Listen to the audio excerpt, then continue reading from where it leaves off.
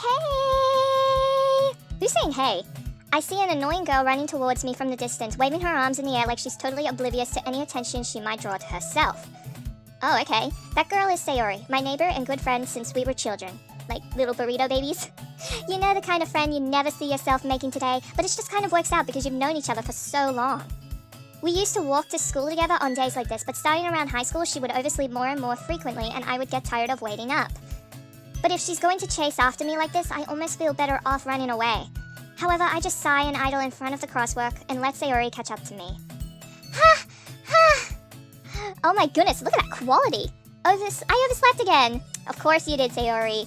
That's just the life of high school. But look at the quality! That is so on point!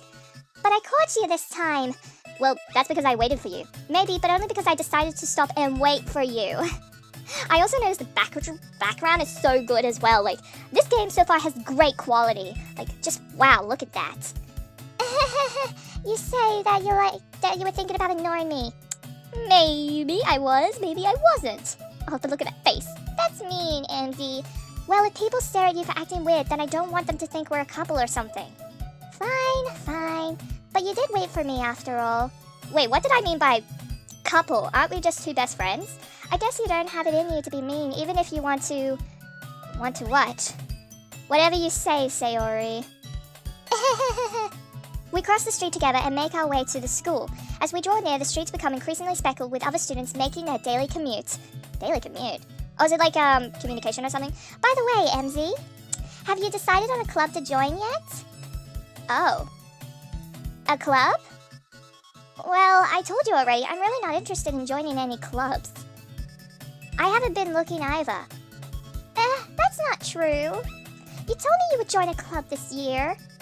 Did I? Oh my goodness, I am so perplexed. Also, the name MZ, when you start the game, it gives you, like, what's your name thing. I'm sure it's possible that I did in one of our many conversations where I dismissively go along with whatever she's going on about. But I somehow block her out, like I just smile and nod with her. Sayori likes to worry a little too much about me when I'm perfectly content just getting by on an average while spending my free time on games and anime. I relate so much. I was talking about how I'm worried that you won't learn how to socialize or have any skills before university. I'm Australian, so I know Americans say college, but... Your happiness is really important to me, you know. Oh, really? And I know you're happy now, but I'd die at the thought of you becoming a NEET in a few years because you're not used to the real world. What the heck is a NEET? I'm gonna have to Google search that later to see what it stands for or what it means. You trust me, right? Don't make me keep worrying about you. Alright. I'll look at a few clubs, if it makes you happy. No promises, though. Will you at least promise me you'll try a little? Yeah, I guess I'll promise you that. Yay!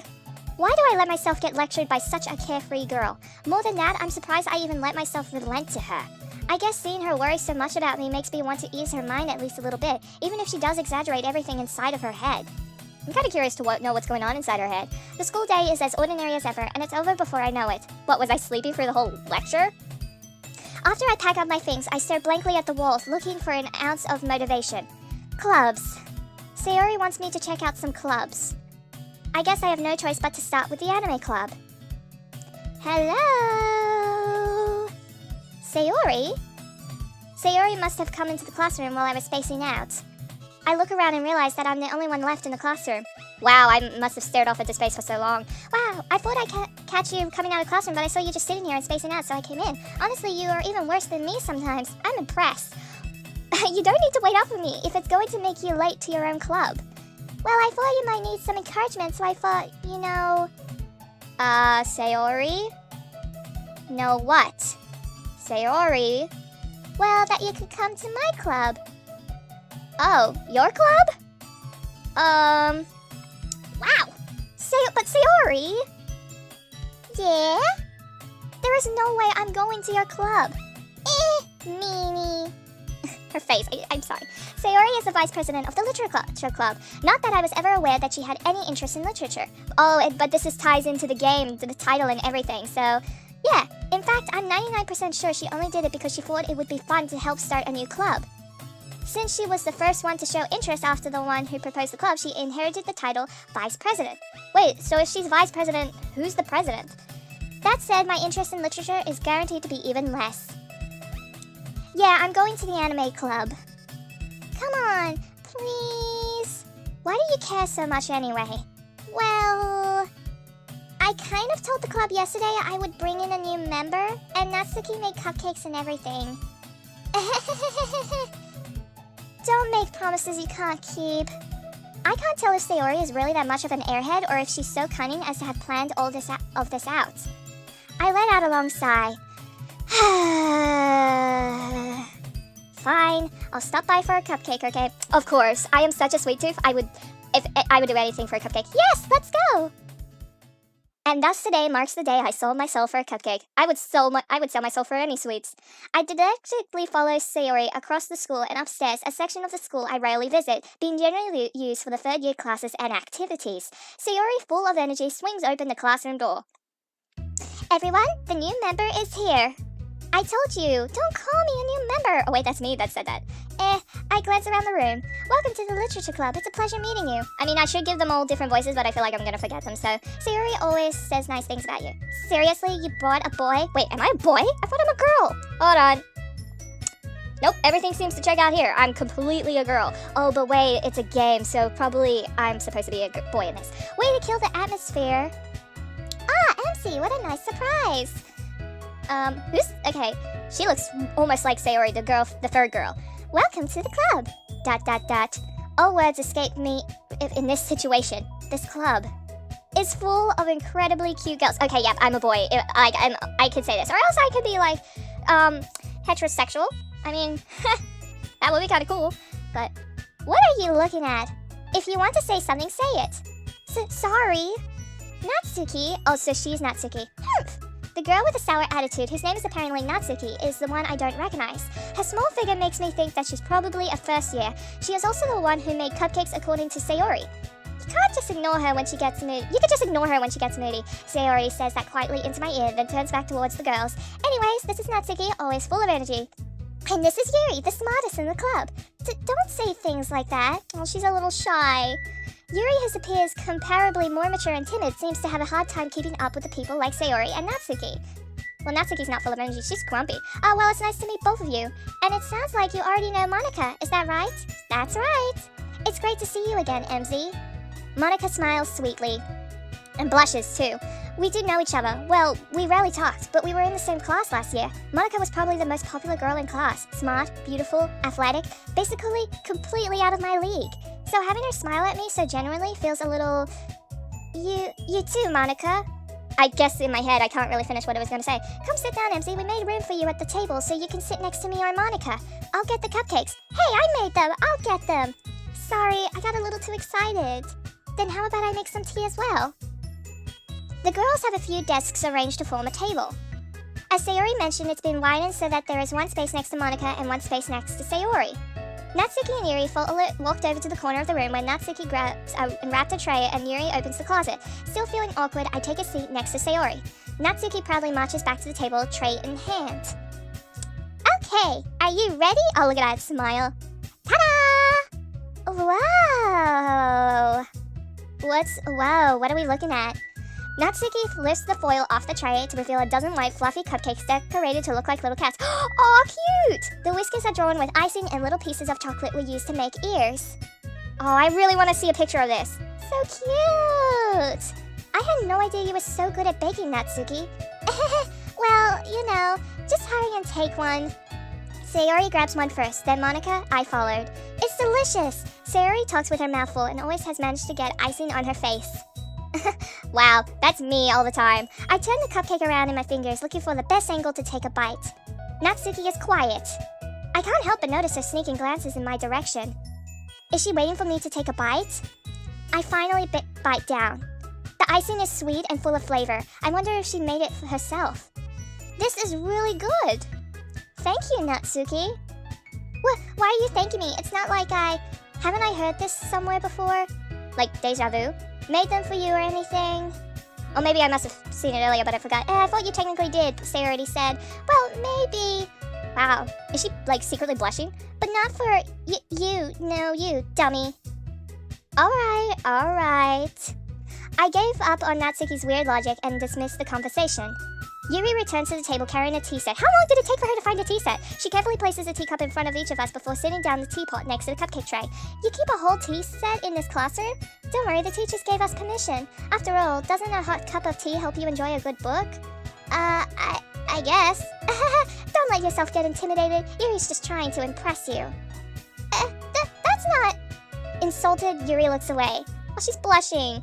I meant that, she's shy and she's blushing. I believe you, though. I believe you. Well, tea and reading might not be a passing time for me, but I at least enjoy tea.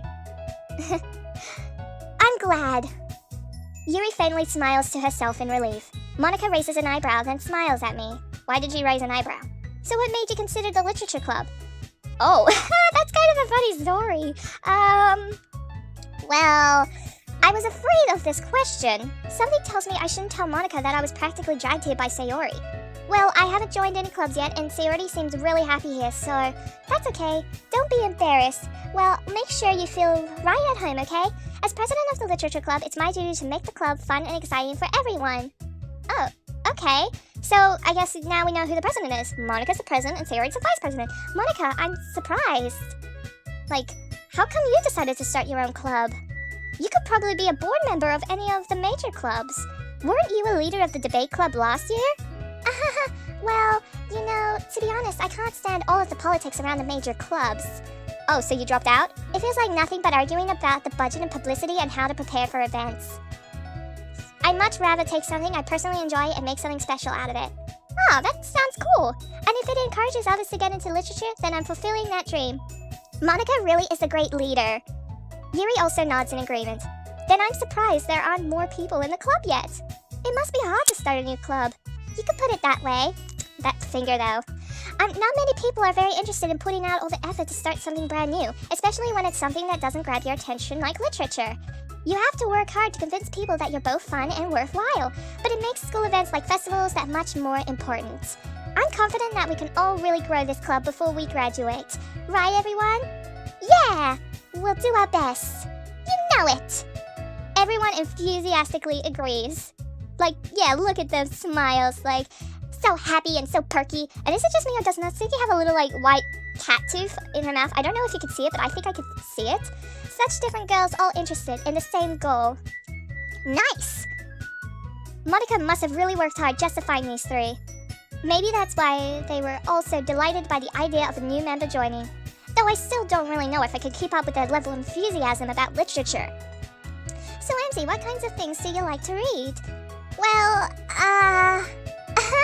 considering how little I've read these past few years, I don't really have a good way of answering that. Manga or manga, whatever it's pronounced. I mutter quietly to myself, half joking, like, ha ha ha, I was totally joking, but ha ha, at the same time I wasn't. Natsuki's head suddenly perks up. It looks like she wants to say something, but she keeps quiet. Not much of a reader, I guess. Well, that can change.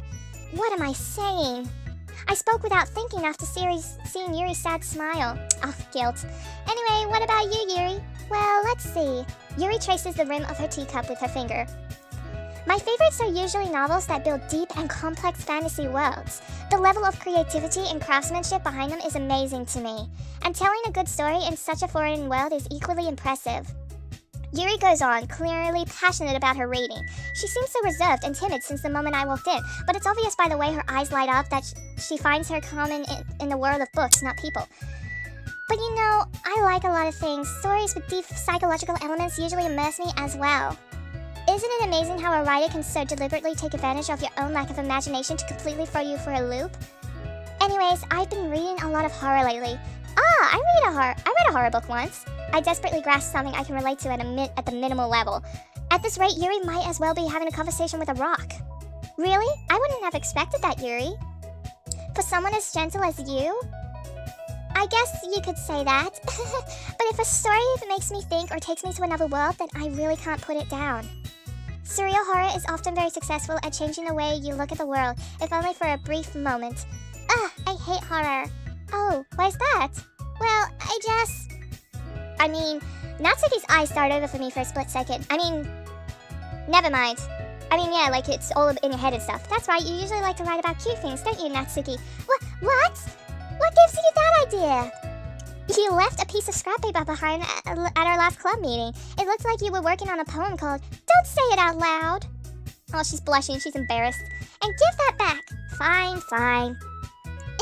Your cupcakes, your poems, everything you do is just as cute as you are. Sayori slides up behind Natsuki and puts her hands on her shoulders. I'm not cute. Natsuki, you write your own poems? Well, I guess sometimes. Why do you care? I think that's impressive. Wow, I'm shook. I mean, and it's actually exciting to write your own poem, like express your own feelings and emotions. But like when you write a poem, I know it's hard, but mostly you need to think it's mostly writing about what you're feeling and everything around you. Why don't you share them sometimes? No. Natsuki averts her eyes. You wouldn't like them. Wow. Is she trying to, does she have a crush on me, but she's secretly hiding? That she's just like she's really trying to shut me out. Not a very confident writer yet. I understand how Natsuki feels. Sharing that level of writing takes more than just confidence. The truest form of writing is writing to oneself. You must be willing to open up to your readers, exposing your vulnerabilities and showing even the deepest reaches of your heart. Expressing yourself. Do you have a writing experience too, Yuri? Maybe if you share some of your work, you can set an example and help Natsuki feel comfortable enough to share hers. Oh, she's embarrassed too. She's shy. I guess it's the same for Yuri. Aw, I wanted to read everyone's poems. We all sit in silence for a moment. Okay, I have an idea. Everyone? Question mark. Huh? Natsuki and Yuri look quizzically at Monika. These are a lot of interesting words, which I feel like I'm gonna flobble up, fumble, but hey, it's for the lulz. Let's all go home and write a poem of our own. The next time we meet, we all share them with each other. That way, everyone is even. Yeah, let's do it. Plus, now that we have a new member, I think it would help us all get a little more comfortable with each other and strengthen the bond of the club. Isn't that right, MZ? Well, I mean, I guess that's true, but Monika smiles warmly at me once again. Hold on, there's still one problem though. What's that? Now that we're back to the original topic of me joining the club, I bluntly come forth with what's been on my mind the entire time. I never said I would join this club. Sayori may have convinced me to stop by, but I never made any decisions. I still have other clubs to look at, and, I lose my train of thought. All four girls stare back at me with dejected eyes. Oh, Monika looks so sad. Oh my goodness, Sayori looks sad too. Oh, it hurts my soul. But, I'm sorry, I thought... MZ? You all... I'm defenseless against these girls. I'm weak. How am I supposed to make a clear-headed decision when it's like this? It's hard to see a girl sad. If you're a boy, it's sometimes hard to see a girl sad. That is, if writing poems is the price I need to pay in order to spend every day with these beautiful girls. Right. Okay, I've decided then. I'll join the literature club. One by one, the girls' eyes light up. But, Yuri's like, what? And then Monika's smiling. And Natsuki's like, what? And Sayori's happy. Yes, I'm so happy! Sayori wraps her arms around me, jumping up and down.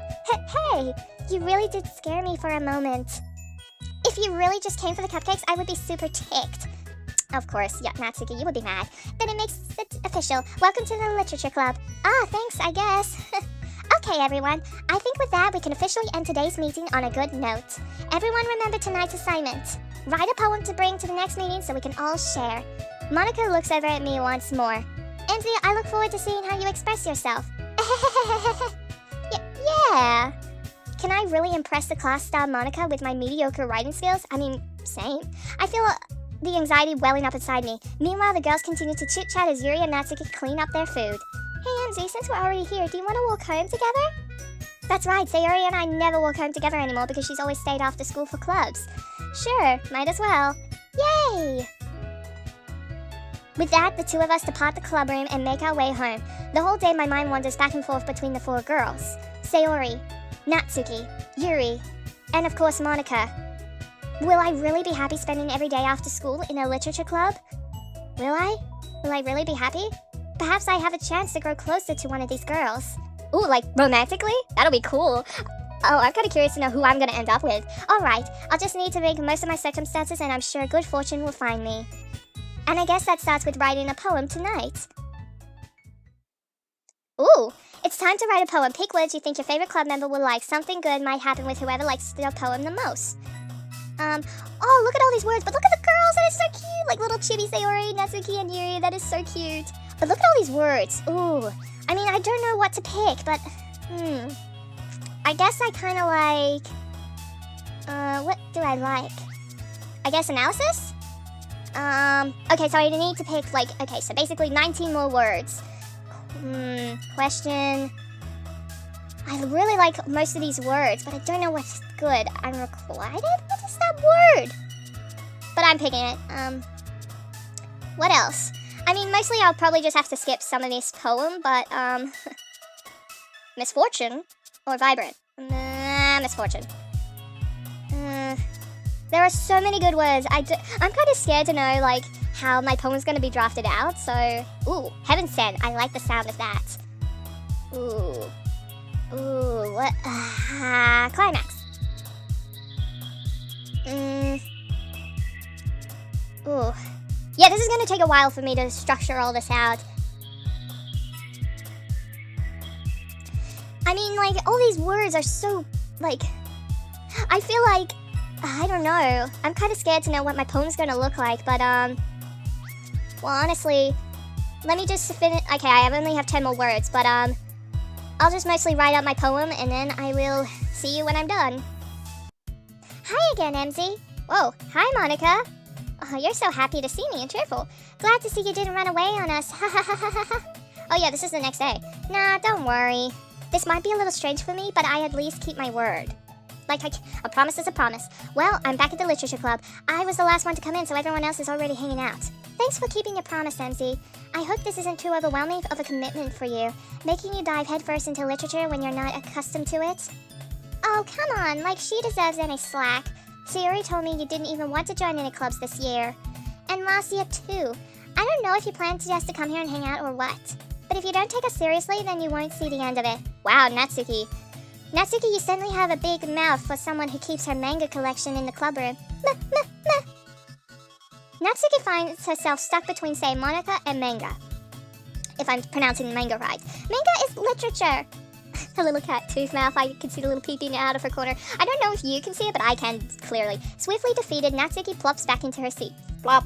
Don't worry, guys. Emzy always gives it her best, as long as she's having fun. Yeah, I have to change he to she, because I'm a girl. But in the game, I am a boy, but I'm trying to make sure I'm a girl. No, like, when in my point perspective, I'm a girl. But she helps me with busy work without me even asking.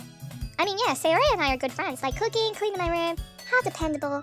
Sayori, that's because your room is so messy, it's distracting. And you almost set your house on fire once. Is that so? You two are really good friends, aren't you? I might be a little jealous. How come? You and Emzy become good friends too. Yuri's so shy and it's adorable. Sayori? Dot. Oh, I went quiet too. As usual, Sayori seems oblivious to the weird situation she just put me into.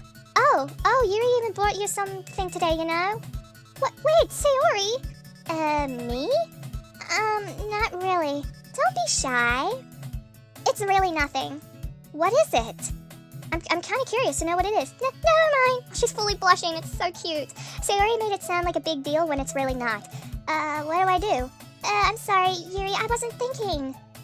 I guess that means it's up to me to rescue this situation. Hey, don't worry about it. It's fine, really. First of all, I wasn't expecting anything in the first place. So any nice gesture from you is a pleasant surprise. It'll make me happy no matter what. Is that so? Yeah, I won't make a big deal if you don't want it to be here. I mean, if you don't want it to be. Alright, well, here. Yuri reaches into her bag and pulls out a book. I didn't want you to feel left out. So sweet. What's the book called? So I picked out a book that I thought you might enjoy. It's a short read, so it should keep your attention even if you don't usually read. Smart.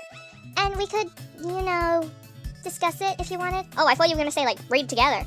This is... How is this girl accidentally being so cute? And shy, which is adorable. She even picked out a book she thinks I like, despite me not reading much. Yuri, thank you. I'll definitely read this.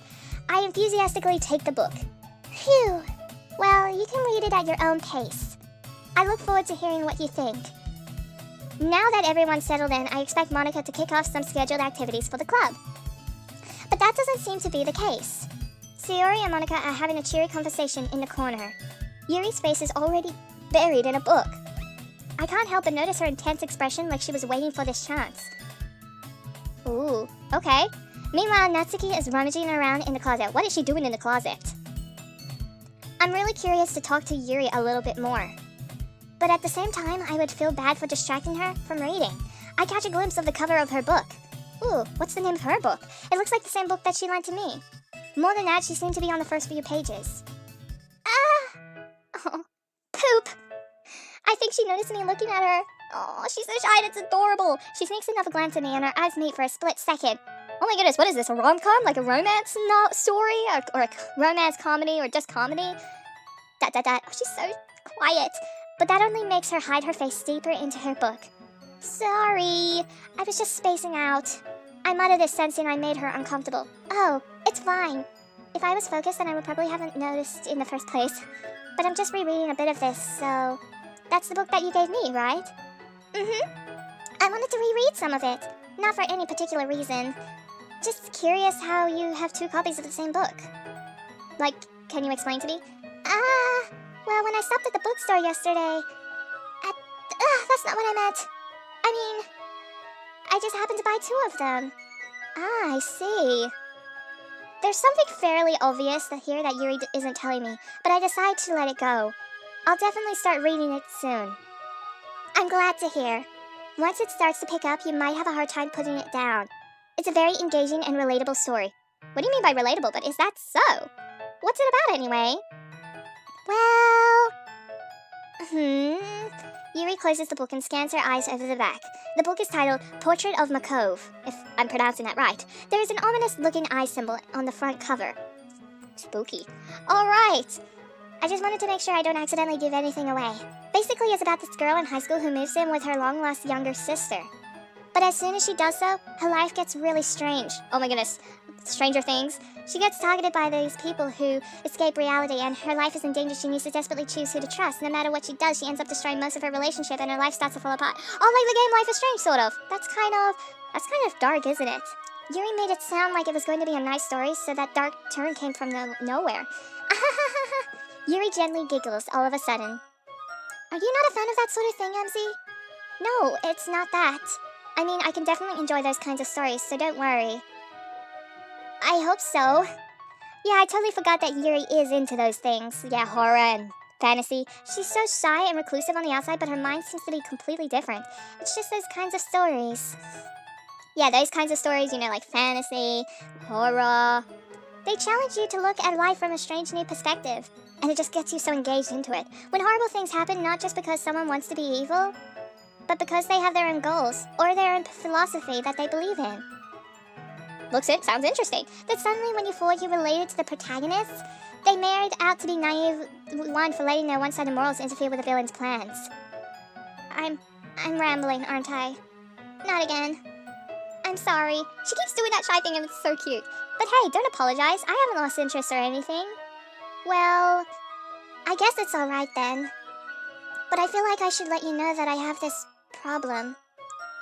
What sort of problem? I'm kind of curious to know that such a shy girl have a problem.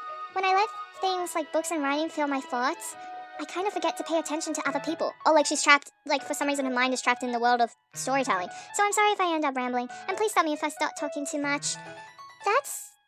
I really don't think you need to worry.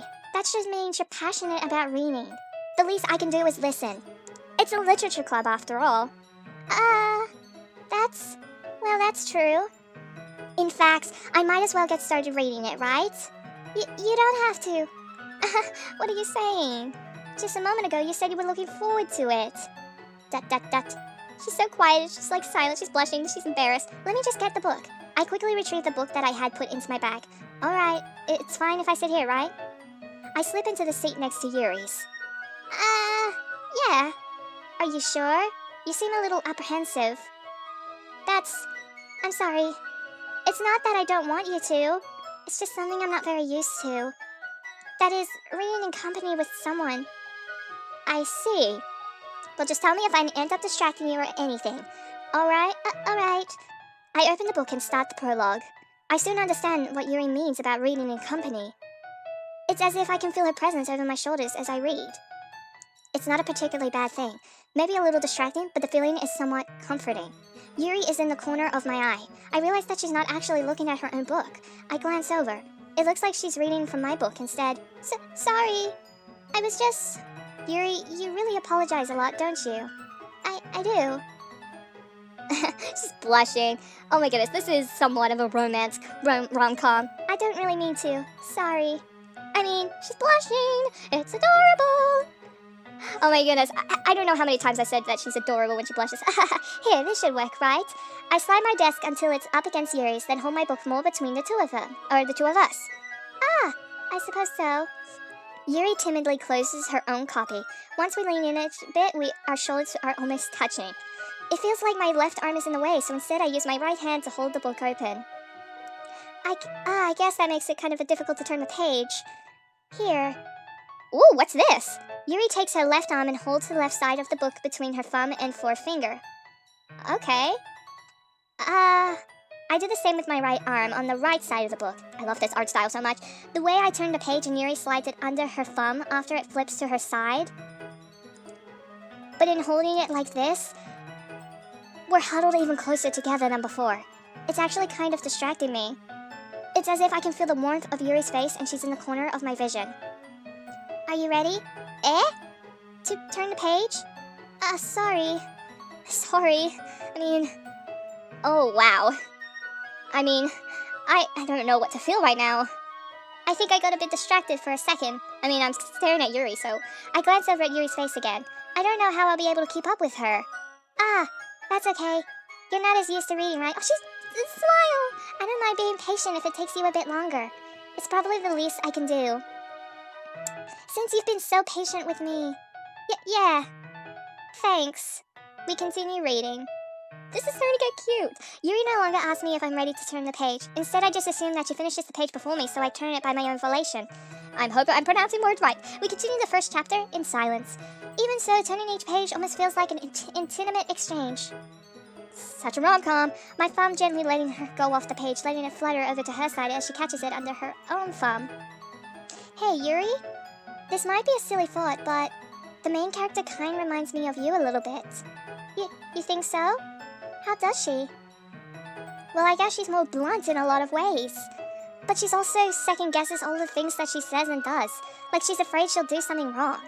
It's not like I can see you into your head or anything, but they're kind of reminiscent of some of your mannerisms. I see.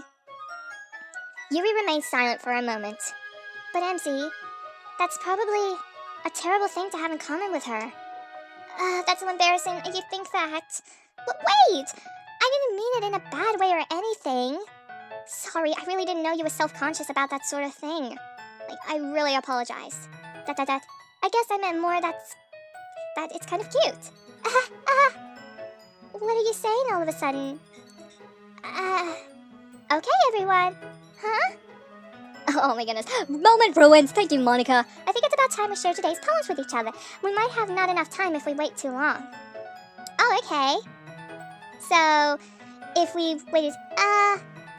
Yuri exhales, spared from finishing her thought. Is it alright? Is that alright, Yuri? You look kind of down. If she left the poem fake for too long, it won't happen. I'm sorry if you haven't been looking forward to this. It's fine. Yuri releases her hand from the book, causing it to close on top of my thumb. Ow. Alright, I guess I'll do some reading tonight. Or would you prefer I only read it with you? I guess I don't have too much of a preference either way. In that case, I'll read a little more tonight. It'll be more fun to read with you after it picks up a bit, you know. That's a good reasoning. In that case, feel free to finish the first two chapters in your own time. Alright? Stand up. I make a mental note of where I left off in the book, then it slipped back into my bag. By the way, did you remember to write a poem last night? Yeah.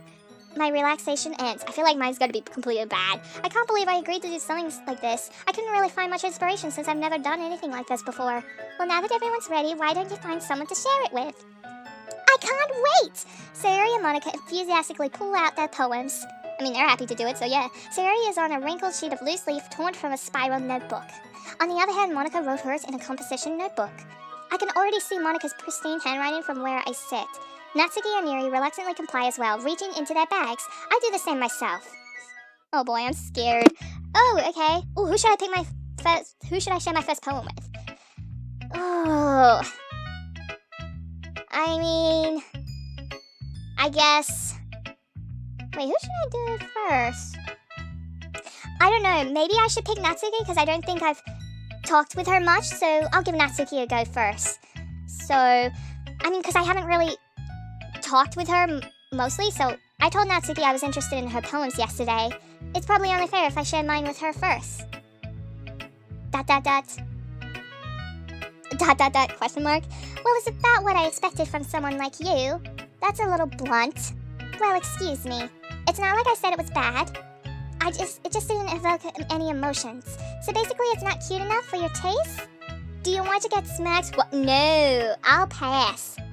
Well, anyway, I guess I need to show you mine. Not that you'll like it. Oh, this is cute. Eagles can fly, monkeys can climb, crickets can leap, horses can race, owls can seek, cheetahs can run, eagles can fly, people can try, but that's about it. Oh, it's so short, but it's so cute. Like it's a rhyming, but I like how she rhymes everything. But yeah, I love her handwriting. I can easily read this. So it's a quick outside poem area to continue. Yeah, I told you that you weren't gonna like it. But I like it. What? Just be honest. I am. Why are you so convinced that I wouldn't like it? Well, because everyone in high school thinks that writing has to be all sophisticated and stuff. So people don't even take my writing seriously. But isn't the point of poems for people to express themselves? Exactly! Your writing style wouldn't make your message any less valid. Oh my goodness. Yes, exactly. I like when it's easy to read, but it hits you hard. I'm glad I'm explaining about expressing yourself in a poem. Like in this poem, seeing everyone around you do great things can be really disheartening. So I decided to write about it. Yeah, I understand. But the other nice thing about simple writing is that it puts more weight on the wordplay. Like I set up for a rhyme at the end, but then made it fall flat on purpose. It helps bring out the feeling in the last line. So you did. I guess more went into it than I realized. That's what it means to be a pro. I'm glad you learned something. Didn't expect that from the youngest one here, did you? Yeah, guess not. I decided to humor her with that last comment. I don't really care how old everyone is, but if Natsuki is feeling proud, then I won't take that away from her. Who should I show? Okay, who should I show the poem next? Maybe Sayori. I didn't talk to her much as well. This is a good poem, MZ. Are you sure it's your first time? Of course. It's not that good. Am I the kind of girl who would be writing poems in her space time? I guess you're right. But that's why it impressed me. Well, to be honest, I was afraid that you wouldn't do it seriously. Or that you wouldn't write one at all. I'm really happy just that you wrote one. It just reminds me of how you're really a part of the club now. Like commitment and everything. But, I mean, I'm glad that Sayori is happy. So, that's all that matters, is that Sayori is happy. Not to mention the fact that I'm standing in front of you in the club room. Well, of course. I'm not really into it yet, but that doesn't mean I'll break my promise. See? It's like I said before, MZ. Deep down, you're not selfish at all, you know? Trying new things like this for other people? That's something that only really good people do. Thanks, Sayori. I'm not sure if Sayori sees the full picture of my motive here. Then again, I can't deny that she's part of the reason I joined.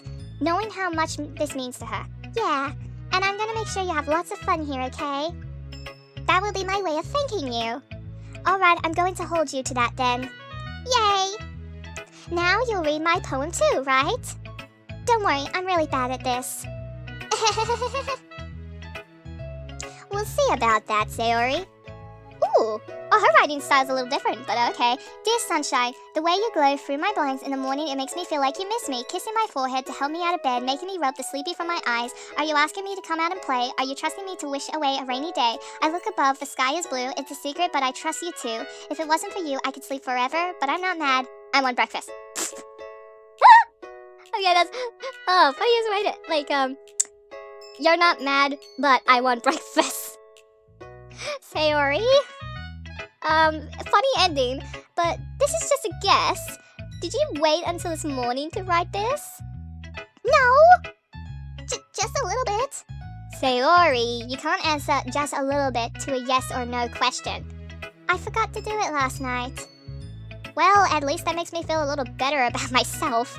Don't be mean! I still tried my best. Yeah. I didn't mean to say that it was a bad poem. It came out nice, or how should I put it? It sounds like just like you. Really? Yeah. Especially that last line. I made eggs and toast. Even though you were late to school. It's bad to skip breakfast.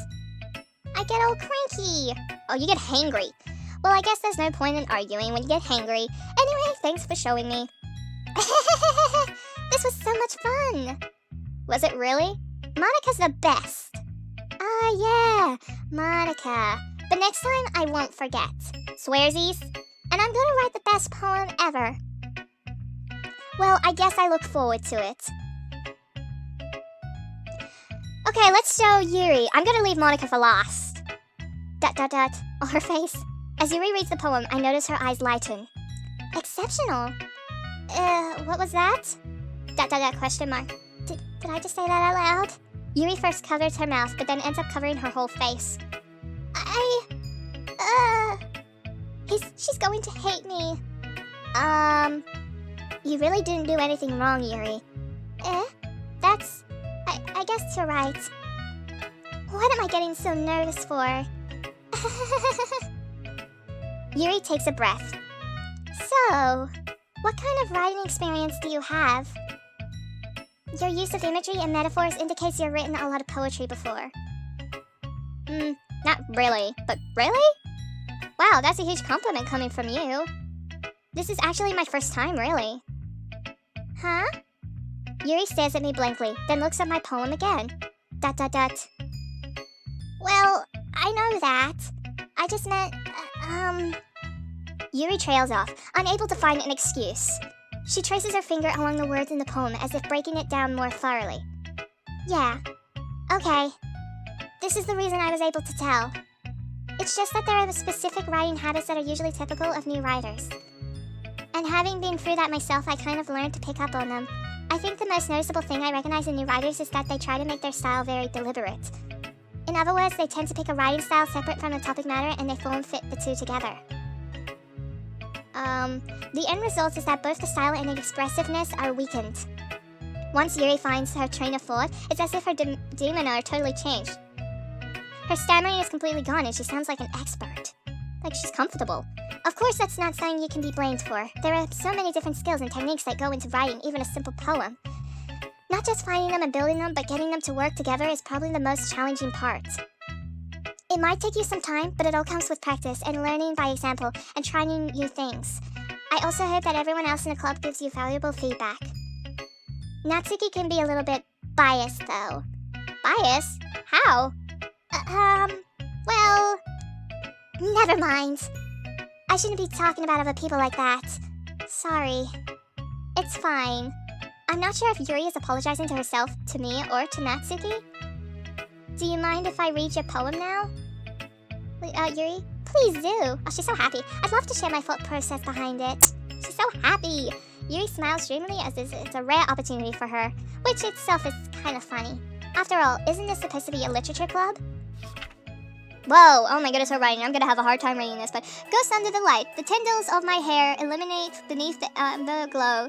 Battling, it must be this one, the last remaining streetlight to have withstood the rest of time. The last yet to be replaced by the sickening blue-green hue of the future. I bathe, calm, breathing air of the present, but living in the past. The light flickers, I flicker back. I'm sorry if I mispronounce any of the words, but I just can't understand that, like... I can understand a little cursive, but just not everything. But wow, that is so... I feel like that is so deep. ... I'm sorry, I have such terrible handwriting. I can still read it though. What? I wasn't thinking that at all. But it took you a long time to read. I mean, yeah, I kind of did a little bit, trying to figure out the words. Well, I just don't read script very often. I actually think your handwriting is pretty. That's a relief. Also, I liked the poem. Even though it's short, it was really descriptive. It wasn't too short? I usually write longer poems. Not at all. I'm really glad you like it. I'll be honest. Since it's our first time sharing, I wanted to write something a little more mild. Mild, huh? Something easy to digest, I suppose. Are you into ghosts, Yuri? Hee-hoo! Actually, the story isn't about a ghost at all, Emzy. Really? I must have totally missed the point. Well, I suppose you did only glance over it after all.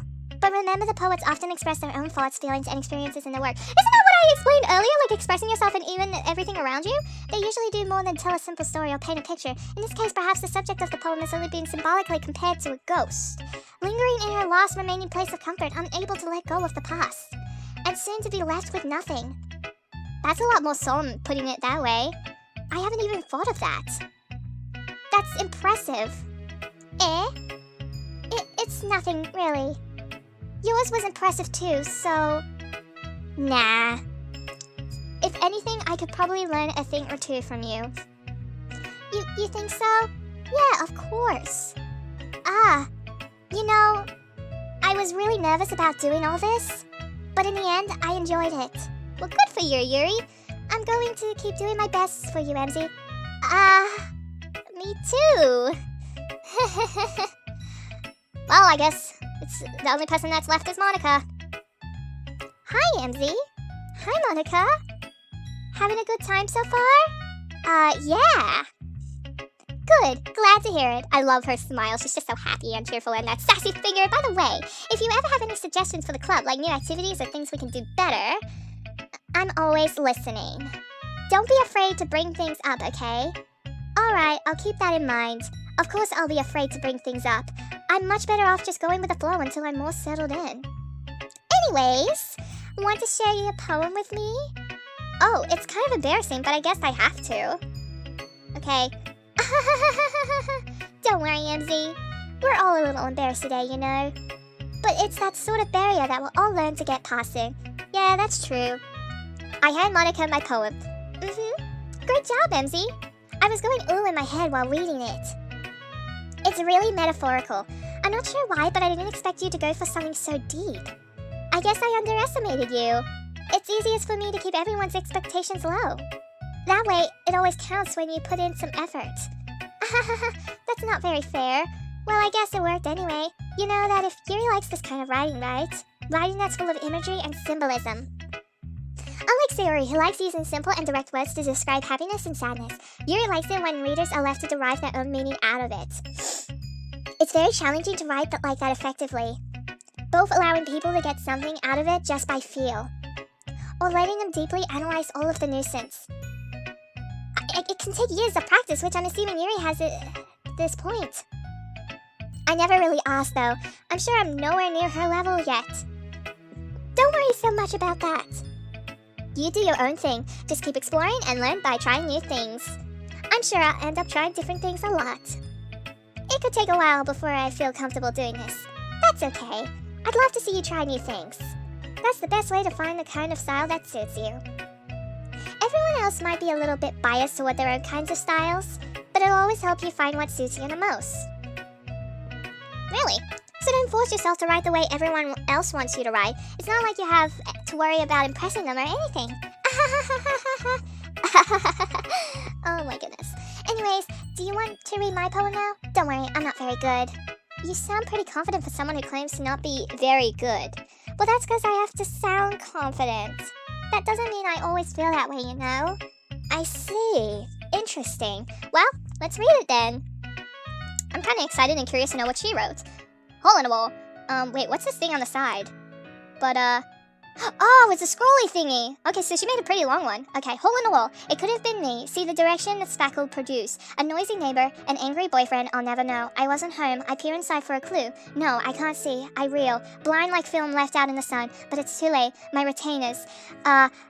Okay. Already scorched with a permanent copy of Nameless Image. It's just a little hole. It wasn't too bright. It was too deep, stretching forever into everything. A hole of infinite choices. I realize now that I wasn't looking in. I was looking at. And he, on the other side, was looking in. Wow. That's... I feel like she's secretly writing something about her life, or is she secretly a yandere? So, what do you think? I think you're secretly a yandere, but it's very freeform, if that's what you like to call it. Sorry, I'm not really the right person to ask for feedback. It's okay. Yeah, that kind of style has gotten pretty popular nowadays. That is, a lot of poems have been putting emphasis on the timing between words and lines. When performed out loud, it can be really powerful. What was the inspiration behind this one? I'm kind of curious. Well, I'm not sure if I know how to put it. I guess you could say that I had some kind of epiphany recently. It's been influencing my poems a bit. An epiphany? Yes, something like that. I'm kind of nervous to talk about deep stuff like that because it's kind of coming on strongly. Maybe after everyone is better friends with each other. Anyways, here's Monica's writing tip of the day.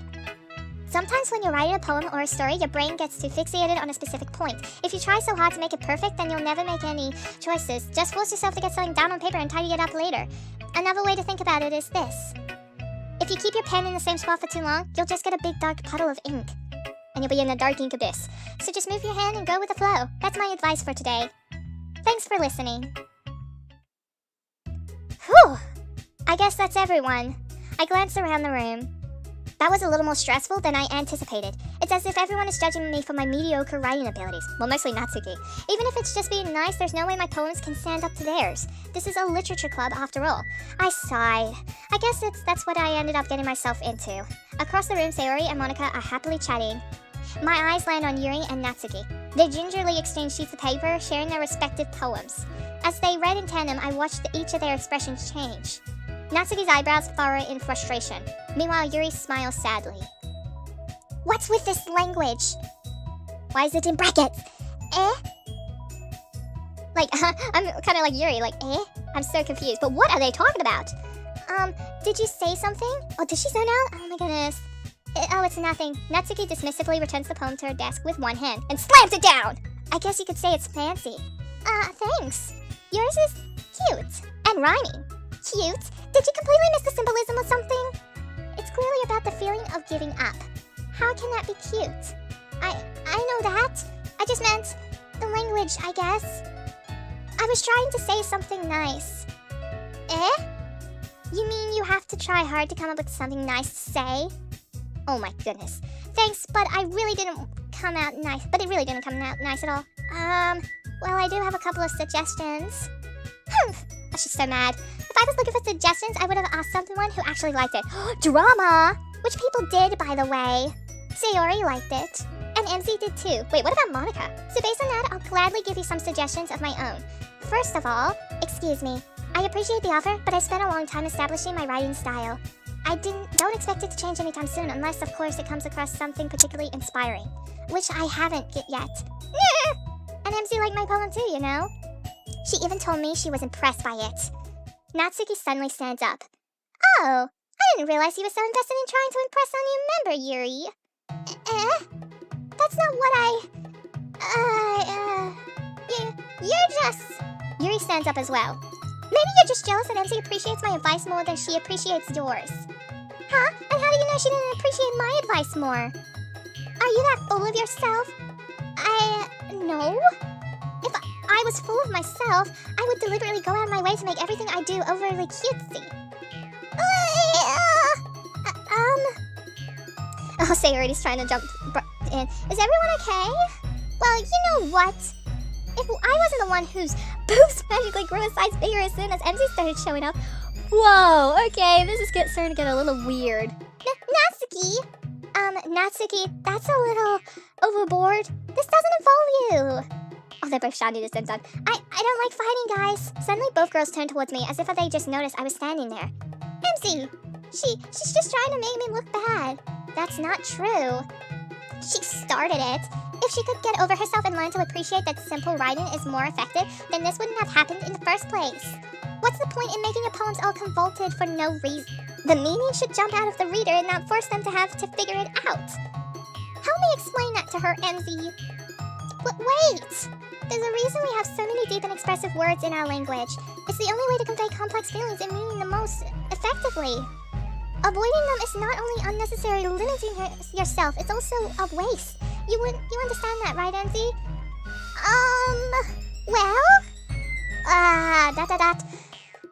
How did I get dragged into this in the first place, even if it's not my business? Oh my goodness. It's not like I know anything about writing. But whoever I agree with, they'll probably think more highly of me. Ah! I can't. I'm sorry. I can't. I'm sorry. Help me, Sayori. Natsuki? Natsuki glares at me, drying up any words I had in my mouth. So instead, I turn to Yuri. Yuri? Dot. But Yuri's expression is so defenseless that I can't bring myself to say anything to her. Sayori, I need help. Yeah? Everyone's fighting and it's making Sayori uncomfortable. How can the two of you keep fighting when you know you're making your friend feel like this? MZ? Well, that's her problem. This isn't about her. I agree.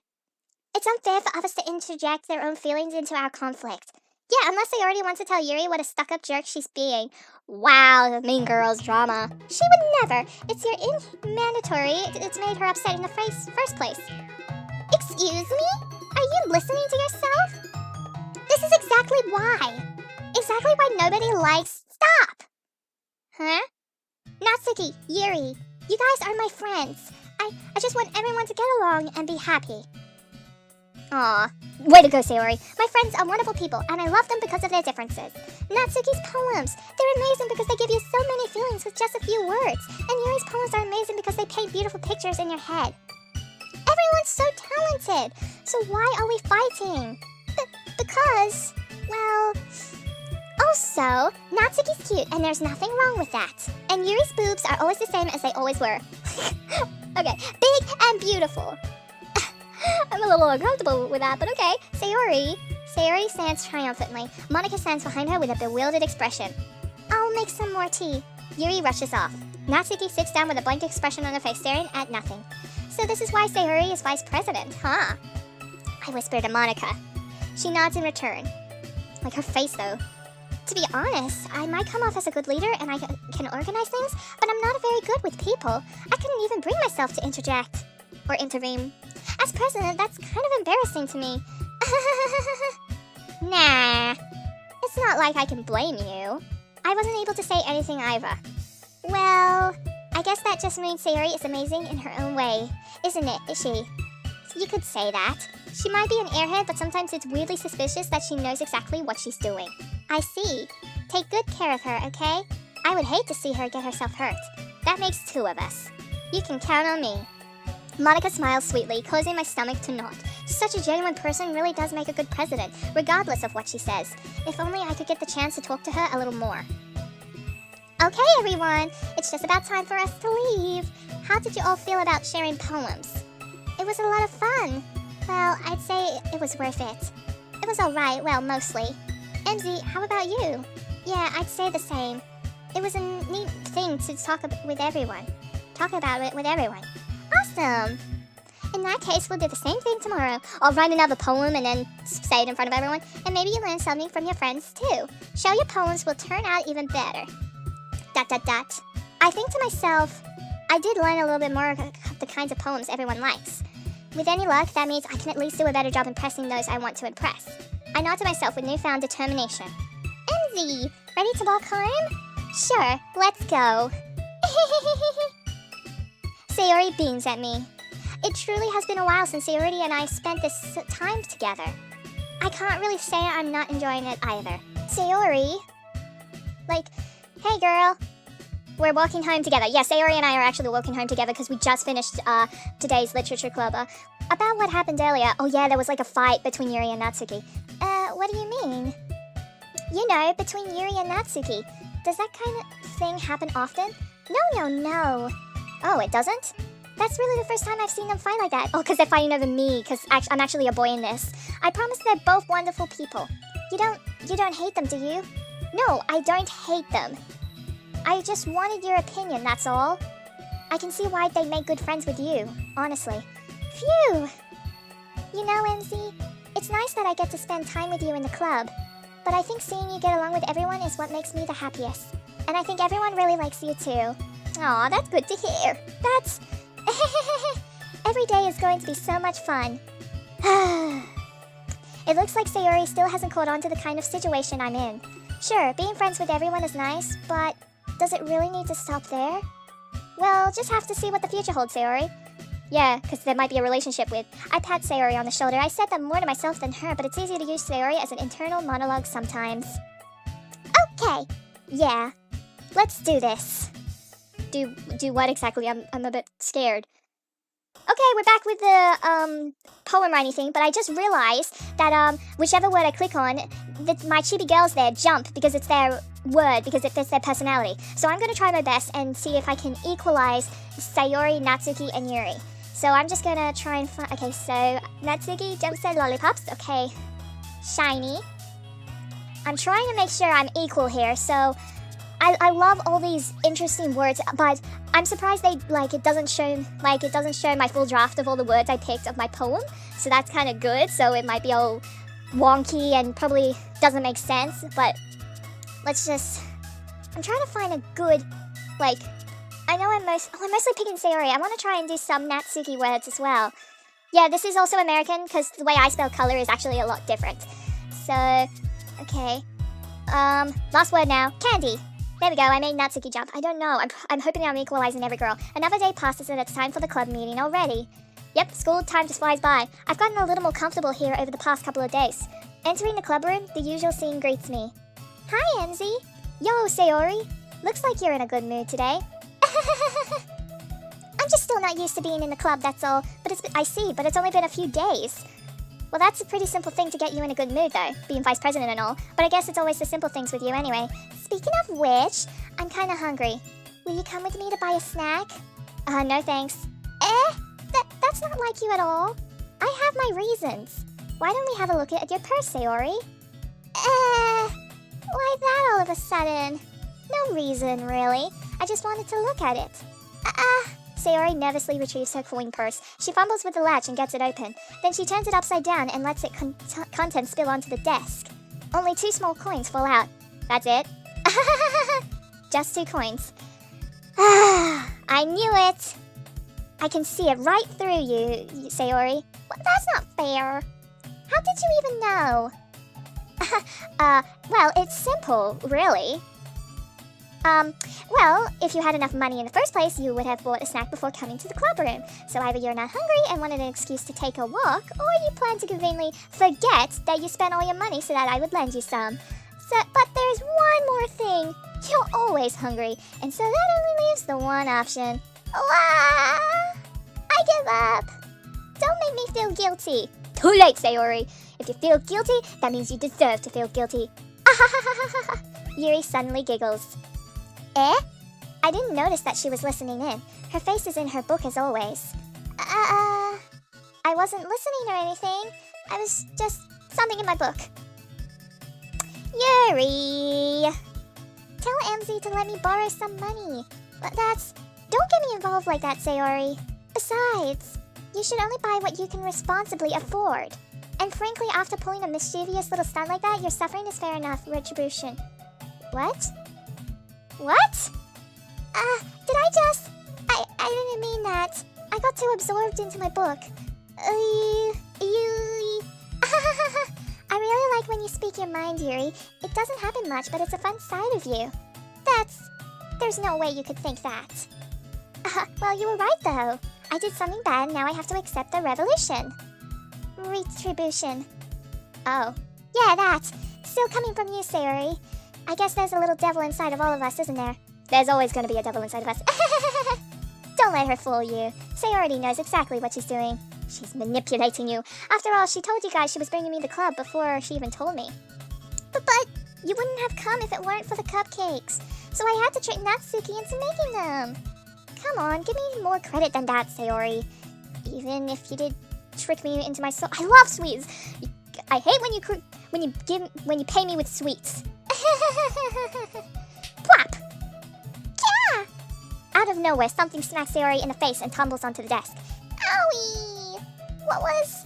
A cookie! Sure enough, it's a giant cookie wrapped in a plastic. Sayori glances around.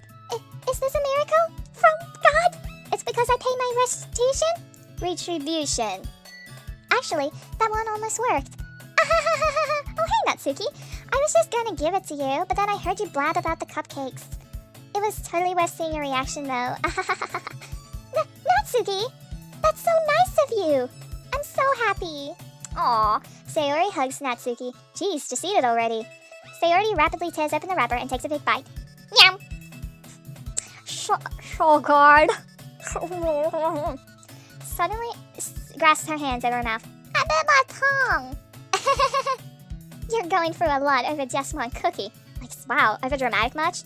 Natsuki takes a bite of her own cookie. Yours looks really good too, Natsuki. Can I try it? Jeez. Beggars cannot be choosers. But yours is chocolate.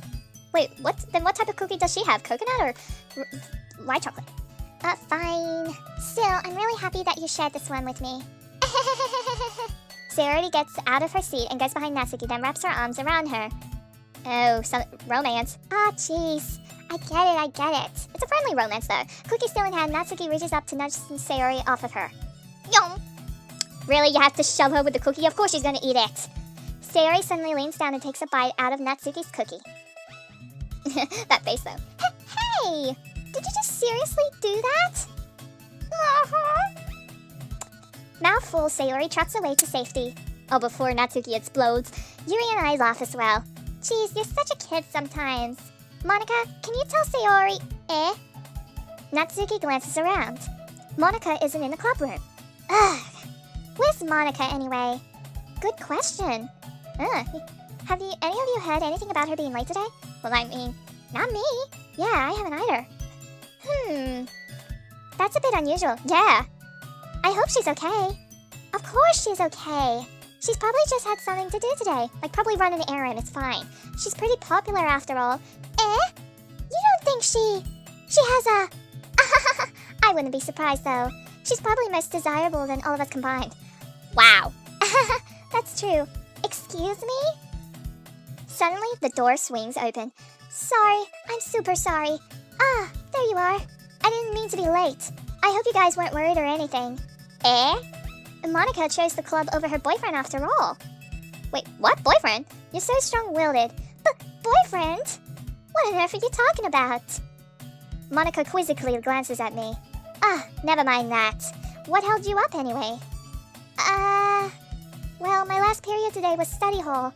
To be honest, I kind of lost track of time. That makes no sense, though. You would have heard the bell ring at least. I must not have heard it since I was practicing piano. Ooh, wait, piano? I wasn't aware you play music as well, Monica. Oh, of course, hidden talents. I don't really. I kind of just started recently. Oh, really? I've always wanted to learn piano. That's so cool. You should play something for us, Monica. I mean, well, Monica looks at me. Maybe once I get a bit better, I will. And when you know a song. Yay! That sounds cool. I also look forward to it. Is that so? Yes, Monica. But in that case, I won't let you down, MZ. Wow, you won't let me down, MZ? I mean me? Monica smiles sweetly.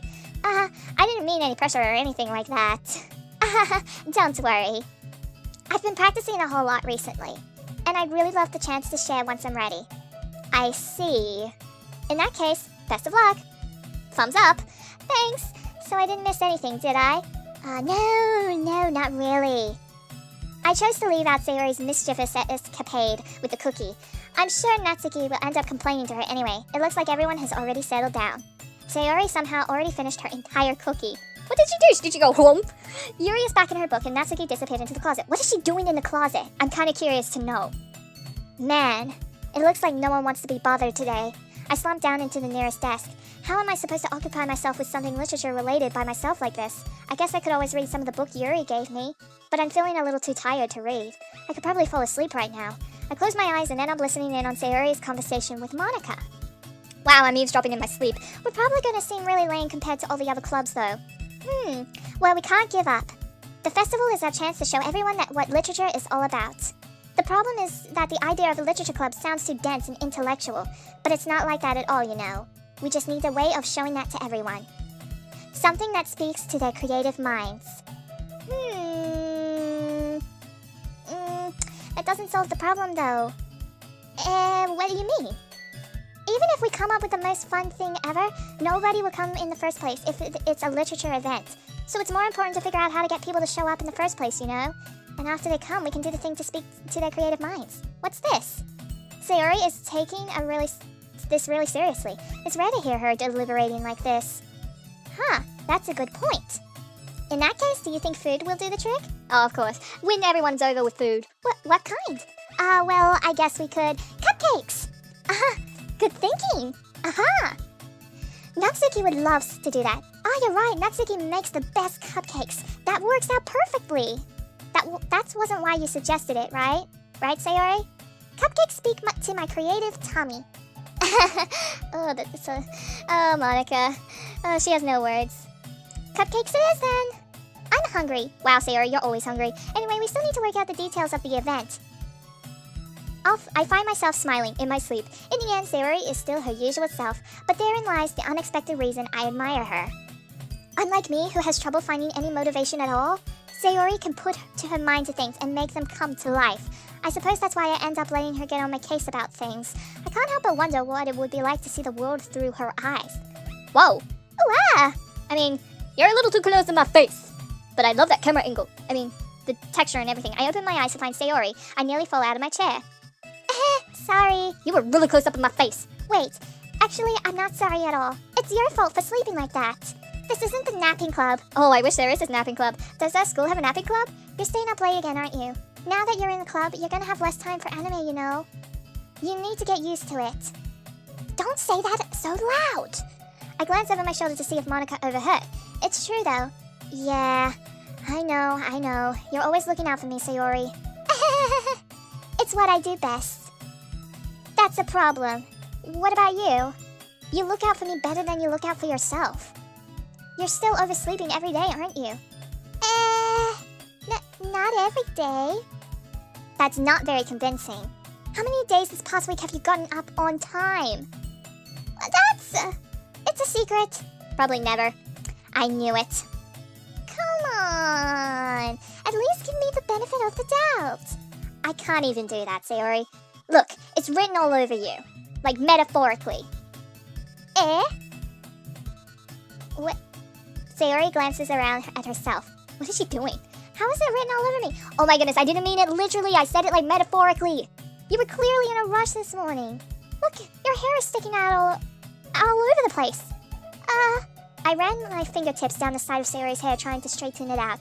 Man, you really need a brush for this. My hair is just really hard to get right. I won't fall for that. There's more than just your hair. Look, your bow isn't straight either. And there's a toothpaste stain on your collar right here. I try to wipe off the stain with my finger. But nobody would ever notice that. Of course they would. Nobody's going to tell you about it because they don't want to embarrass you. Fortunately, I really don't care about that. Hey, you meanie. And you don't even keep your blazer buttoned up. Seriously. Why do you think you don't have a boyfriend yet? That's super mean. Sorry, but you'll thank me later. I start to button her blazer from the bottom. Once you see how much better it looks, you'll change your mind. Whoa, what's with this camera angle? It's weird. I am a little uncomfortable with this camera angle. This is so funny. What is? Well, I was just thinking how weird it is to have a friend who does these kinds of things. What? Just don't say that. You'll make me feel weird about it, you stupid. It's okay though. I'm happy we're like this. Aren't you? I guess. Hey, be careful. The button might come off. Why is this one so hard to close? I struggle to fully close the button near her chest. Does this thing even fit you properly? It did when I bought it. If you ever buttoned it, you would have noticed sooner that it doesn't fit you anymore. What are you smiling about? It means my boobs got bigger again. Oh my goodness. What's with your chest? Don't say that out loud. Anyways, you look so much better now, so... Why does it feel strange to see Sayori's blazer buttoned up like that? But it's so stuffy. Ew. It's not worth it at all. Why did I say ew when she was going ew? Unbuttons her blazer once more. Phew, that's so much better. Sayori puts her arm out and twirls around. So if I keep it unbuttoned then, I won't get a boyfriend, right? What kind of logic is that? And why are you saying like it's a good thing? Because if I had a boyfriend, then he wouldn't even let you do things like this. And you can take care of me better than anyone else would anyway. So that's why I'm keeping it unbuttoned. Okay. Well, stop saying all these embarrassing things. Even though I'm a girl, but in the game I'm a boy. I didn't say anything embarrassing. Jeez. Well, anyways, just focus on trying to wake up a little earlier. Only if you focus on going to bed earlier. Fine. Do we have a deal? Can we shake on it? Well, but it's a deal.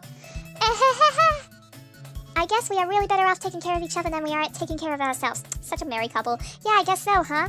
We're strangely like married couple. So maybe you should come wake me up in the morning. You're doing it again, Sayori. Aw, but I was joking that time. Were you really? Man, it's impossible to tell with you sometimes. Okay, everyone. Monica suddenly calls out. Why don't we share the poems we wrote now? Yay! MZ, I can't wait to read yours. Yeah, same. I fail to sound enthusiastic, but Sayori still trots away to retrieve her poem.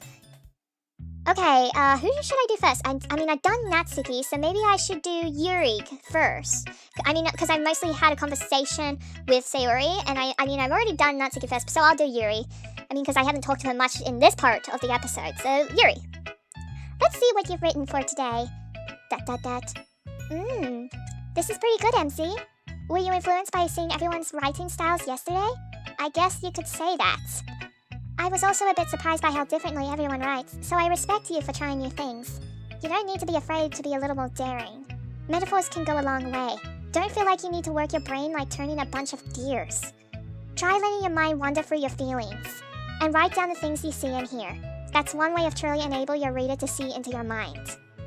It's a very intimate exercise. I see. That's a certainly interesting technique. Thanks for sharing. I have, an example of that, if you'd like to read it. Well, of course. Is this the poem you wrote for today? Yuri nods and timidly hands me her poem. Ooh, the raccoon. Oh, wow, she even did it longer. It happened in the dead of night while I was slicing bread through a guilty snack. My attention was caught by the scuttering of a raccoon outside my window. That was, I believe, the first time I noticed my strange tendencies as an unordinary human. I gave the raccoon a piece of bread, my subconscious well aware of the consequences.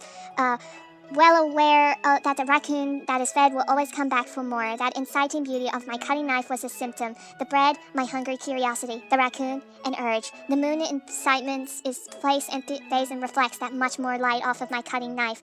The very same light that glistens in the eyes of my raccoon friend.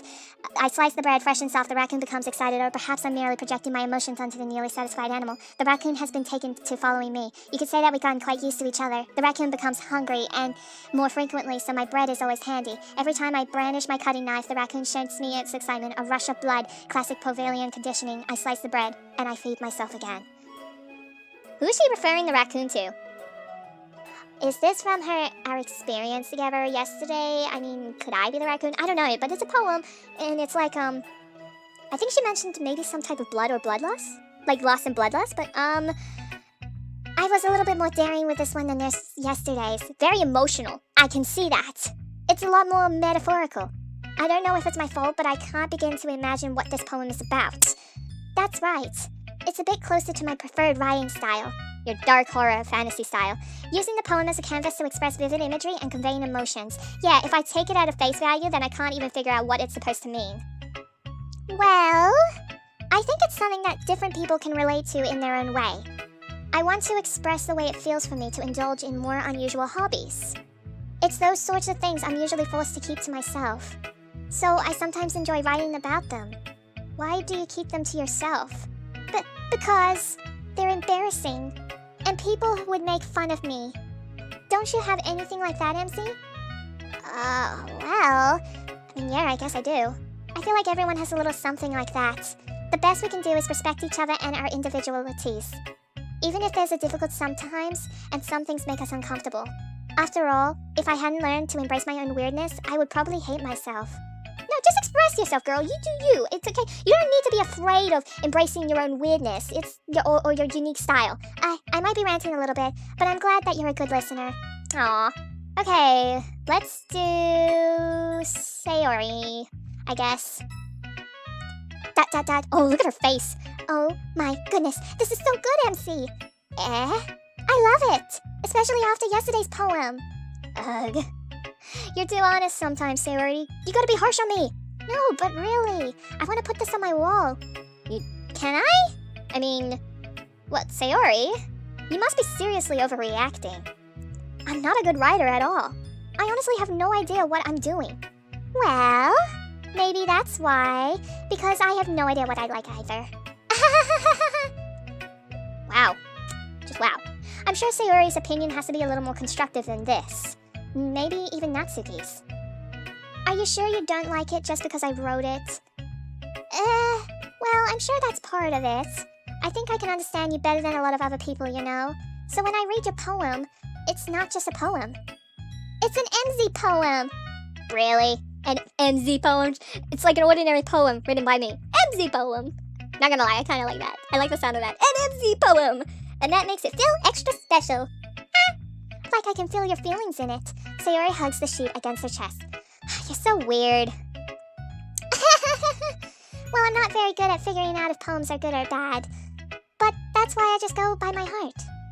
If it makes me feel things, then it must be a good poem. I'm not sure that's exactly how it works.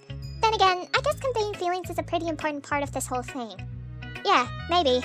Honestly, I don't even know what kind of writing you like in the first place. Yeah, me neither. Ugh. Why don't you at least try giving it some thought? You wanna write something for me? That's so sweet.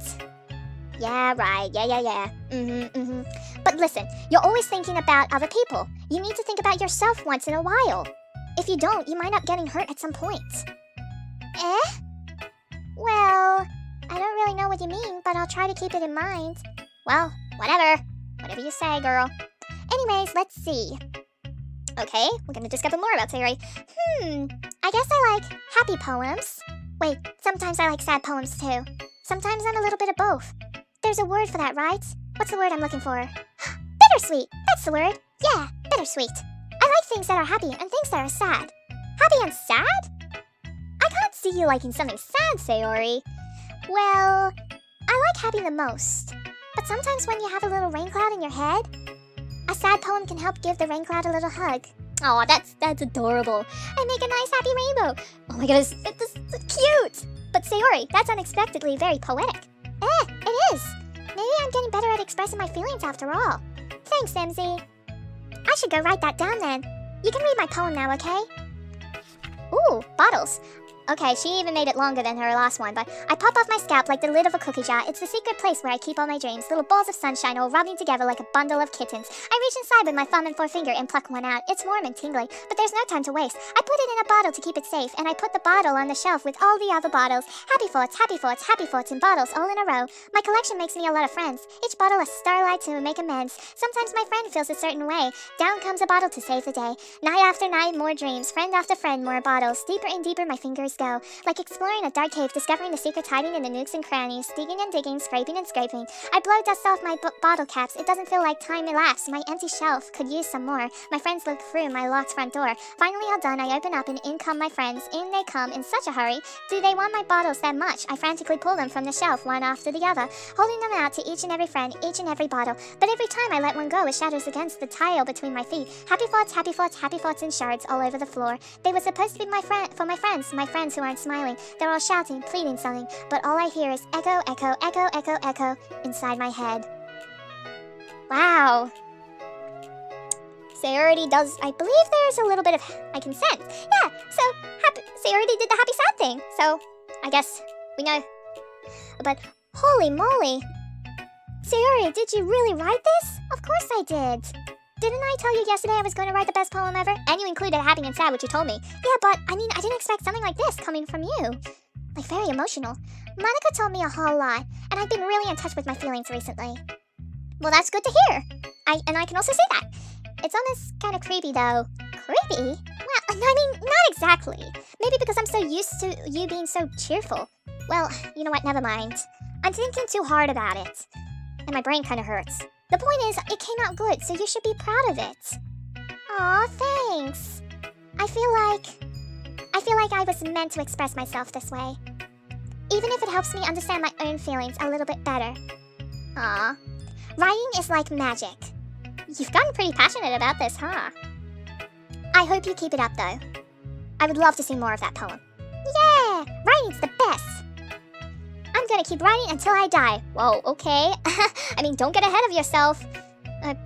yeah, to live your life. Sayori's always had a habit of getting obsessed with something before dropping it no more than a week later. I wonder if this is one of those times.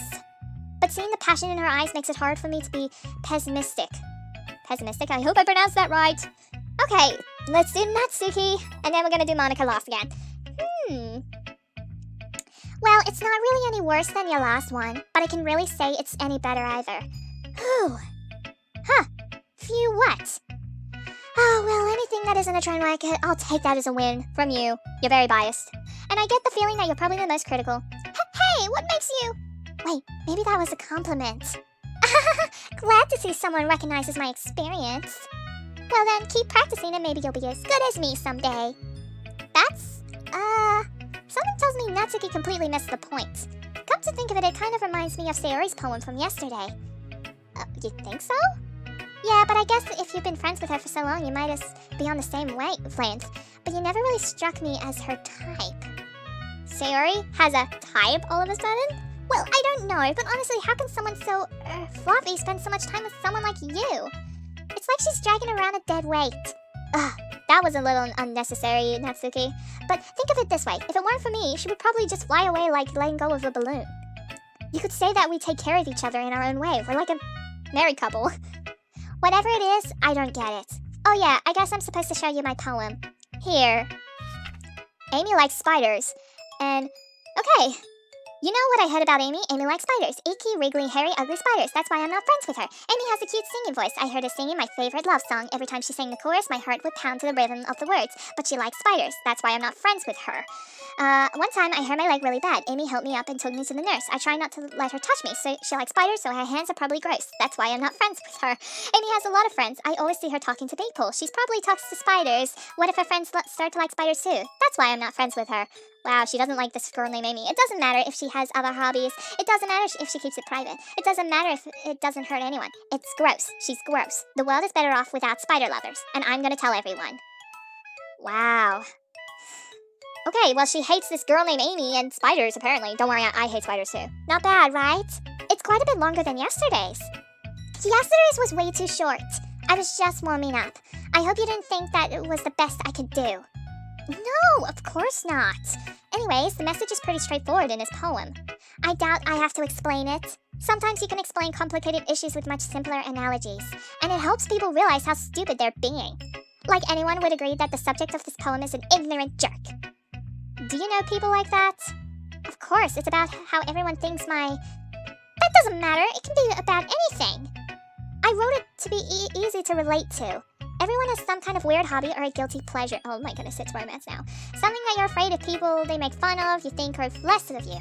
But that just makes people stupid. Who cares what someone likes as long as they're not hurting anyone and it makes them happy? I think people really need to learn to respect others for liking weird things. Huh, that's funny. Yuri wrote something about that, something similar today. Huh? Did you say Yuri? Yeah. She said her poem was about an unusual hobby of hers. I didn't really get it, but she said something similar to you. That people shouldn't make each other feel insecure about those things. Really? I feel like Yuri and Natsuki are like sharing a mind. Well, I mean, Yuri's pretty weird, so I wouldn't doubt that she has some weird hobbies. Not that there's anything wrong with that. It's not like that. I would judge her or anything. Natsuki has trouble finding words. Me. I guess I should try and not be so mean to her. I feel so insecure about her weird behaviors and stuff. I mean, I always hate people who makes me feel insecure. And Yuri made me feel insecure yesterday. By the way to put it up to it, it sounds like she's learned her lesson. Well, I would say so. Even if her writing style is really different, I'm sure she'll appreciate the message in your poem. It's what I do best, after all. I don't like writing unless there's a good message to take away from it. Like conveying emotions is important. But I want to make people think, not just feel. Remember that. I'm going to write a good one tomorrow too, so look forward to it. Well, all that's left is Monica. Last but not least. Hi again, MZ. Oh yeah, we didn't talk too much to Monica as well. How's the writing going? Alright, I guess. I'll take that, as long as it's not going bad. I'm happy that you're applying yourself. Maybe soon you'll come up with a masterpiece. I wouldn't really count on that, Monica. You never know. Want to share what you wrote for today? Sure, here we go. Here you go. Here's my poem. I give my poem to Monica. Alright, I like this one. It makes me think of something Sayori would like. Is that so? You and Sayori are really good friends, right? I wouldn't be surprised if you had those sort of things in common. Well, we may be good friends, but Sayori and I are actually really different. Well, that may be the case. But maybe there's also some similarities that you wouldn't expect. The way that she talks about you, it sounds like you two really care about each other's well-being. Even if you show it in different ways, it ends up being more similar than you think. So I think that's the kind of vibe I get when I'm reading your poems. You sure you're not reading into it too much? I could be. Oh gosh, I sound like Yuri. But in any case, Sayori's writing has kind of a gentle feel to it. Oh, gentle? Okay. I can tell that she likes exploring with emotions, like happiness and sadness. Who knew that someone so happy would enjoy sad things too? Yeah, that's totally unexpected. Out of the blue. Like shook. Well, to each their own. And you shouldn't be afraid to experiment a little bit either. Okay. But anyways, you want to read my poem now? I'd like the way this turned out, so I hope you do too. Alright, let's take a look. Oh, save me. The colors, they won't stop. Bright, beautiful colors, flashing, expanding, piercing, red, green, blue, an endless cacophony of mindless, meaningless noise. The noise, it won't stop. Violent, grating, waveforms, squeaking, screeching, piercing, sine, cosine, tangent, like playing a chalkboard on a turntable, like playing a vinyl on a pizza crust. An endless poem of meaningless. Okay. Load me. What does she mean by load me? I feel slightly uncomfortable with what I mean, but okay, so she left a blank page. Okay, so first off, the poem was good, left a page and then blank space, and then she said load me. It's even more abstract than your last one, though. I felt a little uncomfortable with the load me. I guess it's just the way I write. I'm sorry if you don't like it. No, I never said that. It's just a kind of thing I've never really seen before, I guess. I kind of like playing with my space on the paper. That explains that big space and then load me. Choosing where how to space your words and you can totally change the mood of the poem. It's almost like magic. The way I wrote the lines really short makes it feel like they're trying to speak over the noise. I see. It's still hard for me to tell what it's about though. Sometimes asking what a poem is about isn't the right question. A poem can be as abstract as a physical expression of a feeling. Or a conversation with the reader. So putting it that way, not every poem is about something. Anyways, here's Monica's writing tip of the day. Sometimes you'll find yourself facing a difficult decision. When that happens, don't forget to save your game. Wait, what? You never know when you might need to change your mind, or when something unexpected may happen. Wait, is this even a tip about writing? What am I even talking about? I am so shook. She's talking about fourth wall. She's breaking the fourth wall. She said, don't forget to save your game. So basically, she's not talking about writing. She's talking about the game. That's my advice for today. Thanks for listening, even though you were talking about fourth wall and everything. Okay, everyone. We're all done reading each other's poems, right? I have something extra planned today, so if everyone would come sit at the front of the room. Is this about the festival? Well, sort of. Do we really have to do something for the festival? I mean, I'm looking at Natsuki's face. I mean, it's a literature club. What's going to be interesting about a literature club at the festival? It's not like we can put together anything good in just a few days. Nothing very interesting to get more people to join the club, though. So, and Monica's just calm through everything. Well, let's just end up embarrassing ourselves instead of getting any new members. That's a concern of mine as well. I don't really do well with last-minute preparations. But don't worry so much. We're going to keep it simple, okay? Monica's always so happy. We won't need much more than a few decorations. Sayori has been working on posters, and I've designed some pamphlets we can give out during the event. Okay, that's great and all. But that doesn't tell us what we're actually going to be doing for the event. Sorry. I thought you heard about it already. We're going to be performing. What? Performing? What? Yeah, I'm confused. Monica? Yeah, we're going to have a poetry performance. Each of us are going to choose a poem to recite during the event. But the cool part is we're also going to let everyone else come up and recite poems too. Sayori's putting it all on the posters in case anyone wants to prepare ahead of time. Oh, Sayori's so happy and so cheerful and giggly. Sayori, who's been coloring a poster, holds it up for us to see. Are you kidding me, Monica? You didn't already put starting these posters up, did you? Well, I did. Did you really think it was a bad idea? What? No. It's not a bad idea. But I didn't sign up for this, you know. There is no way I'm going to be performing in front of a group of people like that. I agree with Natsuki. I could never, in my life, do something like that. Imagining it, Yuri shakes her head in fear. It's stage fright, it's natural. Guys, no, Sayori. I understand where they're coming from. Remember that Natsuki and Yuri have never shared their poems with anyone until just a couple days ago. Oh, when I became the new member. It's a lot to ask for them to recite their poems out loud to a whole room full of people. I guess I kind of overlooked that. So, I'm very sorry. Really, Monica? Natsuki is quiet. I still think we should give it our best. We're the only ones responsible for the fate of this club. If we start the event and each put on a good performance, then it will inspire others to do the same. Always thinking positive, aren't you? And the more people who perform, the better we'll be able to show everyone what literature is all about. Creativity and expressing your personality through a poem. Yeah! It's about expressing your feelings. Well, that's what I just said. Being intimate with yourself. Finding new horizons. And having fun. That's right. And it's those reasons that we're all doing in this club today. Do you want to share that with others? To inspire them to find the same feelings that brought you here in the first place? I know I do. I mean, I know you do. I know we all do. And if it all takes is standing in front of the room for 2 minutes and reciting a poem, then I know you can do it. Natsuki and Yuri are both quiet, thinking it through. Natsuki and Yuri remain silent. Sayori looks worried. I guess that leaves me no choice. Well, I agree. I don't think it's too much to ask. I think that Sayori and Monica have been trying really hard to get new members. The least we can do is help them out a little bit. Well, maybe, but... ... It looks like Natsuki doesn't have any arguments left. Ew. Okay, fine. I guess I'll just have to get it over with. Alright. Phew. Thanks, Natsuki. What about you, Yuri? Yuri? Yuri dejectedly glances around at everyone else's expectant faces. I guess I don't really have a choice. Well, that's everyone. You're the best, Yuri. This club is seriously going to be the death of me. Oh gosh, don't ever think that. You'll be fine, Yuri. But anyways, let's move on to the main event. I want each of you to choose a poem of yours. Oh, poop. We're going to practice reciting them in front of each other. No way. Monica, this is too sudden. And I only written like 2 poems. Well, if you can't recite your poem in front of the club, how do you expect it to do in front of complete strangers? Well, I mean, technically a whole school. Oh no, don't worry. I'll start off to help everyone feel at least a little more comfortable. Can I go next? Well, of course. Now let's see. Monica flips through her notebook to a specific poem she has in her mind for herself. She then stands behind the podium. The title of this poem is called The Way They Fly. Ahem. Monica begins reciting her poem. Her clear, confident voice fills the room. More than that, her inflection is pristine.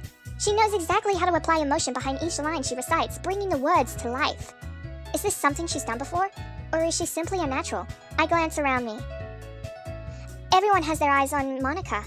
Sayori looks amazed. Yuri has an intense expression on her face that I don't understand. Like, what is going on in her mind? Finally, Monica finishes the recitation. The 4 of us applaud. Monica takes a breath and smiles. That was good, Monica. Thank you very much. I was just hoping to set a good example. Are you ready to go next, Sayori? I'll go next. What? Yuri's fired up all of a sudden. Yuri clutches a sheet of paper between her hands and stands up. Keeping her head down, she walks quietly over to the podium. This poem is called... Yuri's anxiety glances at each of us. You can do it, Yuri. It is called Afterimage of a Crimson Eye. Interesting title. Yuri's voice shakes as she starts reading the poem. Just a moment ago, she practically refused to do it. Why is she suddenly putting in so much effort? As Yuri gets past the first couple of lines, her voice changes. It's like almost what happens when Yuri gets absorbed into her book. Her quivering words transform into the sharp syllables of a fierce and confident woman. The poem is full of twists and turns and instructed that she communicates with perfect timing. Am I pronouncing communicates right? This must be a rare glimpse into the whirling fire Yuri keeps concealed inside her head. Suddenly, she's finished. Everyone is stunned. Yuri snaps back into reality and glances around her as if she bewildered herself. It's up to me to save this situation. I'm the first to start applauding. Everyone joins me afterward, and we gave Yuri the recognition she deserves. It's not that we didn't want to applaud for her, but we were so caught so off guard that we must have forgotten. I'm sorry, I love doing that. As we applaud, Yuri holds the poem to her chest and rushes back into her seat. Yuri, that was really good. Thank you for sharing. Looks like Yuri is down for the count. Did she faint? Okay, I guess I'm next then. Sayori hops out of her chair and cheerfully walks to the podium. This one's called My Meadow. Sorry, I giggled. Sayori! It's a lot harder than I thought. How did you guys do it so easily?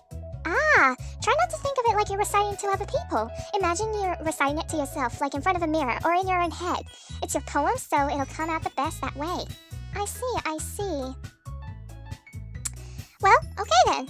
Sayori begins her poem. Somehow it feels like her soft voice was made as a perfect match. The poem isn't aimlessly cheery as it is. It's serene and bittersweet. If I were to read this on paper, I probably wouldn't think much of it.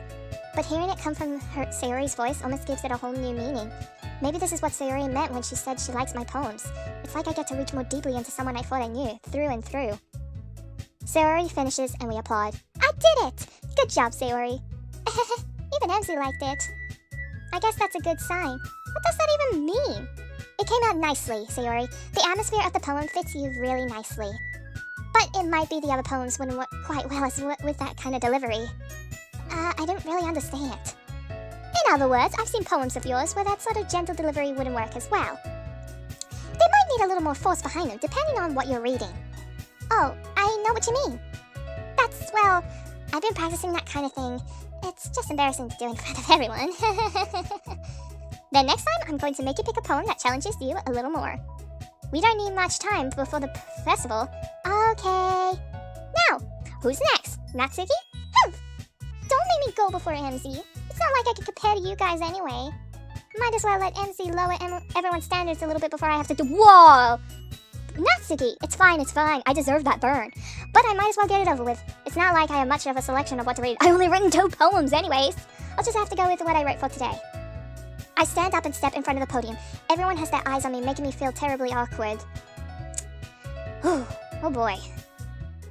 I recite my poem. Since I'm not exactly confident in my own writing, it's hard to put the energy into it. Despite that, once I finish, I received applause anyway. Sorry, I'm not really good as everyone else. Don't worry about it so much. I think it's less about your abilities and more about your lack of confidence in your writing. That's something that you'll improve over time. Yeah, maybe. Alright then, that just leaves you, Natsuki. Yeah, I'm going. Natsuki begrudgingly gets out of her seat and makes her way to the podium. Wait, begrudgingly? The poem is called... Why are you all looking at me? Because you're presenting. Anyways, the poem is called Jump. Jump? Natsuki takes a breath. Once she starts reciting the poem, her sour attitude disappears. While she's a little uninfused, her poem has rhythm and rhyme to it. It's Natsuki's trademark style, and it works surprisingly well when spoken aloud. The words feel like they bounce up and down as giving life to the poem. Natsuki finishes and everyone applauds. Woo! She huffs back to her seat. That wasn't so bad, was it? Easy for you to say. You did better not make me do that again. Well, do you at least feel prepared enough to recite a poem in front of other people? I mean, do it in front of other people will be way easier. I can put on whatever face I want for other people, but when it's just my friends, it's just embarrassing. That's a surprise, Natsuki. I think it would have been the other way around for me. Well, that's just how it is, so... Well, I guess in that case, you won't have much to worry about at the festival. That said, I want to thank everyone for coming through. It might be hard, but I hope that you'll all have an idea of what it's like now. I mean, I kind of got the idea. Make sure you pick a poem and get enough practice before the festival, okay? I'll be making pamphlets, so let me know ahead of time that what you'll be reciting. Jeez, I should probably find some other poem to recite instead. That's fine too. It doesn't have to be your own. Oh, thank goodness. I feel like mine were terrible. I'm already pleasantly surprised that you're putting in all the effort for the club. It makes me really happy. Yeah, no problem, Monica. Well, okay, everyone. I think that's about it for today. I know the festival is coming up, but let's try to write poems for tomorrow as well. It's been working out really nicely so far, so I'd like to continue that. Oh, really? As for the festival, we'll finish planning tomorrow, and then we'll have a weekend to prepare. Oh, okay. Monica, Monday's the big day. I almost said Monica. I can't wait. I can do this. Yes, Yuri. Build up some positive courage. But I can see Sayori is always excited. But alright. I stand up. There's no way I'll be able to find the same enthusiasm as Sayori and Monica, but I'll do my best to get through it, if it's for the sake of the club, the literature club, and impressing Monica. Ready to go, Sayori? Yep. Oh, she's only saying yep. Look at you two, always going home together like that. We're neighbors. It's kind of adorable, isn't it? Oh, we're neighbors, we live together. Jeez, guys. Don't make such a big deal out of it. Wow, I sound so sassy. It must be nice, though. Well, how am I supposed to respond to that? It's okay, Emzy. You don't have to say it. Well, whatever. Let's just go already. I walk home with Sayori once more. Even though it's only been a few days, a lot of things have already changed. But today, Sayori is being a little quieter than usual on the way home. Hey, Sayori? Are you okay? Is something bothering you, though? Because, I mean, you're quiet. Sorry, I was spacing out. Huh, no wonder. Well, I was thinking about something from earlier. I like how we get to... Sayori fumbles with her words. So let's just say that one day Yuri asks you to walk home with you. What? Huh? What would you do? Well, what kind of question is that? You're kind of putting me on the spot here. I feel pressured. Well, I will walk home with Yuri. I'll still walk home with Sayori. But I mean, like, walking home with Sayori, I mean, we're neighbors, and it's like a common thing. Like, that's the only thing I'll probably spend time with Sayori. And I can't take away that thing from Sayori, the like, walking home thing. So I would still walk with you, Sayori, because it's basically our thing, and no one is going to take that away from you. Well, Sayori, you really think I would ditch you for Yuri? But she's so beautiful and smart. Wow, I already see her in the club every day. Besides, you always seem to really like going home together, so why ruin that? I wouldn't just ruin that for you. You're so silly, Emzy. You think about me too much sometimes. Yuri would deserve it if she wanted it, so... Sayori, I've already made up my mind, and you're not changing it. I really can't figure you out sometimes. Sorry. Besides, what's the point in speculating something that's never going to happen? The conversation trails off. It's kind of a weird thing for Sayori to care so much about. Like, oddly suspicious. But I want to respect her and keep her happy too. Then again, the festival is only a few days away, which I'm kind of excited for, so who knows what will happen in that time. Okay, now I need to make sure I remember in each of the poems that I've mostly made Sayori and Yuri happy, so I need to try and find some words that make Natsuki very happy, but I also want to equalize all of the three little cute chibi girls right there. Okay, heartbeat, good. Okay, yeah, that's good. That's good. Ooh, that's cool. Okay, 10 more. I'm just going, okay, it's mostly Natsuki and Yuri so far. Okay, but I want to try and also do, ooh, fluffy, yeah. Ooh, love. Ooh, charm, precious, yeah. Okay, 2 more words.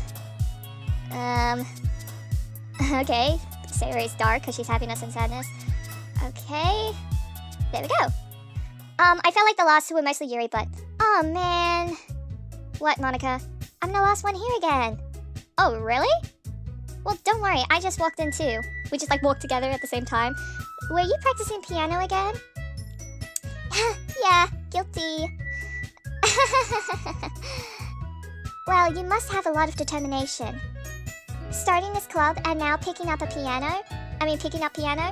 Well, maybe not determination, but I guess passion and talents. Remember that the club wouldn't be here if it wasn't for all of you. And I'm super happy that you're all willing to help out for the festival too.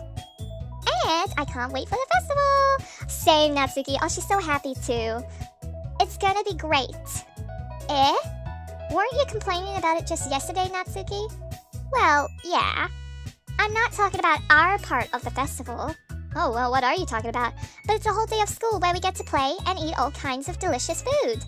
You sound a bit like Sayori all of a sudden. Are you two sharing a brain? Oh, that would be weird. Monica, they usually have fried squid. Fried squid? Oh, I actually had squid. It's so good. It's so good. Fried squid is so good. Squid? That's a pretty specific thing to look forward to. Well, why not? It's delicious. I actually had squid. It's just delicious. Oh, come on. Are you saying that you don't like squid? You, of all people. I didn't say I don't like it. Besides, what do you mean by you of all people? Because it's right in your name. Monica. I'm saying Monica, I'm like confused as you are. That's not how you say my name at all. Also, that joke makes no sense in translation. What? Yeah, same Natsuki. Never mind. Wow. Let's just focus on our own event for now, okay? Fine. They're just very giggly. Your reactions aren't as fun as Yuri's or Sayori's anyway. Excuse me? Where is Sayori anyway? Oh, there you are. Sayori is sitting at a desk in the corner of the room looking down at nothing. I walk over to her. Hey, Sayori. I wave my hand in front of her face. Oh, look at that face. She's so sad. Something must be bothering her. You're spacing out again. Or that too. Sorry. Oh, I mean, she's like, don't mind me. You can go talk to everyone else. Huh? Is everything alright? Of course. Why wouldn't it be? Well, it just feels like you're a little off. That you're not your usual self, but I'm sorry for assuming things. Jeez, you worry too much about me. I'm fine, see? Are you really fine? Because, I mean, sometimes a really smile can hide the deepest emotion. Sayori shows me a big smile. Don't let me distract you from having fun with everyone. Well, alright. If you say so. I worriedly glance at Sayori before turning back toward everyone else. But the conversation has already dispersed with everyone back at their usual activities. Maybe I should ask Monica if she's noticed anything about Sayori recently. Since they've been preparing for the festival, they must be spending a lot of time together. I timidly approach Monica, who is shuffling through some papers at her desk. Emzy, what's up? Hey, this might sound a little strange, but have you noticed anything up with Sayori recently? Anything up with her? In what way do you mean? Maybe I'm reading into it a little too much, but she seems a bit downcast today. Oh, you think so? I can't say I've noticed anything about her. Monica peers across the room at Sayori, who is idly dragging a rubber eraser up and down her desk. Oh, with like her finger. Maybe there is something on her mind. But I'm surprised I'm not the one asking you, Emzy. You certainly know her a lot better than I do. Oh wait, we were young kids. We basically grew up together. Yeah, but she's never really like this. She's always told me about things that bothered her. But this time when I asked her, she was really dismissive. Sorry, I mean, I know it's not your problem, but I just wanted to ask if you knew anything, but I'll just drop it now. No, it's important to me too. I mean, I'm also friends with her. And I also care about the well-being of my club members, you know? Maybe I'll try talk to her myself. Are you sure about that? Well, she seemed like she wanted to be left alone, just to be honest. Are you sure?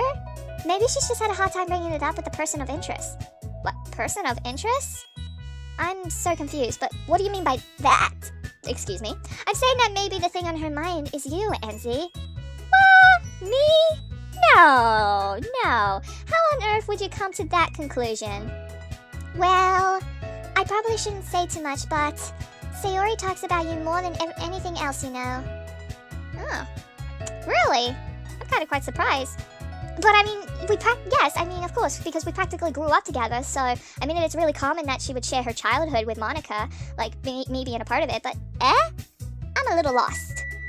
She's been so much happier ever since you've joined the club. It's like an extra light was turned on inside of her. What? No way. Nah.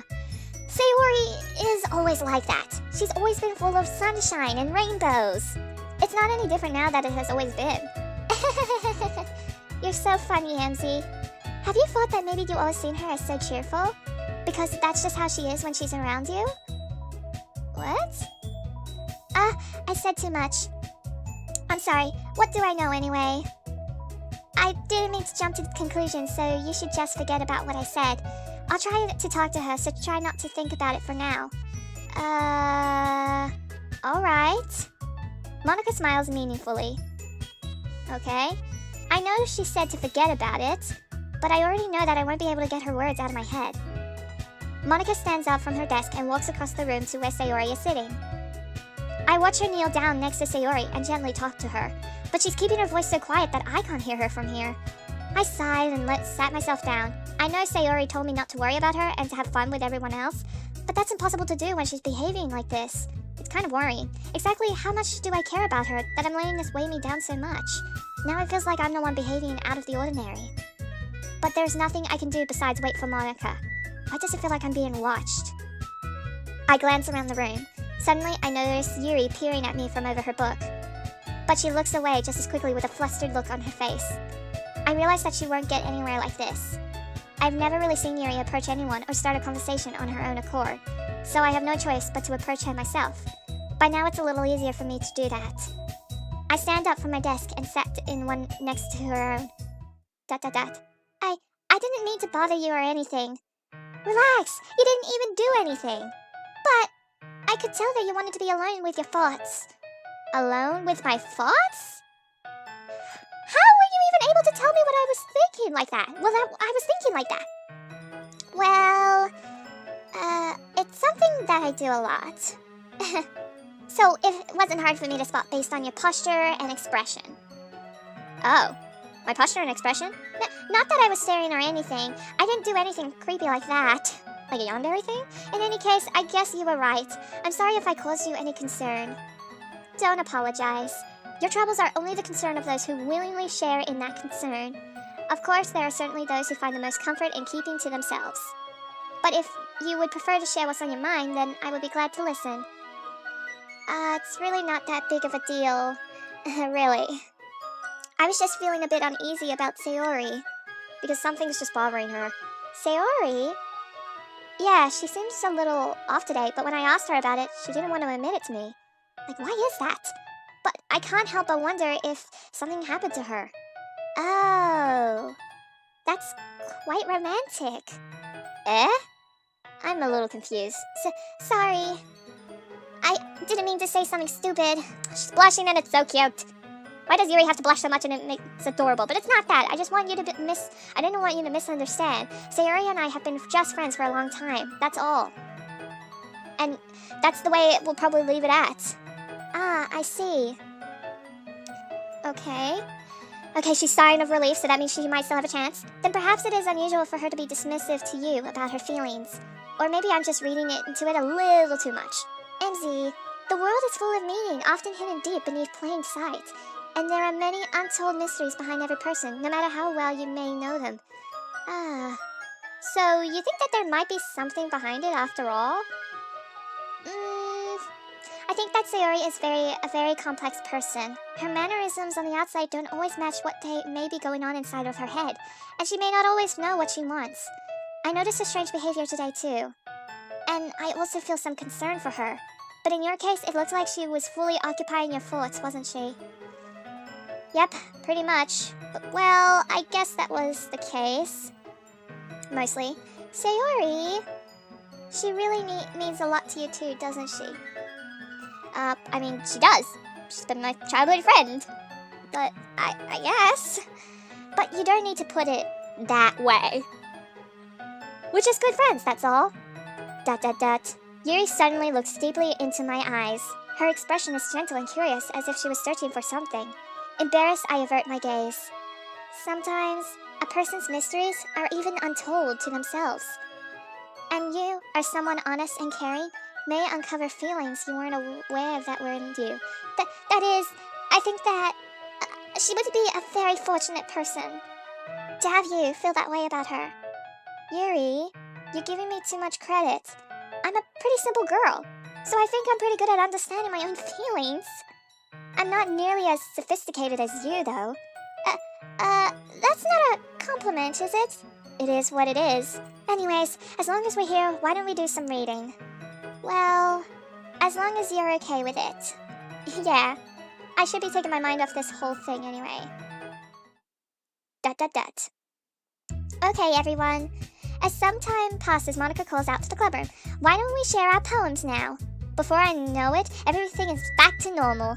Everyone goes to retrieve their poems, and I do the same. I make eye contact with Monica, and she smiles at me. I wonder what she was talking about with Sayori. I'm kind of curious too, but I've already done Natsuki and Yuri first, I think. So I think it would be fair if I do Sayori first. So, and plus, she did seem a little down, so maybe my poem might cheer her up a bit. So let's go with Sayori first. ... It's nice, I guess. Oh, it's not. She doesn't like it that much. Come on, I can already tell you don't like it. Well, you don't need to worry about what I think. After all, you wrote this for someone else, didn't you? What? No, not really. I mean, not for someone else. I'm trying to make sure I keep you happy as well. Probably Natsuki. Yeah, because in the other two poems I wrote, I mostly made Sayori and Yuri happy and not Natsuki the most. But no, I'm trying to equalize you three. I didn't write this for anyone specifically. Yeah, well, maybe. That's not really what I meant, though. But it's okay. You're making new friends, just like I was hoping. That makes me really happy. And you're happy too, right? In this club? Well, I mean, of course I am. Good. That's all that matters to me. Thank you, Enzy. Sayori, is there something wrong? Huh? No, nothing. I'm just a little tired today. Alright. Just tell me if you need anything.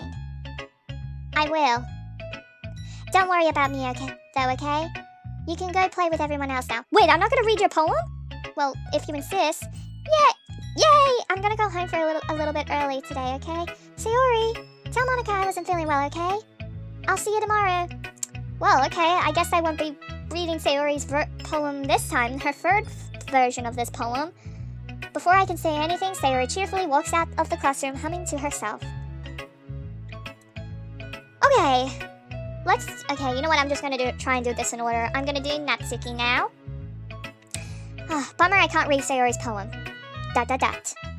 Finally. This one, it's good. I was wondering how long it would take you. Alright! Yeah! Seriously? Yeah, seriously? Don't listen to what anyone else says, especially Yuri. Just keep writing poems like this. That's all you need. Are you sure that's not just what you want? Excuse me? You're talking to a pro, you know. Don't you think you should trust my opinion the most? I guess that depends. Aren't you biased towards poems that are more simple and cute? Biased? Of course not. My opinion just happens to be the best. Okay. There's one thing I still can't tell. Is Natsuki actually self-aware of her spoiled behavior? At this rate, I don't know if I'll ever figure it out. Fair enough. I'm glad that you like my poem after all. I knew you'd finally understand. Just keep showing me your poems and you'll be a pro before you know it. Anyways, here's the one I wrote. Oh, I'll be your beach. Your mind is so full of troubles and fears that diminish your wonder over the years, but today I have a special place, a beach for us to go. A shore reaching beyond your sight, a sea that sparkles with brilliant light. The walls in your mind will melt away before the sunny glow. I'll be the beach that washes your worries away. I'll be the beach that you daydream about each day. I'll be the beach that makes your heart leap in a way thought had left you long ago. Ooh, I like that little rhyming. Oh, okay, let me just continue. Okay, let me just move this down a bit, but let's bury your heavy thoughts in a pile of sand, bathed in sunbeams, and hold my hand, wash your insecurities in the salty sea, and let me see you shine. Let's leave your memories in a footprint trail, set you free in my windy sail, and remember the reasons you're wonderful when you press your lips to mine. I'll be the beach that washes your worries away. I'll be the beach that you daydream about each day. I'll be the beach that makes your heart leap in a way you thought had left you long ago. But if you let me by your side, your own beach, your own escape, you'll learn to love yourself again. Aw, beautiful, beautiful. Round of applause. Yeah, I felt like I kept writing about negative things, so I wanted to write something with a nice message for once. Besides, the beach is awesome! Yay! Kind of hard to write anything about negative about the beach. So you decided to write about the beach first, and then came up with the message later. Yeah, well, it's only because of what happened yesterday. I mean, after Yuri and I realized we kind of wrote about the same thing, she wanted to pick a topic and have us both write about it, or whatever. You can really see her doing that too. Making us write about the simple topic, then trying to impress me by coming up with something all fancy. Well, it's not like I care. But I just did it anyway. I mean, I guess mine ended up being kind of metaphorical too. But there's nothing wrong with doing that once in a while. At the very least, it was good practice. Okay, now let's do Yuri. Okay, ... Well done, MC. You've definitely improved your writing over the course of these few days. Has my advice been helpful to you? Wait. When did Yuri ever give me advice? Oh, but I mean, it must have been during the few days time leap that she might have given me advice. But yeah, definitely. I'm glad. Sharing our writing like this, it's a lot more fun and rewarding than I anticipated. I need to remember to thank Monica. I think we all felt a little awkward at first. But now it seems like everyone is enjoying sharing their writing and seeing what others think. Well, that's good to hear. But I guess I can't really disagree. I was afraid this whole thing would be a chore. But it's a great way for me to spend some personal time with all of the girls in the club. But it's been fun to get to know each of the girls and their writing. And I guess doing some writing myself. Well, Have you learned anything about yourself, MC? Well, you know how I like to say that writing is a very personal way to get in touch with yourself. In the end, it doesn't matter if you're a good writer or a bad writer, and even my opinions are just opinions, you know? As always, I believe what's most important is exploring and discovering yourself. That's comforting. I'm kind of afraid of disappointing you in some way or another. Why me? Well, you're always sophisticated with your writing and have the most advice to share. Is that so? Yuri thinks for a good minute. That must be terrible. Stop being adorable! For me, you have to become someone whose opinion is fearsome. How unlikable of me. You blushing and in that shy position, it's adorable. But it's not as bad as you're making it sound in your head, Yuri. It just meant that I respect your opinion. I see. I'm sorry that I always overthink and come to those sorts of conclusions. I'm just a little too used to it. Overthinking? Being disliked. Yuri! What am I saying? I'm sorry. I didn't mean to bring that up. Let's move on. Alright, I'm being a little overdramatic here. Do you want to share your poem now? Okay, here. Ooh, a beach. A marvel millions of years in the making, where the womb of Earth chaotically meets the surface under a clear blue sky, an expanse of bliss, but beneath gray rolling clouds and endless engine, the easiest world to get lost in is one where everything can be found. It's beach, so it's relating to Natsuki's, but just in a different style. Okay, only one can build a sandcastle where the sand is wet, but the sand is wet, the tide comes, will it gently lick you at the foundations until you give in, or on a sudden wave sending you crashing down in a blink of an eye. Either way, the outcome is the same. Yeah, we still build sandcastles. I stand where the foam wraps around my ankles, where my toes squish into the sand. The salty air is therapeutic, the breeze is gentle yet powerful. I sink my toes into the ultimate boundary line, tempted by the foamy tendrils, turn back and I abandon my peace to evoke at the shore, drift forward, and I return to Earth forevermore. Deep. So much deep.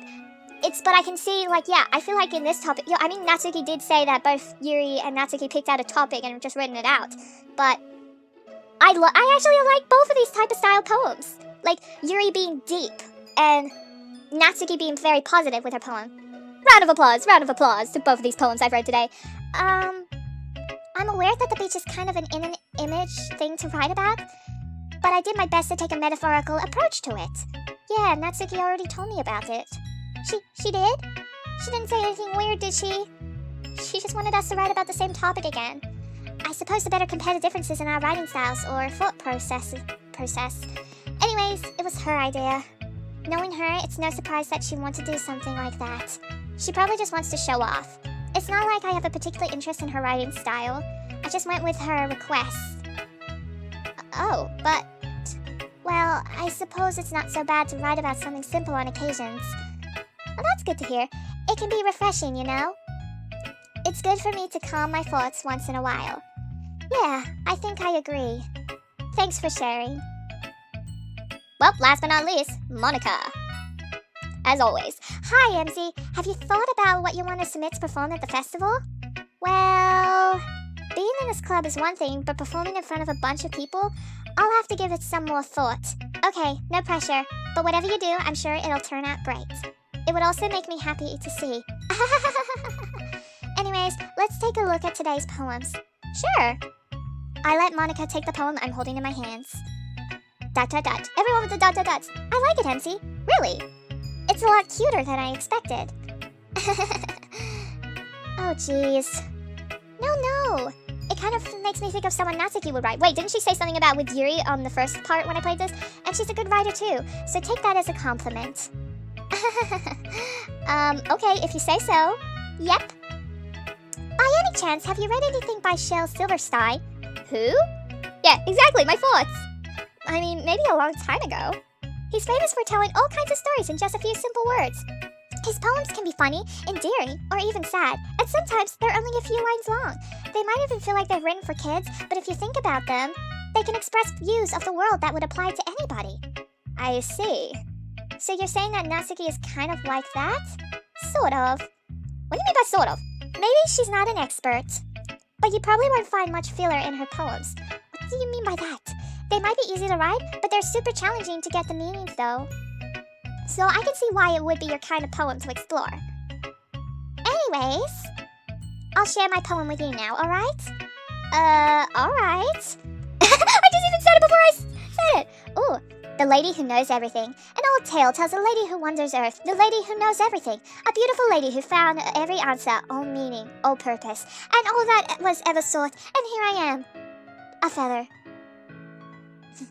Lost adrift the sky, victim of the currents of the wind. Day after day I search with little hope, knowing legends don't exist. But when all else has failed me, when all others have turned away, the legend that is all that remains, the last dim star glimmering in the twilight sky, until one day the wind ceases to blow. I fall, and I fall, and fall, and fall even more, gentle as a feather, a dry quill, expressionless. But a hand catches me between the thumb and forefinger, the hand of a beautiful lady. I look at her eyes and find no end to her gaze. The lady who knows everything knows what I am thinking. Before I can speak, responds in a hollow voice. I have found every answer, all of which amount to nothing. There is no meaning. There is no purpose. And we seek only the impossible. I am not your legend. Your legend does not exist. And with a breath, she blows me back afloat. And I pick up a gust of wind. Beautiful! This deserves an Oscar. Round of applause. Clap, clap, clap, clap, clap. Beautiful. What? I feel like learning and looking for answers are sort of things, not to get too philosophical or anything, but it was kind of my mind, so that's what I wrote about. Oh, really? Well, I see. It's beautiful. I never really put much thought into it. In a way, it's almost paradoxical. Because if we had all the answers, wouldn't the world start to lose its meaning? There's one thing I've noticed. It seems like everyone in the club prefers writing about things that are more sad than happy. Are you surprised? I mean, if everything was okay, we wouldn't really have anything to write about now. Humans aren't two-dimensional creatures. I think you know that better than anyone. You mean one-dimensional? Yeah, that. Anyways, here's Monica's writing tip of the day. Are you ever too shy to share your writing because you're afraid it's not that good? It can be really disheartening to get a lukewarm response to something you put so much into. But if you find other people who enjoy writing, then sharing becomes a lot easier. Because instead of just telling you that your writing is good or bad, they'll want to focus more on everything that went into it and things. It's much more encouraging that way, and it will make you want to continue improving. It's almost like having your own literature club, don't you think? That's my advice for today. Thanks for listening. Okay, you three. We're all done sharing poems, right? Why don't we start figuring out... Hold on a second. Is it just me, or did you say something strange now? Just now? Something did sound a bit unusual. That's right. Oh, she said you three instead of everyone. You debated your usual catchphrase when addressing the club. Catchphrase? I don't have a catchphrase. Jeez, why is the mood so weird today? Look, even Yuri isn't immune to it. Stagnating air is common foreshadowing that something terrible is about to happen. What? In the books, maybe. Look, the only thing different is that Sayori isn't here. Ah, it seems you're right. Sayori always helps lighten the mood a little bit, doesn't she? It's almost like everyone's balance is thrown off a little when she's not around. Where the heck did she run off to anyway? I thought she just went to the bathroom. Natsuki, please show some decency. Oh, come on. She actually wasn't feeling so well and went home early. I had to tell everyone now? I thought I was telling Monica, but okay. I hope she's alright. Seriously? Of all the times to not go home with her, you pick the time she's not feeling well? So much for you two being all lovey-dovey. What? No. We're not a couple. We're not like a married couple. And first of all, stop misunderstanding my friendship with Sayori. And second, she's kind of been avoiding me today, and I didn't want to force it. I don't want to ruin the friendship. Huh, what the heck is Yuri saying? Hoi. That curious expression coming from Yuri, of all people. That face though, so cute. Calm down, guys. I talked to her earlier, and everything is fine. What did she say? Anyways, we need to figure out the rest of the festival preparations, so let's decide what everyone will be doing this weekend. I already know what I'm doing. Oh, that's right. Natsuki will be making cupcakes, but we might need a lot of them in different flavors. Can you handle that all by yourself, Natsuki? Challenge accepted. And as for myself, I'm going to be printing and assembling all the poetry pamphlets. Sayori will be helping me design them. And as for you, Yuri... Yuri, you can... Oh, this is awkward. Question mark. Guys? Can you help me come up with something for Yuri? I'm useless. No, that's not it at all. You're the most talented person here, you know? Now Natsuki's pouting too. Jeez, even I can tell now. I guess I never gave Sayori enough credit, but I can tell things are even harder on you when she's not around. That may be the case, but if I can also be a leader on my own, then I won't grow as a person. So Yuri, you have beautiful handwriting, you know? So you should make some banners and decorations to help set the atmosphere. Atmosphere? About that, I love atmosphere. Yuri's expression suddenly changes as she stares at her desk in focus and starts nodding to herself. Your mind is already racing, I see. That's great. You'll probably be a wonderful help, Yuri. But anyway, that just leaves you, MC. The one who is truly helpless. Don't say that. In fact, both Natsuki and Yuri have some pretty heavy tasks to handle. It would probably go a long way to give one of them a hand. You could always help me out as well. It would be really appreciative of that. Is Monica suggesting I spend a weekend with one of my club members? How on earth are they going to respond to a suggestion like that? I suppose I wouldn't mind a bit of help. Well, even if you don't know how to bake, there's always some dirty work I could give to you. It's not like Monica's gonna give me a choice, and you shouldn't be sitting on your butt anyways. Natsuki tries to mumble a bunch of excuses like that. If I recall, Natsuki, you mentioned that you would like to handle the baking on your own. MC may not like to be around if you only make her out to be a nuisance. So therefore, she may be more suited to assisting with the decorations. Hold on, I never said that. How hard could it be to make a few decorations, right? Sounds more like you're just making an excuse for MC to do. What are you saying? It will be extremely meticulous work. And baking isn't? Just what do you think? Guys, let's settle down for a moment. In the end, I think it's up to MC to decide how she'd like to contribute. Besides, she hasn't really gotten the chance to spend any time with me yet, you know. So I'm sure she's interested in... You literally just said... I'm surprised as well. Sorry. I was just saying though. Jeez. Can we just settle this already? Yeah. MC, you're okay with this, right? In the end, it's up to you. Of course. Humph. Very well. In that case, everyone looks straight at me. But of course I'm going to go with... Oh! I don't know. Wait. Hold on. I don't know yet. I don't know who to pick. Okay, wait. Let me just say first, okay? Because just in case, I want to go back if I don't like the choice I pick. But I mean, it's true. I haven't spent any time with Monica, and I mean, the baking thing sounds so much fun though. But it would be cool to actually physically see the cupcakes. But I know Sayori's a little down, but I mean, Monica and Sayori are doing one thing. I'm pretty sure Yuri might be okay with the decorations, because my skill, I don't know how bad my writing skill is. The cupcakes thing is so much fun. Okay, I'm gonna spend my weekend with Natsuki. I'm sorry if it's not the choice that you would like me to do. I'll probably go with the other choices off camera to see how well it goes or something. But yeah, I'm sorry if I make some of you mad that I don't pick a specific person that you like, but I'm going with Natsuki. Besides, I'm pretty sure the baking thing will be fun. Oh, I'm sorry, but anything with sweets, I'm gonna sell my soul for it. Well, baking sounds like it could be fun. And you guys made it sound like a lot of work, so it could probably use 2 people. Don't worry, baking is a ton of fun. You'll definitely agree.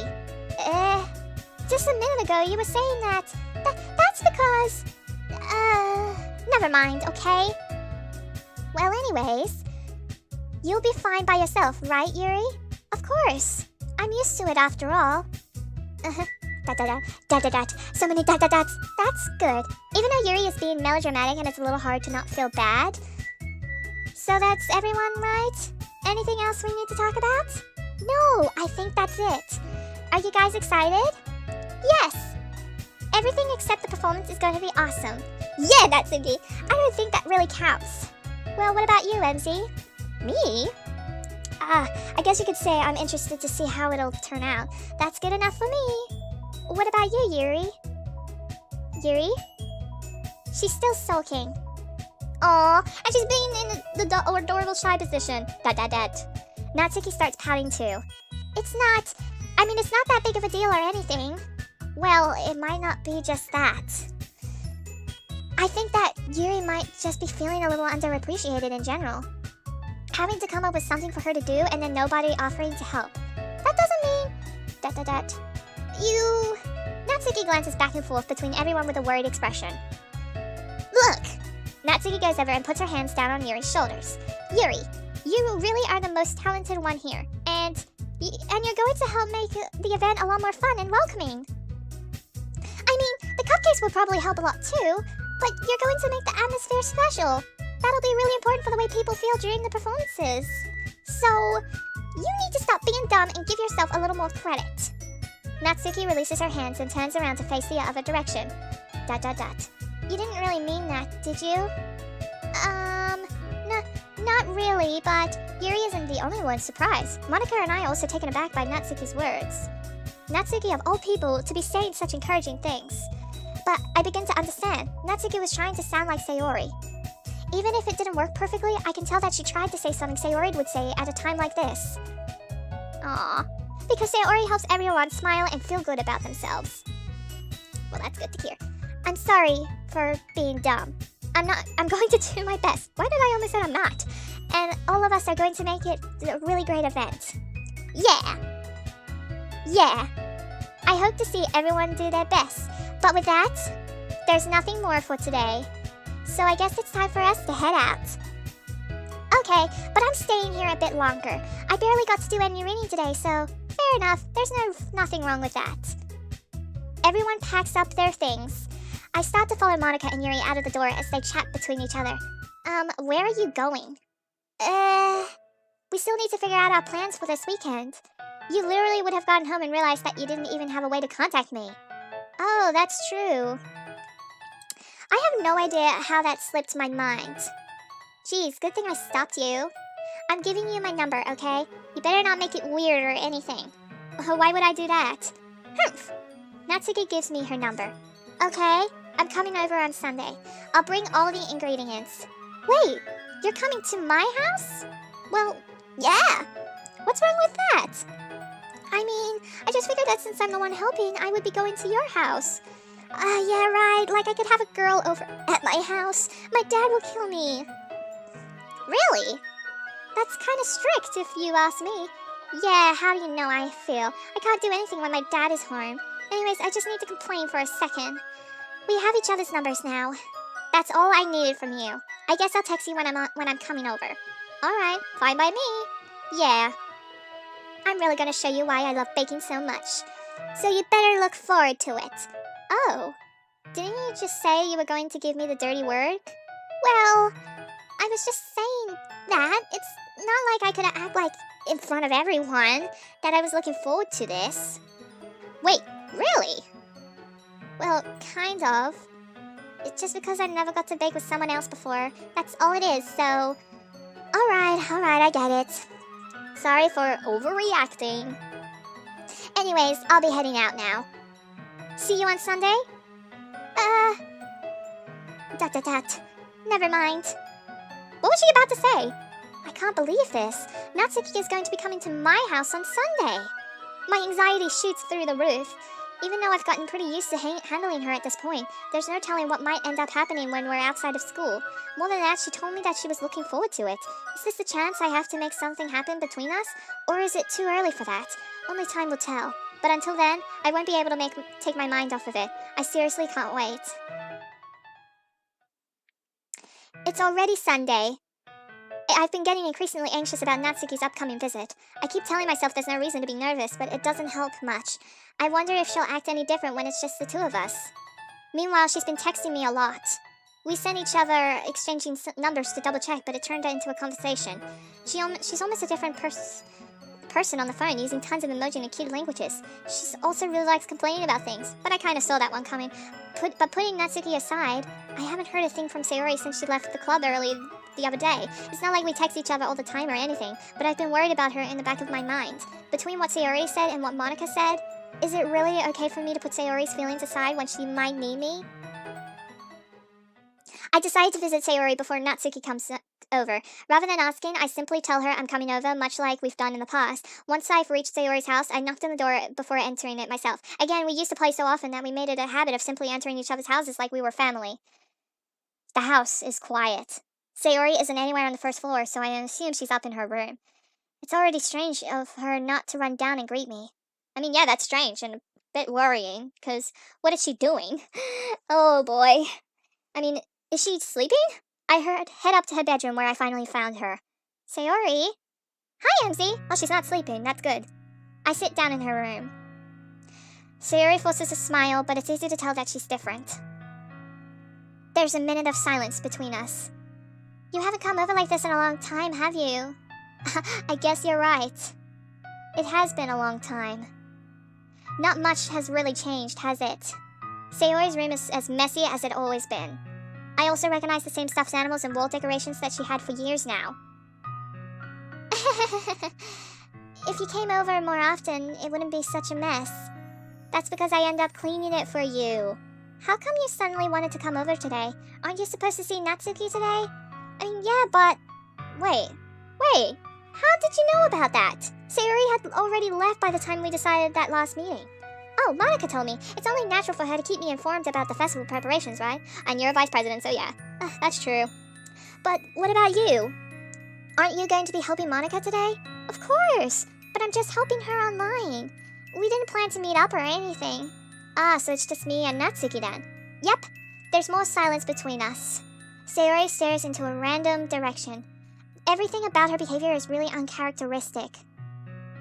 I finally get to the point. I just wanted to see how you were doing. After all, you did leave on Friday. When something's wrong, you can't hide it from me. I know you too well. So... Sayori smiles, shaking her head. That's not good, MC. What? Why can't it just be like it's always been? This is all my fault. If I didn't get so weak and accidentally express my feelings, if I didn't make that stupid mistake, then you wouldn't have been worried about me at all. You wouldn't have come here. You wouldn't have been thinking about me right now. But this is just my punishment, isn't it? I'm getting punished for being so selfish. I think that's why the world decided to have you come over today. It just wants to torture me. Sayori? I grab Sayori by the shoulders. What on earth are you saying? Are you listening to yourself right now? I know something happened to you. There's no other explanation for you to be like this. So tell me already. Please. Until I know, I won't be able to stop thinking about it. Please. Sayori gives me an empty smile. You really put me in a trap, MZ. But you're wrong. Nothing happened to me. I've always been like this. You're just seeing it for the first time. Seeing what? What are you talking about, Sayori? You're really just going to make me say it, aren't you, MZ? I guess I have no choice this time. The thing is, I've had really bad depression my whole life. What? Did you know that? Why did you think I'm late to school every day? No. Because most days I can't even find a reason to get out of bed. What reason is there to do anything when I fully know how worthless I am? Why go to school? Why eat? Why make friends? Why make other people put their energy and caring to waste by having them spend it on me? That's what it feels like. This is getting sad. It's getting dark. It's hurting my soul. Oh, should I just cancel? I should have just picked Sayori the first time. And that's why I want to make everyone happy. Without everyone worrying about me. I'm shook. I'm in shock. I can't even figure out how to respond, knowing that all this time she had depression. How is it possible that Sayori kept this from me the entire time that I've known her? All throughout our childhood. Did she really want so badly for me to just not think about her? Oh my goodness. It's hurting my soul. Why did I pick Natsuki? I thought the begging would be fun. Should I cancel this playthrough and go back to the save? Why, Sayori?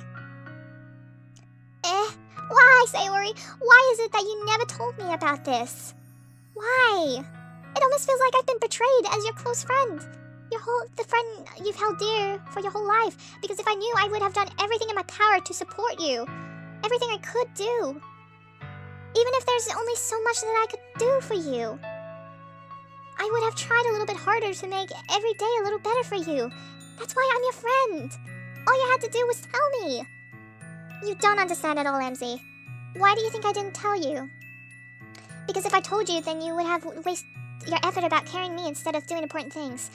I don't want to be cared for. It's bittersweet when people try to care about me. It feels nice sometimes. But but it also feels like a bat being swung against my head. That's why I wanted so badly for you to make friends. Helping everyone be happy together is the best thing for me. But then I discovered something else too. Seeing you make friends and get closer with everyone in the club, it feels like a spirit going through my heart. And mine! So that's why I decided the world just wants to torture me. Every path leads to nothing but hurt. You're right that I don't understand. I don't understand your feelings at all, Sayori. But I don't need to understand. Whatever it takes for me to help you stop hurting, that's what I'll do. And no matter the cost. No, MZ. There's nothing. Nothing at all. The only thing that could have helped is if everything could be like it always was. But I was selfish. I finally showed you what a horrible person I am. Tears streaked down Sayori's face. Oh, baby! I made you join the literature club because I was selfish and I was punished by my heart hurting in a way that I couldn't understand. And now you came here and I made you hurt too. I'm just weak and selfish. Nope. Oh, Sayori, my baby, I want to hug you. That's alright. And that's why I'm going to accept these punishments. Because I deserve every last one. Without thinking, I once again grabbed Sayori's shoulders. This time I pull her into a tight embrace. Yay! I'm hugging my baby Sayori. I mean, she's not my baby, but... Sayori, I don't care if you feel selfish. I'm really happy that you convinced me to join the club. Seeing you every day makes it worthwhile enough. If I make friends with everyone else, then that's just a bonus. But please never underestimate how much I care about you. I wouldn't have it any other way. MZ. Sayori isn't hugging me back. Despite my arms being wrapped around her, Sayori's arms remain at her sides. She starts sobbing next to my ear. No, don't do this to me. Please don't do this. MZ. Sayori barely manages to speak between her sobs. I don't know if I'm doing the right thing, but all I want for her is to know that I truly care. If you have it in you to call yourself selfish, then you have to let me be selfish too. No matter what it takes, I'll figure out what needs to change. I'll make these feelings go away. And if there's anything that you need me to do, then you better tell me, no matter what. I'll get mad if you don't. ... I don't know. Gently, Sayori finally puts her arms around me in return. I don't know anything. It's all really scary. I don't understand any of my feelings, MZ. The only thing I'm not feeling nothing is when I'm feeling pain. But your hugs are so warm. And that's really scary too. Sayori lets me go. As she does so, I let go of her as well. The festival is tomorrow. Yeah. It's going to be fun, right? Yeah. How would you like for me to spend it all with you? It's what I want. Truly. Honestly. And I promise. I think that it would be nice then. Yeah. Sayori wipes her eyes. If I could spend the whole day here, I would. Yeah, should I just stop this playthrough and go back to my previous save? Of all days, this has to be the one where I have other plans. Maybe I should cancel. No, don't. Please don't. If you did that, then I really wouldn't forgive you. But it's almost time for Natsuki to meet me at my house. At the very least, do you want to come along and help out? It would be fun. To my surprise, Sayori shakes her head. I'm sorry. I don't know if that would be good for me today. You understand, right? It's kind of hard for me to fully understand. But I'm trying my hardest. It's okay. Don't worry too much about it. I'll see you tomorrow, okay? Alright. I look forward to it. I say goodbye to Sayori and exit her house. On the way home, I find myself still feeling uneasy, but it's hard for me to keep thinking about it when Natsuki is about to come over too. I think about Sayori is right. I shouldn't worry too much, and we're definitely going to have a great time tomorrow. I should just focus on what's ahead of me. I spend only a few minutes back at home anxiously waiting for Natsuki's arrival. Wait, isn't this Sayori's house picture? Before I knew it, she texts me to let me know she's outside the front door. Without delay, I open the front door to let her in. Oh my goodness, look at her shirt. She's got a little cat thing on it. It's so cute. Sup? Hey. I didn't know what I was expecting, but seeing Natsuki in something other than her school uniform totally threw me off. Seeing her in such cute clothes makes the uniform seem totally unfitting in comparison. Jeez, don't make it feel so awkward already. It's gonna be a long afternoon, so don't be weird just because you're not used to seeing me outside of school. Anyways, I'm coming in. Woo, look at my place! I see you brought a lot of stuff. Natsuki is carrying a large bag that is probably full of baking supplies. Well, I didn't want to come all this way to find out that your kitchen isn't equipped for the job. You brought everything I asked you to, right? Yeah, I did. Yesterday, Natsuki asked me to buy a bunch of ingredients if I didn't already have them at home. Wait a minute. Wait, she said we couldn't do it at her place, but good. Glad I can count on you to do your part. But wait. Well, I mean, of course, but... I mean, she's only here because her dad wouldn't approve me over there. So, ultimate question is, where are my parents? Where are Sayori's parents? Where is everyone's parents? I'm surprised to hear Natsuki suddenly say that rather than saying something snarky like she usually does. Ah, could it be that she's a little different outside of school? Anyways, let's go to the kitchen. What? You're not even gonna offer to take this heavy bag from me? Where's your hospitality, MC? Wait, hospitality? I hope I pronounced that right. Come on. Since when did I need to be a lady? I mean, it says gentleman, but I'm trying to be a girl in reality. I grabbed Natsuki's bag. This is ridiculously heavy. I carried that all the way here. Wow, impressive, you strong little, cat. Are you impressed? I see now. Yeah, I'm impressed, Natsuki. It seems like I always underestimated you. It's because I'm so small, isn't it? You jerk! Natsuki fits a fist in my chest. Hey, your size has nothing to do with it. Do you really hate being small that much? It's not like I hate it. But, I mean, sometimes I like proving people wrong when they only think I'm worth of my size. It's fun when I get to be small and also better than other people, but... Jeez, never mind. What are you making me say? Don't think you can make me talk about weird things just because we're not at school? Are we getting started or what? There's a lot of stuff I gotta teach you. Oh, what? That's a little bit more like you. You're more fun when you're just speaking your mind like that. Hey, now you are treating me like a kid. I was just trying to make it be a little nicer to you, you know. And just because I don't have a mature and sexy figure like Kiri doesn't mean you should treat me like, wait, what? Natsuki catches her words and her face turns red like a tomato. Natsuki? Forget it. I didn't say anything. I should apologize. I mean, I apologize that you were trying to be nicer. I should have been a little more considerate too. But also, if that's what you're thinking, then you should know that there are tons of guys who are into body types like yours. And I mean, I kind of know from experience. How would you know that anyway? I mean, well, just trust me on this one. Please. ... Gross. Wow, gross? Really? Are you, like, why are you saying gross? But hey, was that to me? Who else? Wow, man. Let's just get started already. You get all sour when girls call you gross. Well, technically, in reality, I'm a girl, but I finally found your weakness. Natsuki smiles devilishly. Oh, please spare me. Well, if Natsuki decides to dish out more insults like that, there's no way I'm not fighting back. But she's satisfied enough for now, finally starting to pull things out of her bag so we can get started. Nice. It's cupcake making time. Before long, the whole kitchen is a mess. Spoons, dirty bowls, flowers, spilled fluid, and plastic bags are strewn about every countertop. The mixer isn't big enough to make all the batter at once, so we've had to do it several times. Meanwhile, Natsuki is babysitting all of my movements to make sure I don't mess up her precious baking. MZ, where did you put the food coloring? The batter's going in the oven soon, so I need to fill in the trays. I think it's still in the bag next to the table. What are you using it for? To color the batter, of course. I'm making each tray a different color. That way, even if the flavors aren't different, everyone can still pick their favorites. Ah, that's a cute idea. Are we going to do anything like that with the icing? Do you want to? You're asking me?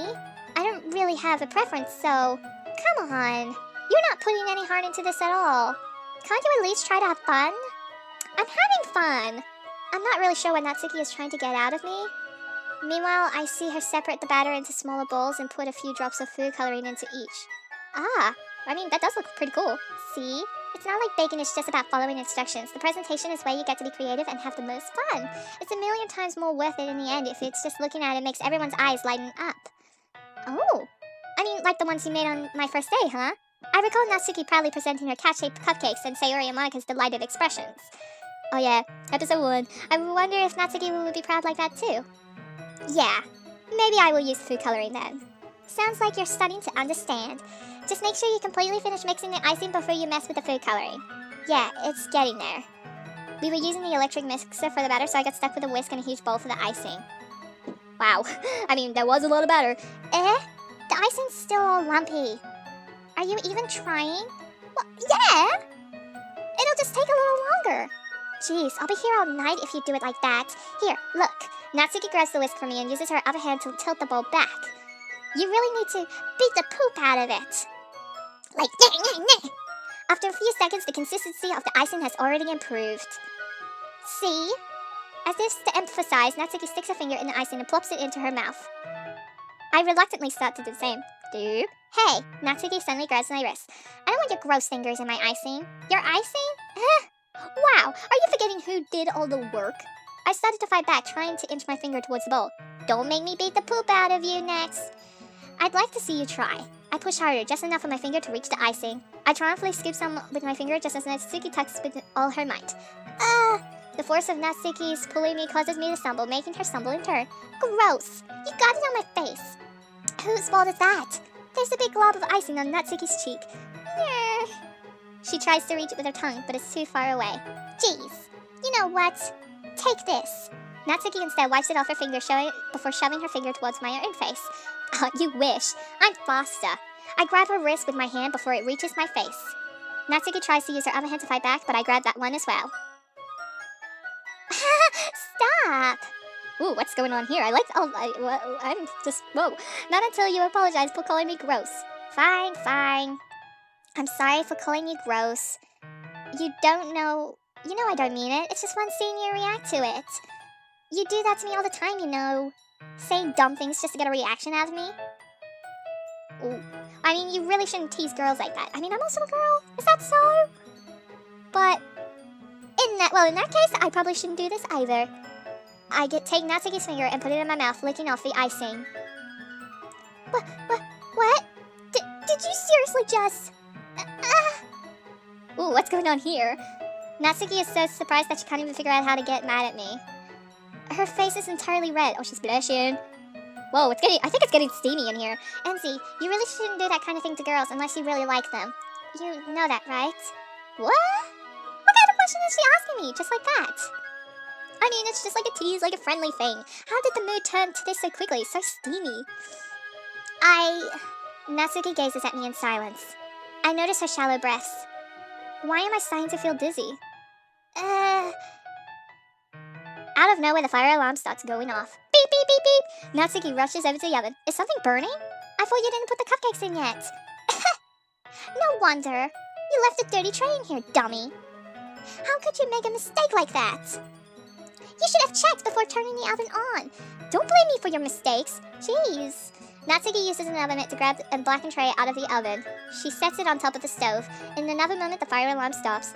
Anyway, I'm putting them in the oven now. Yeah, the tension from the moment before still lingers over our heads, but the moment has already been lost. I watch as Natsuki slides the cupcake trays into the oven. Then I reluctantly pick up the whisk and continue with the icing like nothing has ever happened. That smells so good. The cupcakes are ready to be pulled out of the oven. As soon as Natsuki opens the door, a blast of sweet-smelling warm air fills the room. Look at how cute they look. She proudly shows off different colored cupcakes in each of the trays. They'll look even better once we add the icing. Not like you'll need to tell me that. Wow. I mean, you're the chef after all. I brought decorating stuff so I can help you get creative. Here, skip the icing into these bags. Natsuki hands me some plastic bags. I have these nozzles that will make it look nice and fluffy. This one can even make flowers. Ooh, that's cool. We probably won't be using it this time, though. Bummer. What's this one for? Whatever one I picked up. I picked up the one of the nozzles that has a much thinner tip than the others. That one's really thin, so you can use it to make stripes or other patterns. But you can also use it to write stuff on a cake. Like, happy birthday or whatever. Ah, I see. Well, that gives me an idea, actually. Well, it's a literature event, right? We can make it more literature-themed by writing a different word on each of the cupcakes. It would be fun to see people choose their cupcake based on a word they like. I was kind of expecting you to say something really stupid. but that's actually a really cute idea, so... Maybe I'm getting it from you. What's that supposed to mean? I'm not cute. Oh, come on. We're not at school. Nobody's judging. You can dress and act like this and expect me to think you're cute. Well... Natsuki's voice trails off. Same with you. Did you say something? No, nothing. Let's just do the icing. Natsuki picks up the paste and fastens a nozzle on each of the bags. There's a lot to do, so we shouldn't be wasting time. Here, I'll show you how to do it. Without giving me a chance to think about before, Natsuki quickly moves on. Wow. I mean, she shows me how to apply the icing, and then we each got to work. Writing our own names. When we were finally finished, Natsuki puts them all side by side to our work. Show our work. Look how pretty they are together. Yeah, they are, aren't they? I wish I could have one now. Well, there's no reason you can't, right? I don't see any harm in that. Well, yeah, but my dad's making dinner tonight, so I really need to save my appetite. Sayori is the exact opposite in that regard. If she was here, we'd probably be down 10 cupcakes already. Yeah, Sayori's such a sweet tooth, and she would still eat dinner. Come on, that's just unhealthy. Besides, when my dad cooks, I need to eat as much of it as I can, to grow big and strong. Well, anyways, I was just hoping we would have time for manga, but I need to be home for dinner. Already? Well, that's a shame. It's your fault for working so slowly. You should have thought about that. It's not like you'll always have this chance. Man, as usual, Natsuki places the blame on me. You can bring the cupcakes tomorrow, right? If you and Sayori each carry some, then you can probably do it in one trip. Yeah, I can do that. And don't worry, I won't let her eat any. I wish she would listen to me the way she listens to you. Yeah. I again think back to the conversation I had with Sayori earlier today. I felt so hopeless. Sayori always does listen to me, but at that point it felt like she couldn't listen to me at all. Okay, I'm all packed up. Good work today. You too. I'll walk you out, I guess. Just like that, Natsuki is already about to leave. It feels like the afternoon went by in a flash. More than that, did I even take the opportunity to get closer to her like I wanted? Well, I guess I'll be off then. Thanks for all the help and everything. I'll see you tomorrow. Wait, Natsuki. What you said before about not always having this chance, it doesn't have to be that way at all. I had fun today. You showed me how fun baking can be like you wanted. But aside from that, you can come over anytime, okay? I think that if possible, I'd like to spend more time like this. If you want to read manga or go out somewhere... do you really mean that? Natsuki looks at me tensively, and she's trying to hide her expression. Yeah, I want to spend more time with you. Emzy, I thought you only cared about getting this done. I'm sorry I had to leave so early today. I really didn't want to. I would really stay here longer if I could. I feel the same way as you, so... Natsuki suddenly gets closer to me. What is going on? What is going on? Oh my god! Wait, Natsuki! Oh my god, standing inches from me, Natsuki looks up to me. Oh my god, oh my god, oh my god, oh my god! I feel her fingers gently clutch at the side of my shirt as if holding on to me. Oh my god, oh my god, oh my god, oh my god! Her rose-colored cheeks and matching eyes fill my vision along with her slightly parted. Oh my god, we're gonna kiss! We're probably gonna kiss! Oh my god, oh my god, oh my god! What is happening? Oh my goodness! My head starts to go dizzy as I feel her soft breath goes against me. I feel like I'm losing my marbles. I'm gonna lose my sanity right here. I felt it for a while now. Yeah, oh my god, oh my god, oh my god, oh my god, oh my god. Wait, what? Natsuki suddenly jumps back. Wait, why did she jump back? We were about to kiss or something. Oh, maybe she just realized we were about to kiss and she panicked and jumps back. Oh my goodness. That happened. Sayori? Wait, Sayori? Hi, Emzy. Sayori? Just now, we weren't about to kiss or anything. It's okay, Emzy. I just stopped by to say hi. Even though I said hi to you earlier? Well... You should have come a little earlier. I'm already on my way out, so... Oh, really? That's too bad. Yeah, well... I'll still see you at the festival tomorrow, so it's fine. Just don't eat any cupcakes before then. Anyways, later. Clearly flustered, Natsuki hurries off and Sayori waves goodbye. Sayori, I thought you didn't want to come over today. Well, I tried staying in my room, but my imagination was being really mean to me. So I had to come here and see it for myself. See what? What are you talking about? You know, how much fun you were having with Natsuki? And how close you got to her? It makes me really happy that you've made such good friends. That's all that matters to me. Tears start to fall down Sayori's face. That's all that matters to me. Why am I feeling this way, MC? I don't like you saying that. I want to hug you again. I'm supposed to be happy for you. Why does it feel like my heart is splitting in half? It hurts so much. Everything hurts so much. This would be so much better if I could just disappear. What? Sayori, don't say that. It's true, MZ. If I wasn't here, then you wouldn't have wasted your sympathy on me. You wouldn't have put up with me with being selfish. Monica was right. I should just... Monica? Monica was right about what? ... Sayori, what did she say? What I said before was true. I'm not going to let this continue. Caring about you isn't a burden of your mind. It's making it out to be. It's something that makes me happy. It's something that I wouldn't trade for anything else. So even if it takes an entire lifetime, eternity, I'm going to be by your side until you don't feel any more pain. But Sayori looks away. I put her hand on her shoulder to reassure her. I'm scared, MZ. I'm really scared. What are you scared of, Sayori? I'm scared that I might like you more than you like me. Sayori? It's true, isn't it? I was weak and started to like you too much. I did this to myself. MZ, I like you so much that I want to die. That's how I feel. And... That's enough, Sayori. I don't want you to hurt anymore. I don't want you to hurt yourself. It hurts my soul, and it hurts my heart. I slide my hand down Sayori's arm and squeeze her hand in my own. Do you remember how I said I always know what's best for you? Don't you remember that? And do you still believe me? Wordlessly, Sayori nods. Even if you don't understand all of your own feelings, I know what you need the most right now. And that's why I'm going to give it to you.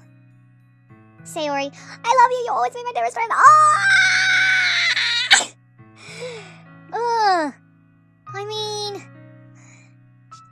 I mean, we've known her for so long, and I feel maybe we probably feel comfortable with saying that she's our friend. I mean, I don't want to change it. I don't want to make it any more weird between us. Oh my goodness. I feel like you spirituals are probably going to hate me for what I'm probably going to pick. But this is my opinion, and... Oh my goodness.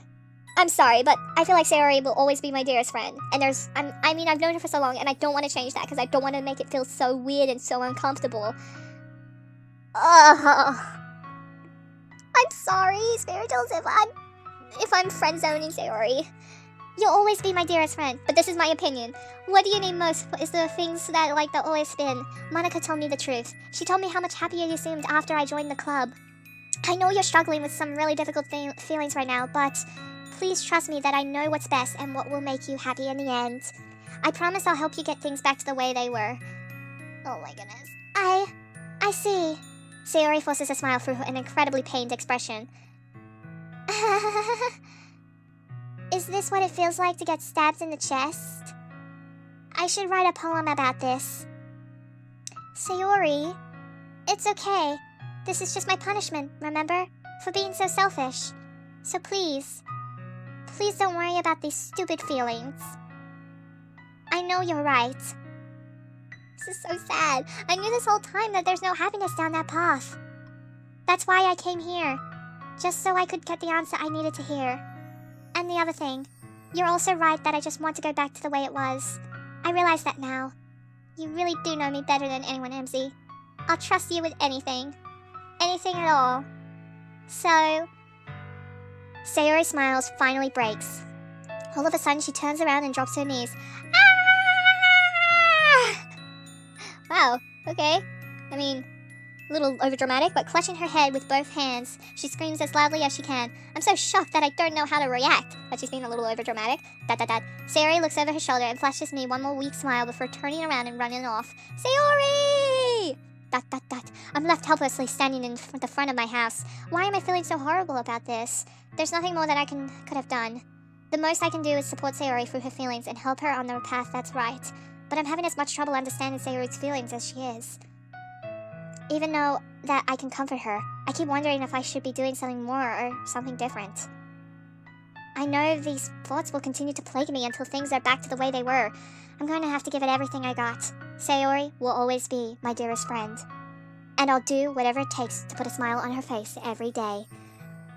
It's the day of the festival. I am so excited. It's finally come. It is finally here.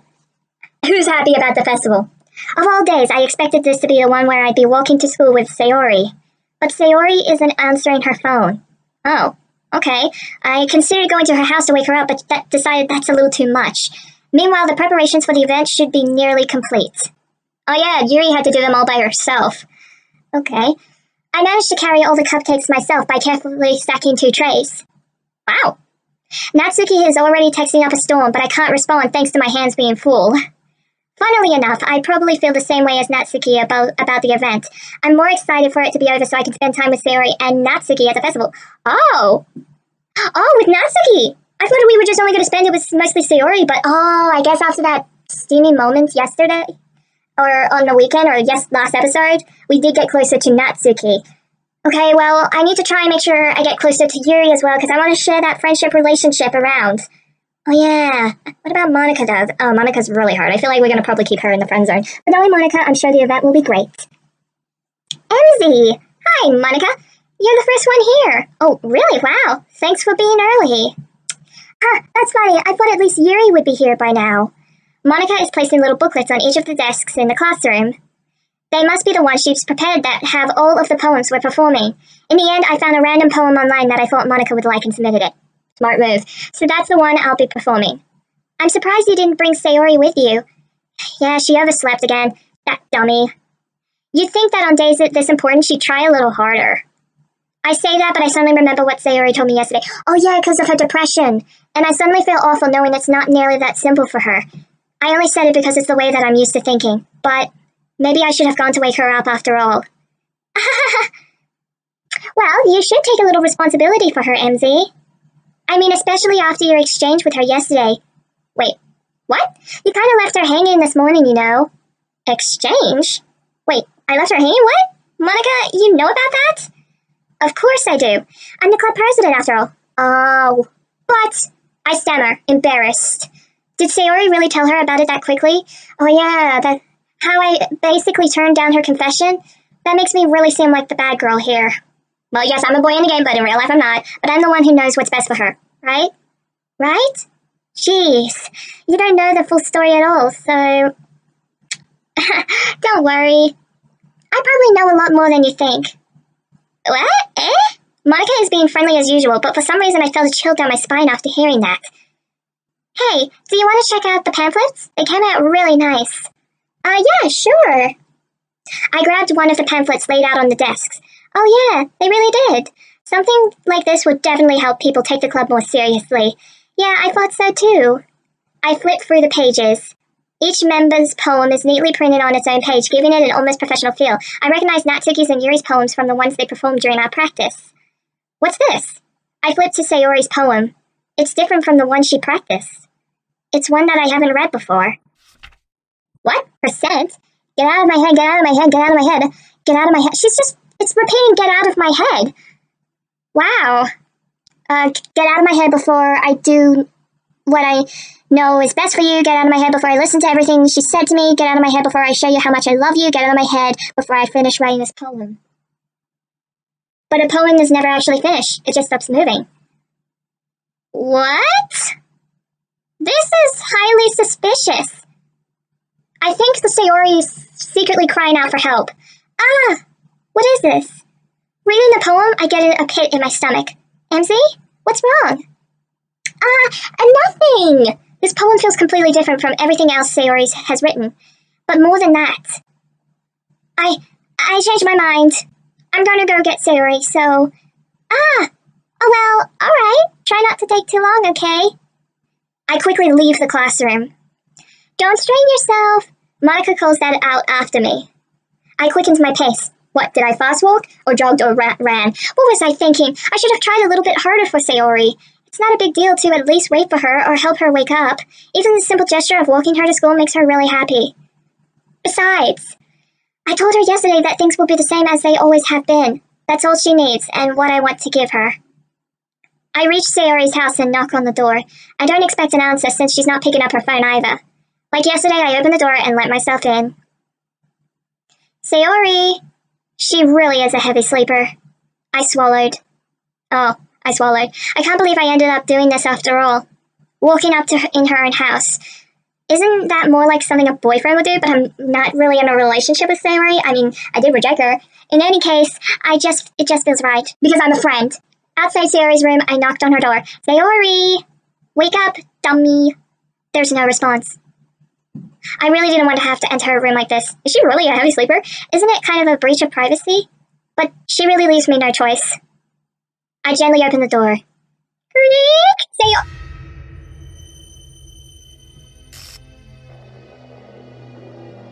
What the heck? What?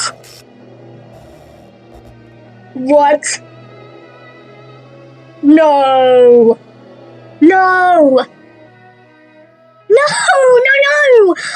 Oh my god. I am an exception as current game track. Oh my goodness. I kinda now get the gist to why, like Monica said, I left her hanging this morning, but I didn't really physically. Oh my goodness.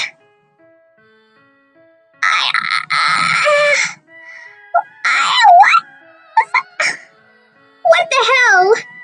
Oh my goodness. What the absolute hell?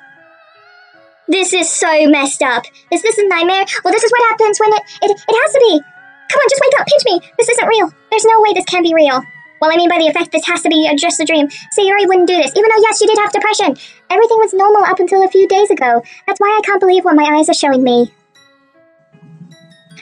I suppressed the urge to vomit. I mean, that was traumatizing. Just yesterday, I told Sayori I would be there for her. I told her I know what's best and that everything will be okay. Then, why? Why? Why did she have to kill herself? Why would she do this? How could I be so helpless? What did I do wrong? Oh yeah. Turning down her confession? That could be one of them. That has to be what has pushed her over the edge. Her agonized scream still echoes in my ears. Why did I do that to her when she needed me the most? Why was I so selfish? This is my fault. My swarming thoughts keep telling me everything I could have done to prevent this. If I had just spent more time with her, walked her to school, and gave her what I know she wanted out of our relationship, then I could have prevented this. I know I could have prevented this. Screw the literature club. Screw the festival. I just lost my best friend. My best friend in the whole world. Someone who I grew up with. She's gone forever now. Nothing I can do to bring her back. This isn't some game where I can just reset and try something different. But kind of technically is a game. I had one chance and I wasn't careful enough. And now I'll carry this guilt with me until I die. Nothing in my life is worth more than hers. But I still couldn't do what she needed from me. And now, I could never take it back. Never. Never. Never. Never. Never. Oh my goodness. I was going to be like, are you kidding me? That's the whole game? What? Oh my god. Nah.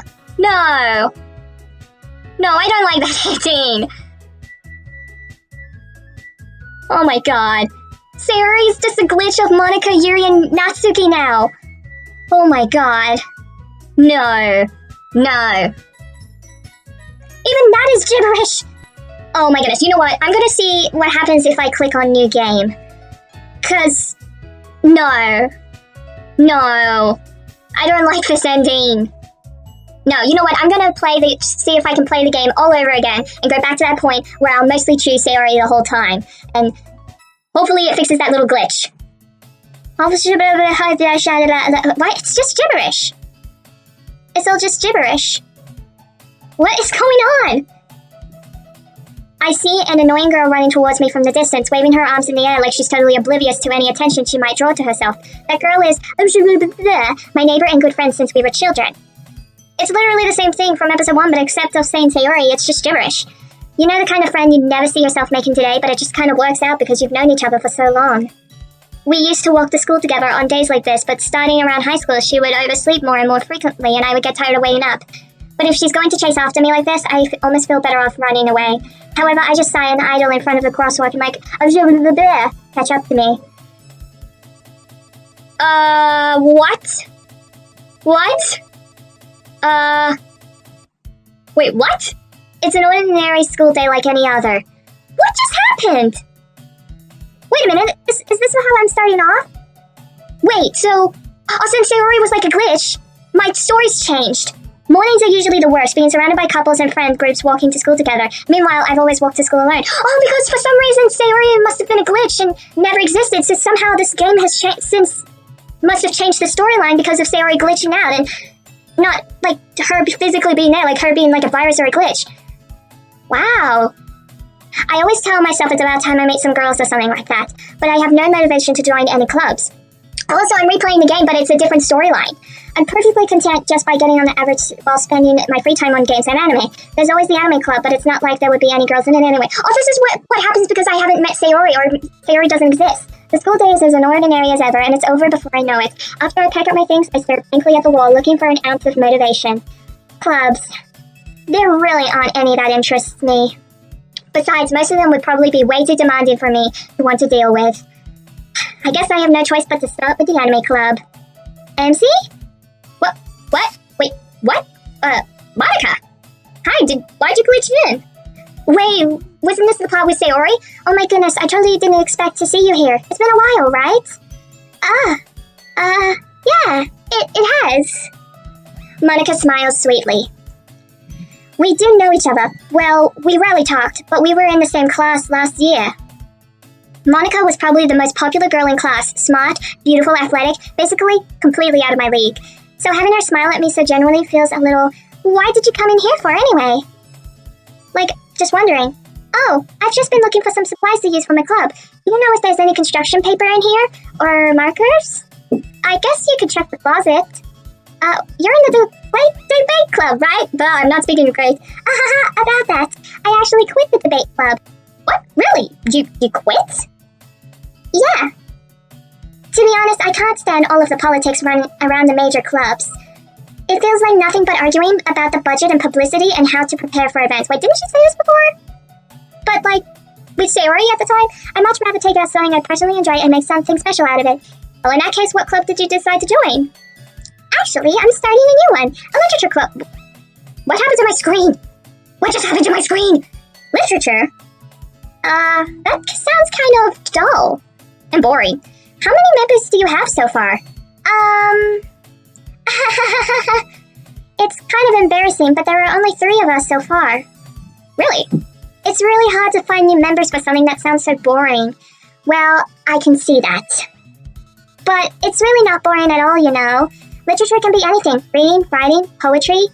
I mean, one of my members even keeps her manga collection in the club room. Oh, wait, really? Yeah, it's funny, right? She's always insisted that manga is literature too. I mean, she's not wrong, I guess.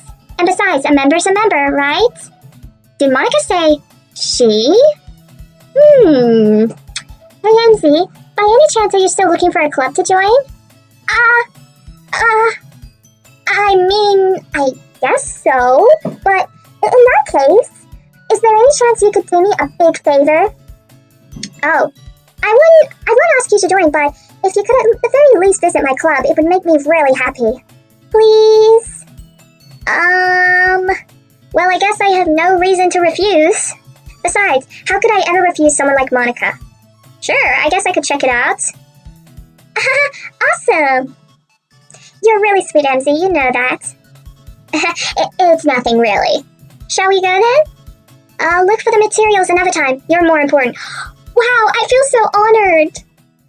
And thus today marks the day I sold my soul to Monica and her irresistible smile. Oh, because since Sayori's, isn't existed in this storyline, instead of Natsuki's cupcakes, it's now Monica and her smile. Oh, maybe in this storyline, maybe I might do the friendship relationship thing with her. Or it will probably be the same old where we're mostly just friends zone her 24/7. I timidly follow Monica across the school and upstairs, a section of the school I rarely visit, but it being generally used for third years and activities and all that. Monica, full of energy, swings open the door. I'm back! And I brought a guest with me. What just happened to my screen? What's going on with my screen? I guess? Seriously, you brought a boy? Yep, I'm a boy. Yep. And I'm proud of being a boy in a game, though, not in real life. I mean, sorry, way to kill with the atmosphere. Don't be mean, Natsuki. I'm sorry, don't be mean in real life. But anyways, welcome to the club. ... All words escape me in this situation. This club is full of incredibly cute girls. Yeah, I feel like I'm mostly gonna repeat some of this. So let me guess, you're Monika's boyfriend, right? What? Boyfriend? What? No, I'm not. I'm not a boyfriend or girlfriend. Natsuki, the girl with a sour attitude whose name is apparently Natsuki, is the one I don't recognize. Her small figure makes me think that she's probably a first year. Anyway, this is Natsuki, energetic as usual. And this is Yuri, the vice president. Because Sayori used to be the vice president, but now since Sayori doesn't exist, it's now Yuri. But wait, if Yuri then doesn't exist, then I guess it'll be Natsuki as the vice president. And so on. It's nice to meet you. Yuri, who appears comparably more mature and timid, seems to have a hard time keeping up with someone like Natsuki. Yeah, it's nice to meet the both of you. So I ran into MZ in a classroom and she decided to come check out the club. Isn't that great? Wait, Monika, didn't I tell you to let me know in advance before you brought anyone new? I was going to, well, you know. Sorry. I didn't forget that, but I just happened to run into her. In that case, I should at least make some tea, right? Yeah, that would be great. Why don't you come sit down, MZ? The girls have a few desks arranged to form a table. Yuri walks to the corner of the room and opens the closet. Meanwhile, Monika and Natsuki sit across from each other. Still feeling awkward, I take a seat next to Monika. So I know you didn't really plan on coming here, but we'll make sure you feel right at home, okay? As president of the literature club, it's my duty to make the club fun and exciting for everyone. I'm surprised there aren't more people in the club yet. It must be hard to start a new club, I guess. You could put it that way. Not many people are very interested in putting out all the effort to start selling brand new. Especially when it's something that doesn't grab your attention like literature. Oh, she's repeating everything. You have to work hard to convince people that you're both fun and worthwhile, but it makes cool events like festivals that much more important. I don't know if she's just repeating the same thing or just saying different lines. I'm confident that we can really grow this club together before we graduate. I think that's line's new, right, Natsuki? Well, I guess. Natsuki reluctantly agrees. Such different girls, all interested in the same goal. Monika must have worked really hard just to find these two. Yuri returns to the table carrying a tea set. She carefully places a teacup in front of each of us before setting down the teapot in the middle. You keep a whole tea set in the classroom? Don't worry, the teachers gave us permission. After all, doesn't a hot cup of tea help you enjoy a good book? I guess. Don't let yourself get intimidated. Yuri's just trying to impress you. That's not... Insulted Yuri looks away. I meant that, you know. I believe you, Yuri. Well, tea and reading might not be a pastime for me, but I at least enjoy tea. Wow. Well, I'm glad. Yuri faintly smiles to herself in relief. So, MC, what kind of things do you like to read? Well, considering how little I've read these past few years, I don't really have a good way of answering that. Manga? I mutter quietly to myself, half joking. Natsuki's head suddenly perks up. It looks like she wants to say something, but she keeps quiet. Not much of a reader, I guess. Well, you know, that can change. What am I saying? Oh boy. Facepalm. I'm a goof. Of course, I spoke without thinking after seeing Yuri's sad smile. Anyways, what about you, Yuri? Well, let's see. Yuri traces the rim of her teacup with her finger. My favorites are usually novels that build deep and complex fantasy worlds. The level of creativity and craftsmanship behind them is amazing to me, and telling a good story in such a foreign world is equally impressive. Yuri goes on, clearly passionate about her reading. She seems so reserved and timid since the moment I walk in, but it's obvious by the way her eyes light up that she finds her comfort in the world of books and not people. But you know, I like a lot of things. Stories with deep psychological elements usually immerse me as well. Isn't it amazing how a writer can so deliberately take advantage of your own lack of imagination to completely throw you for a loop? I guess. Anyways, I've been reading a lot of horror lately. And it fits you. I read a horror book once. I desperately grasped something I can relate to at a minimal level. At this rate, Yuri might as well be having a conversation with a rock. I expect that from you, Yuri. It suits your personality. Oh, yeah, wait. Hold on. Wait, is that just me or did she just change that dialogue around? Like, I'm pretty sure the first time she said that, she was like, oh, I didn't expect you to be so much into a fan of dark stuff and horror. Or, I don't know, maybe it's been a while.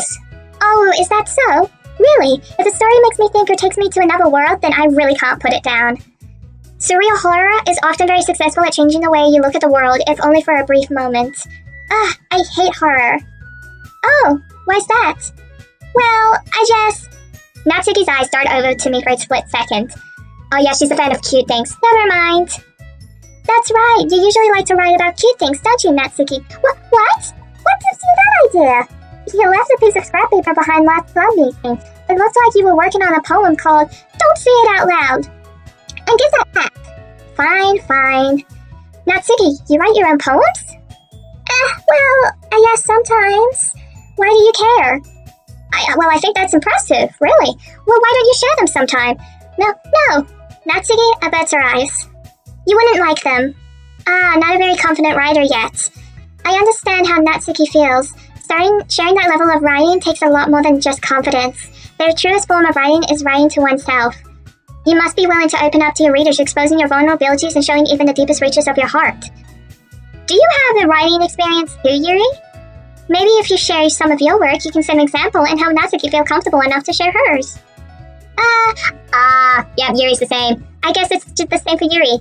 We all sit in silence for a moment. Hey, I just got an idea. Oh, let me guess.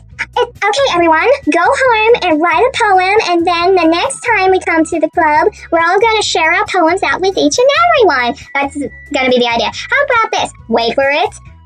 question mark. Wait for it. Natsuki and Yuri looks quizzically at Monica. Wait for it. Let's all go home and write a poem of our own. Called it. The next time we meet, we'll all share them with each other. So called it. That way, everyone is even. I thought it was a good idea. Well, I think you're right, Monica. We should probably start finding activities for all of us to participate in together. I did decide to take on the responsibility of vice president after all. I need to do my best to nurture the club as well as its members. Besides, now that we have a new member, it seems like a good step for us to take. Do you agree as well, MZ? Hold on, there's still one problem. What is that? Now that we've reached the most important topic, I blatantly come forth with what's been on my mind the entire time. I never said I would join this club. Monica may have convinced me to stop by, but I never made any decisions. I still have the other clubs to look at, and, I lose my train of thought. All three girls stare back at me with dejected eyes. But, I'm sorry, I thought... The girls exchange glances before Monica turns back to me. I guess I need to tell you the truth, MZ. The thing is, we don't have enough members yet to form an official club. We need 4. And I've been trying really, really hard to find new members. And if we don't find one more before the festival, I'm defenseless against these girls. How am I supposed to make a clear-headed decision when it's like this? I would feel terrible for letting everyone down in this situation. And besides, the club itself seems pretty relaxed. So if writing poems is the price I need to pay in order to spend every day with these beautiful girls? Right. Okay, I've decided then. I will join the literature club. One by one, the girls' eyes light up. Oh my goodness, really? Do you really mean that, MZ? Yeah. It could be fun, right? You really did scare me for a moment. I mean, if you really just left after all this, I would be super ticked. MZ, I'm so happy. We can become an official club now. Thank you so much for this. You're really amazing. I'll do everything I can to give you a great time, okay? Thanks, I guess. Okay, everyone. I think with that, we can officially end today's meeting on a good note. Everyone remember tonight's assignment? Write a poem to bring to the next meeting so we can all share. Monica looks over at me once more. MZ, I look forward to seeing how you would express yourself. Yeah. And I'm really impressed this class started Monica with my mediocre writing skills. I already feel the anxiety welling up inside of me. Meanwhile, the girls continue to chit-chat as Yuri cleans up the tea set. I guess I'll be on my way then. Okay. I'll see you tomorrow then. I can't wait. With that, I depart the clubroom and make my way home. The whole way, my mind wanders back and forth between the 3 girls, Natsuki, Yuri, and of course Monica. Will I be really happy spending every day after school in a literature club? Perhaps I'll have the chance to grow closer to one of these girls. Alright. I'll just need to make the most of my circumstances, and I'm sure good fortune will find me. And I guess that starts with writing a poem tonight. I have unlocked a special poem. Oh, yes, I would like to read it. Stare at the dot to reveal a special message. What? I can't see it. What? Okay, I didn't understand that poem, or that special type of poem, but oh, it's just Natsuki and Yuri as chibis. Oh, because since Sayori doesn't exist, her chibi's not there. Okay, you know what? I'm pretty sure I'm gonna mostly equalize between the two girls, so... Anyways, it's the same old, but instead of with the 3 chibs, it's now the 2 chibs, and yeah, so... I'm just gonna, we already know the process of this. So I'll see you spiritual soon. Hi again, MZ. Glad to see you didn't run away on us. Nah, don't worry. This might be a little strange for me, but I at least keep my word. Well, I'm back at the literature club. I was the last one to come in, so everyone else is already hanging out. Whoa. Thanks for keeping your promise, MZ. What, girl, what the heck just happened to your face? Girl, your face was glitching the heck out. Do you need a doctor? I hope this isn't too overwhelming of the commitment for you, making you dive headfirst into literature when you're not accustomed to it. Whoa, Natsuki, do you also need to see a doctor? Oh, come on, like she deserves any slack. You already had to be dragged here by Monica. I don't know if you plan to just come here and hang out or what. Oh yeah, I forgot Natsuki was a little sassy. But if you take that seriously, then you won't see us the end of what the heck? Natsuki certainly has a big mouth for someone who keeps manga collection in the clubroom. Apparently Monica's over the text bubble, so meh. Was that supposed to happen, or did my game rotate everything? Stuck between, say, Monica and manga. Yeah, I'm mostly just repeating a lot of things.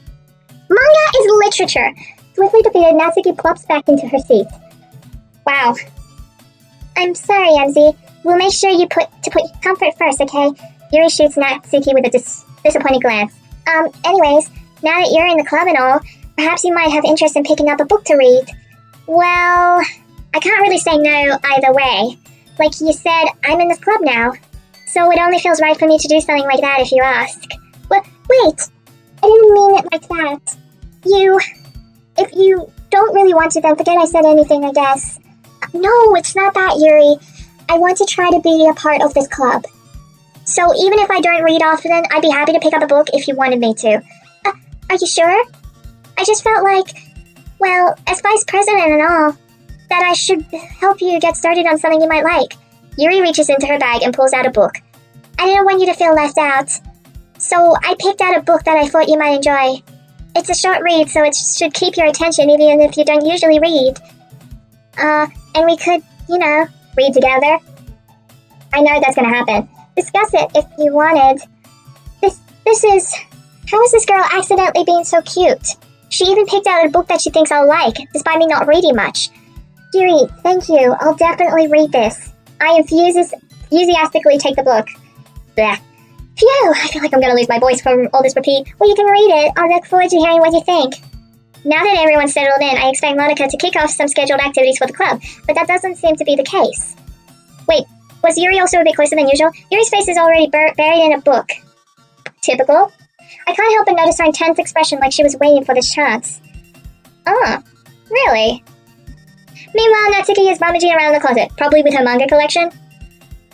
Well, I don't know what she's really doing in the closet. I'm really curious to talk to Yuri, but at the same time, I would feel bad for distracting her from reading. I catch a glimpse of the cover of her book. It looks like the same book she has lent to me. More than that, she seems to be on the first few pages. Poop. I think she noticed me looking at her. She sneaks another glance at me and our eyes meet for a split second. ... But that only makes her hide her face deeper into her book. Sorry. I was just spacing out. I muttered as sensing I made her uncomfortable. Oh, it's fine. Really. If I was so focused, then I probably wouldn't have noticed it in the first place. But I'm just rereading a bit of this, so... Wait, this book is that you gave me, right? Wait, what? Wait, what's going on with her eye? What's going on with her eye? Like, her right eye is just moving off her face. What the heck is wrong with her eye? Girl, your eye.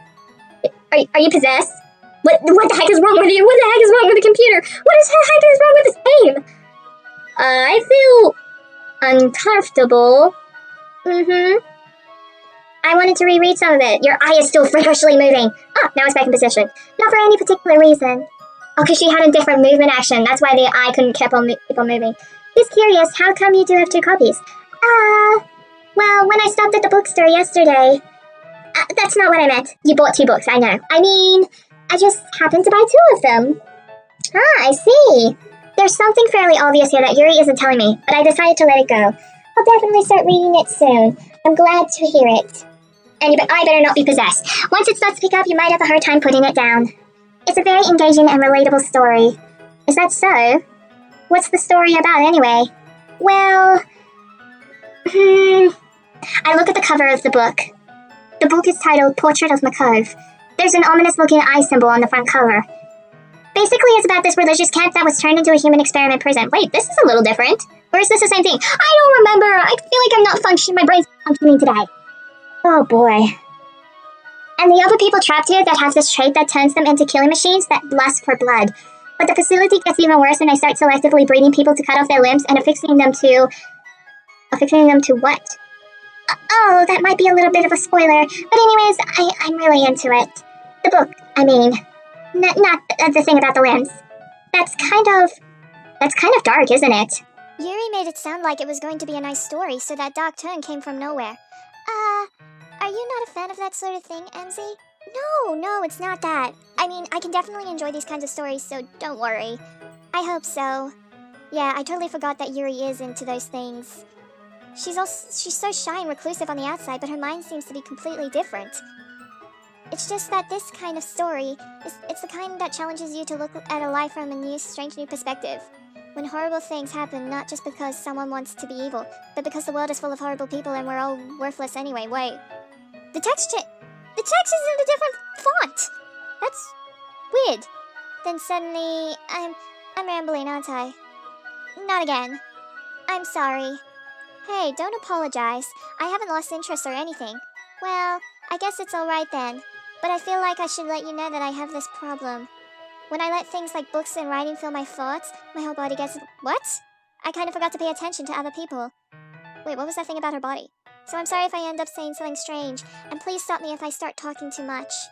I really don't think you need to worry. That just means you're passionate about reading. The least I can do is listen. It's a literature club after all. That's true. In fact, I might as well get started reading it, right? Yes, what? Girl, you need to see a doctor because you're glitching like crazy. I mean, you don't have to, but... What are you saying? Let me just get the book. I quickly retrieved the book that I had put into my bag. Alright, it's fine. Is it fine if I sit here? I slip into the seat next to Yuri's. Yeah. Are you sure? You seem a little apprehensive. I'm sorry. It's not that I want you to. It's just something I'm not very used to. That is, reading in company with someone. I see. Well, just tell me if I end up distracting you or anything. Alright. Okay. I open up the book and start the prologue. I soon understand what Yuri means about reading in company. It's as if I can feel her presence over my shoulder as I read. It's not a particular bad thing, maybe a little distracting, but the feeling is somewhat comforting. Yuri is in the corner of my eye. I realize that she's not actually looking at her own book. I glance over. It looks like she's reading from my book instead. Sorry. I was just bathing in the feeling of your body. What the heck? Yuri, you really apologize a lot, don't you? I do. I don't really mean to. Sorry. I mean... Here, this should work, right? I slide my desk until it's up against Yuri's, then holding my book more than between the two of them, or the two of us. I suppose so. Yuri timidly closes her own copy. Once we each lean in a little bit, our shoulders are almost touching. It feels like my left arm is in the way, so instead I use my right hand to hold the book open. Oh yeah, now I know. Oh yeah, this is kind of difficult to turn the page. Yeah, I think it's repeating. Yeah, we're back at the same image, so... It's gonna be the same thing, so... I'm just gonna probably skip through this a little bit, blah blah blah. Okay, something weird just totally happened. I don't think this happened before, but if you look closely at Yuri's face, it looks like she's got a possessed yandere look right there, and I'm weirded out. Oh god. I'm scared.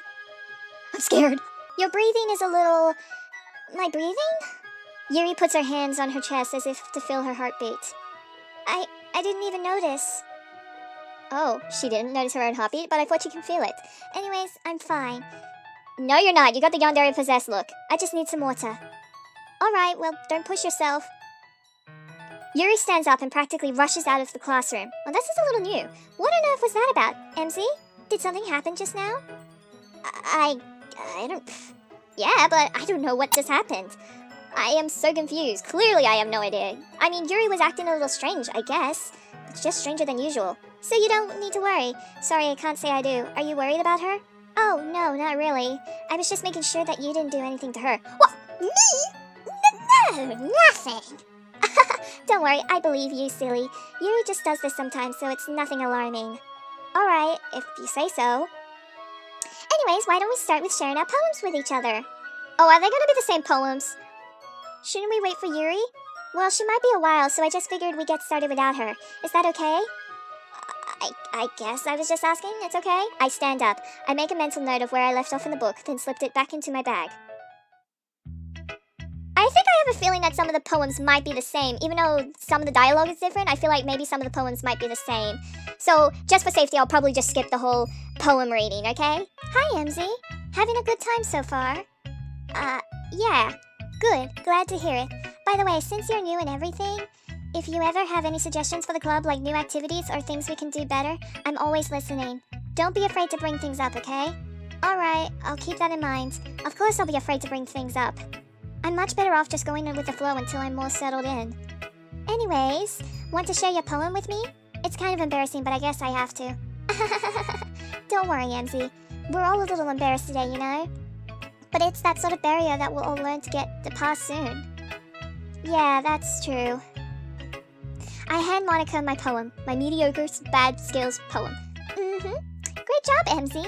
I was going ooh in my head while reading it. It's really metaphorical. I'm not sure why, but I didn't expect you to go for something so deep. I guess I underestimated you. It's easiest for me to keep everyone's expectations low. That way, it always counts when I put in some effort. That's not very fair, but I guess it worked anyway. You know that Yuri is into this kind of writing, right? Writing that's full of imagery and symbolism? Sometimes I feel like Yuri's mind is just totally detached from reality. I don't mean like that it's a bad thing, though. But sometimes I get the impression that she's just totally given up on people. She spends so much time in her own head that it's probably a much more interesting place for her.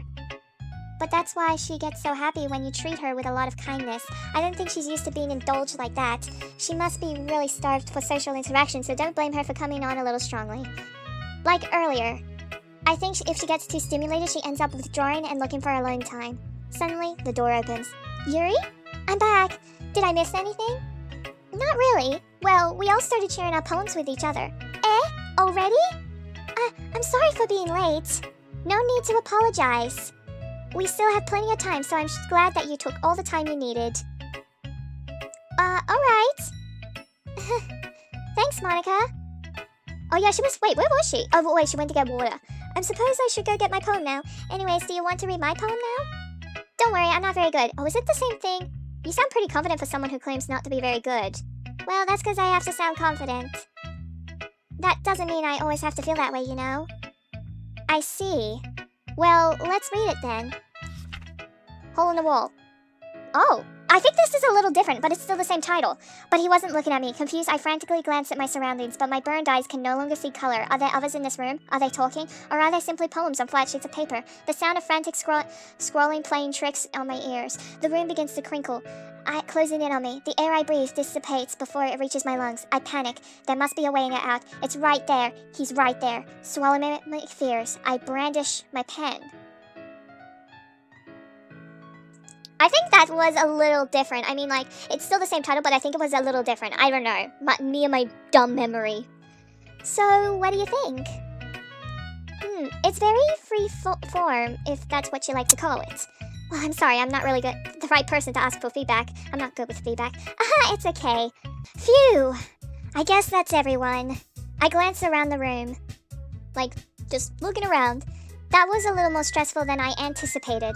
It's as if everyone is judging me for my mediocre writing abilities. Even if they're just being nice, there's no way my poems can stand up to theirs, because they're like professionals.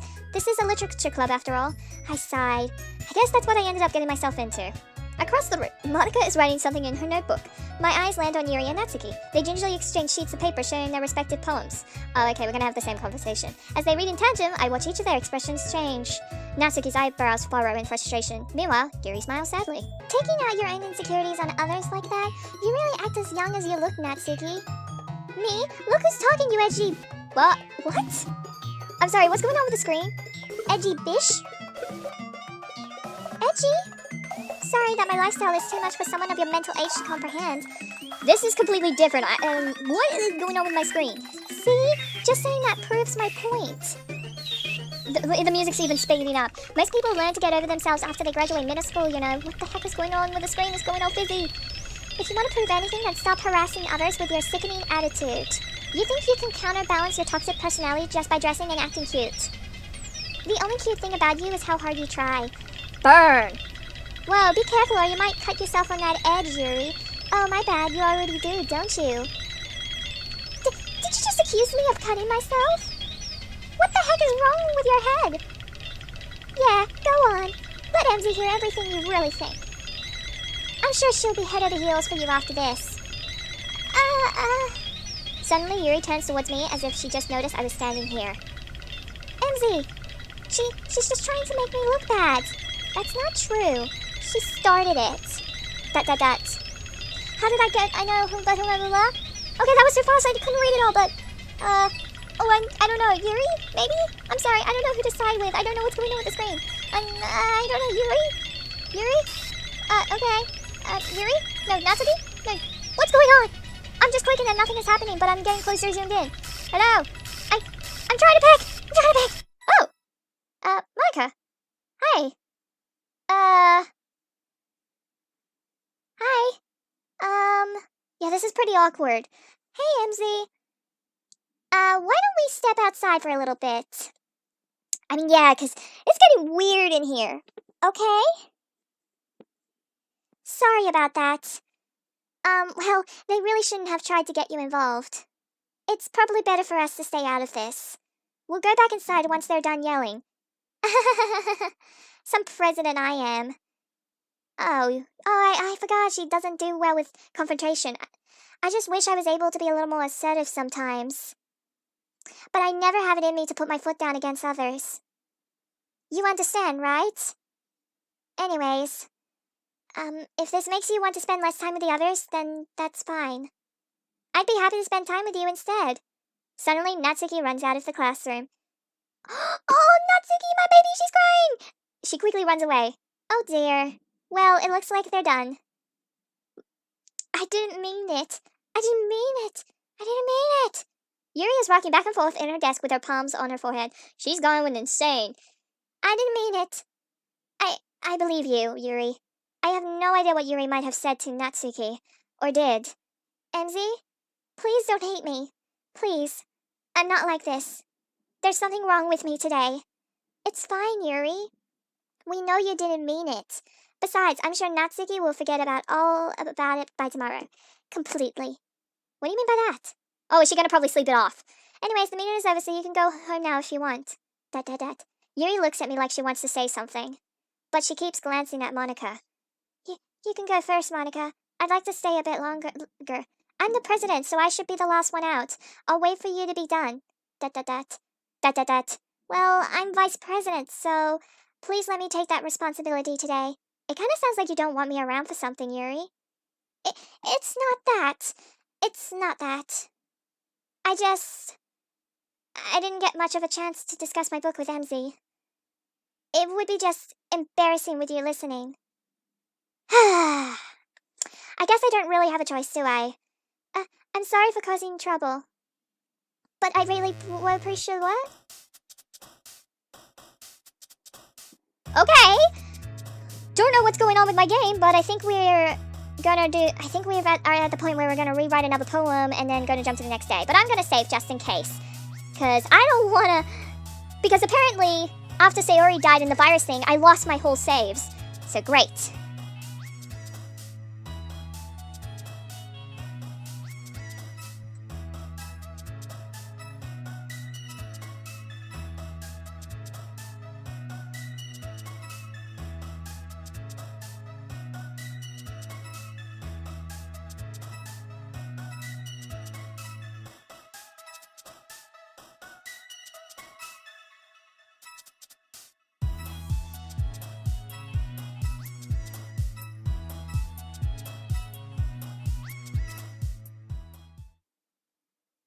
Another day passes and it's time for the club meeting already. I've gotten a little more comfortable here over the past couple of days. Entering the clubroom, the usual scene greets me. Welcome back, Emzy. Hi, Yuri. I'm not sure if it's me or if it's Yuri's expression, but the weight of yesterday's quarrel still hangs in the air. Yuri glances over her shoulder looking around the room. Natsuki is reading manga at a desk, and surprisingly Monika isn't here yet. Suddenly Yuri takes my arm and pulls me to the corner of the room. About yesterday, I really need to apologize. Nothing like that has ever happened before, and something just came over me, I guess. I wasn't acting mentally sound. Yeah, when we came back, you went like nuts, criminally insane. Not just me, but Natsuki as well. Yuri, I'm happy that you were considerate and apologized. You don't have to worry too much. Even though I've only been here a couple days, I could tell something was off yesterday. Like, with your mood. Maybe we were just a little extra sensitive because it was our first time sharing poems. But whatever it was, it didn't make me think any less of you. I had already decided that there's no way you can be a bad person. And now that you're apologizing, I know you really didn't mean it. MZ? Don't say those kinds of things so frankly. They make me a little too happy. I'm really glad that you're such an understanding person, and I'm really glad that you joined this club. Everything is a little bit brighter with you around, and... Sorry, what am I saying right now? Hey, have you guys seen Monika? No, I haven't. I was also kind of wondering where she was. Oh yeah, she's off doing her piano thing. Man. Yuri, I'm guessing you haven't either. Yuri is clearly taken aback by how calmly Natsuki is addressing her. No, I haven't. Jeez, this isn't like her at all. I know it's stupid, but I can't help but worry a little bit. What? Why are you looking at me like that? Natsuki, about yesterday? I just wanted to apologize. I promise I didn't mean any of the things I said. And I'll do my best to stay under control from now on. So, Yuri, what the heck are you talking about? Did you say something yesterday? Jeez. Whatever's on your mind, I'm sure it was nothing. I don't even remember anything bad happening. You're the kind of person who worries too much about the little things, aren't you? But... I'll accept your apology anyway, if it helps you feel better about it. Besides, it's kind of nice to hear since I've always heard you afraid you secretly hated me or something. No, not at all. I don't hate you. Well, you're kind of weird, but I don't hate you either.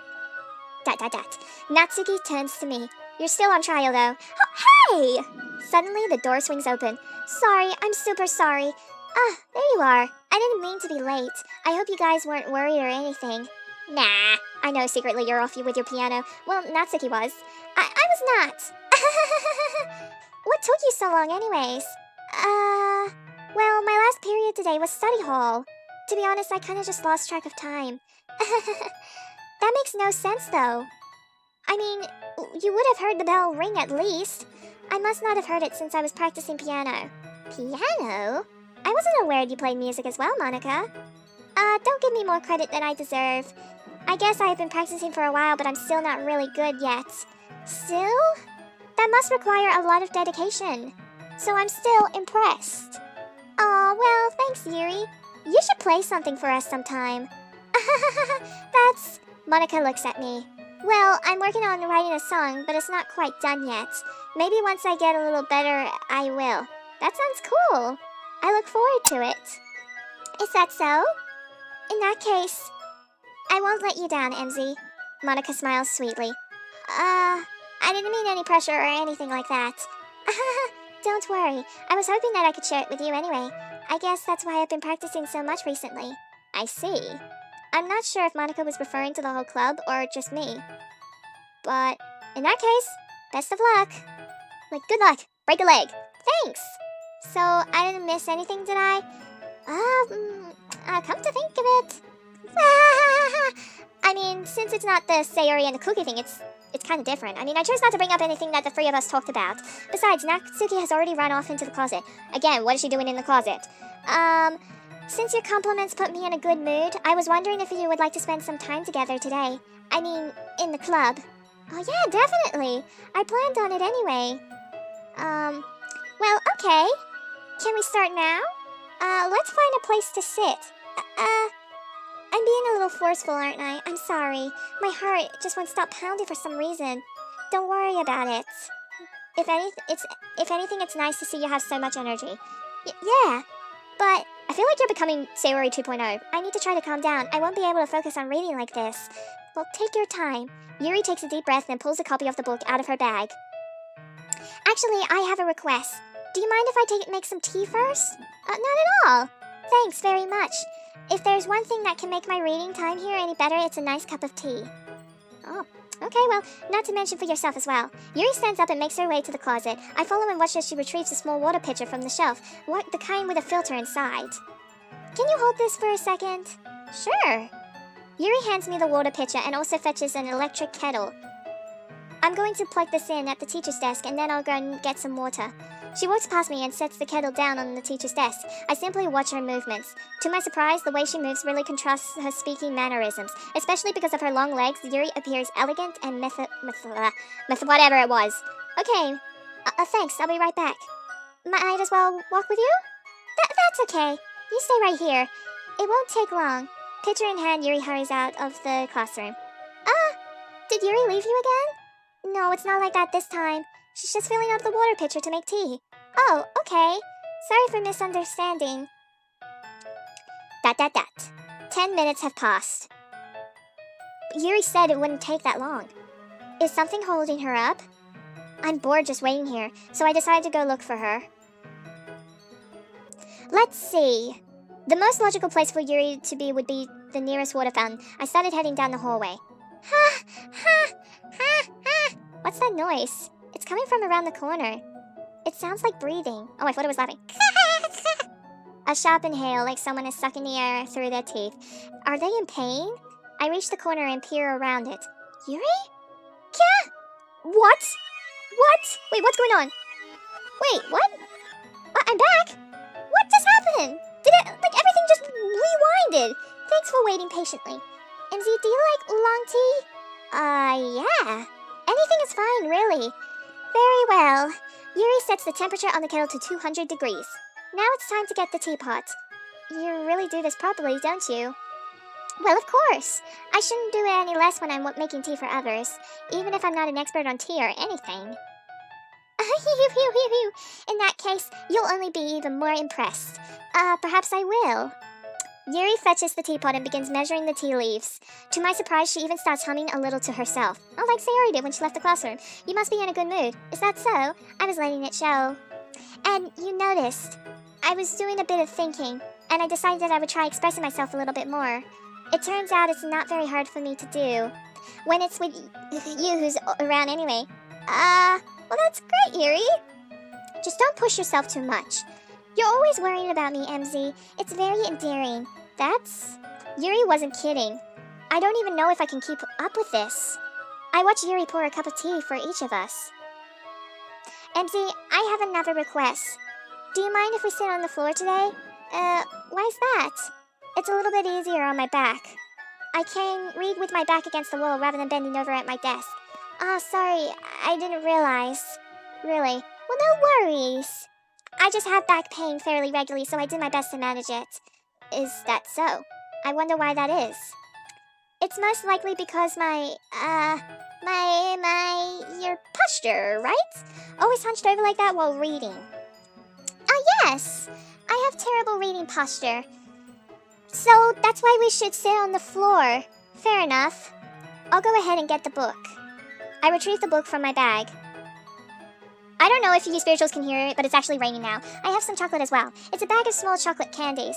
I take it since it will go well with the iced tea, and then I sit against the wall, teacups in hands. As if in sync, we assume the same reading positions as last time, each holding one half of the book.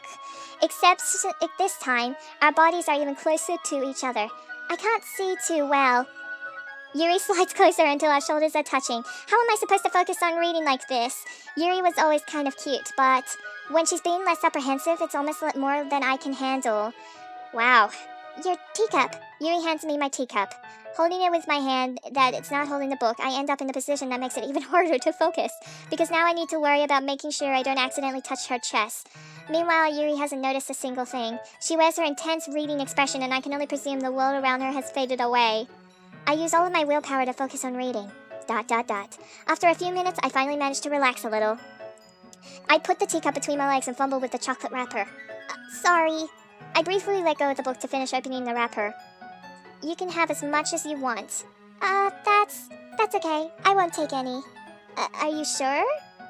Well, if I touch it, then it might get smudges on the pages. Well, I mean, you're right, though. I didn't even think about that. My bad. No need to apologize. I'll hold the book, okay? Are you sure? Of course. Woo! Oh, this is new. Yuri opens the book with both hands. She holds it so that I don't have any harder of a time reading from it. But as the result, her left arm is practically resting on top of my leg. Well, in that case, Yuri is already totally focused on reading again. I take a chocolate candy and pop it into my mouth.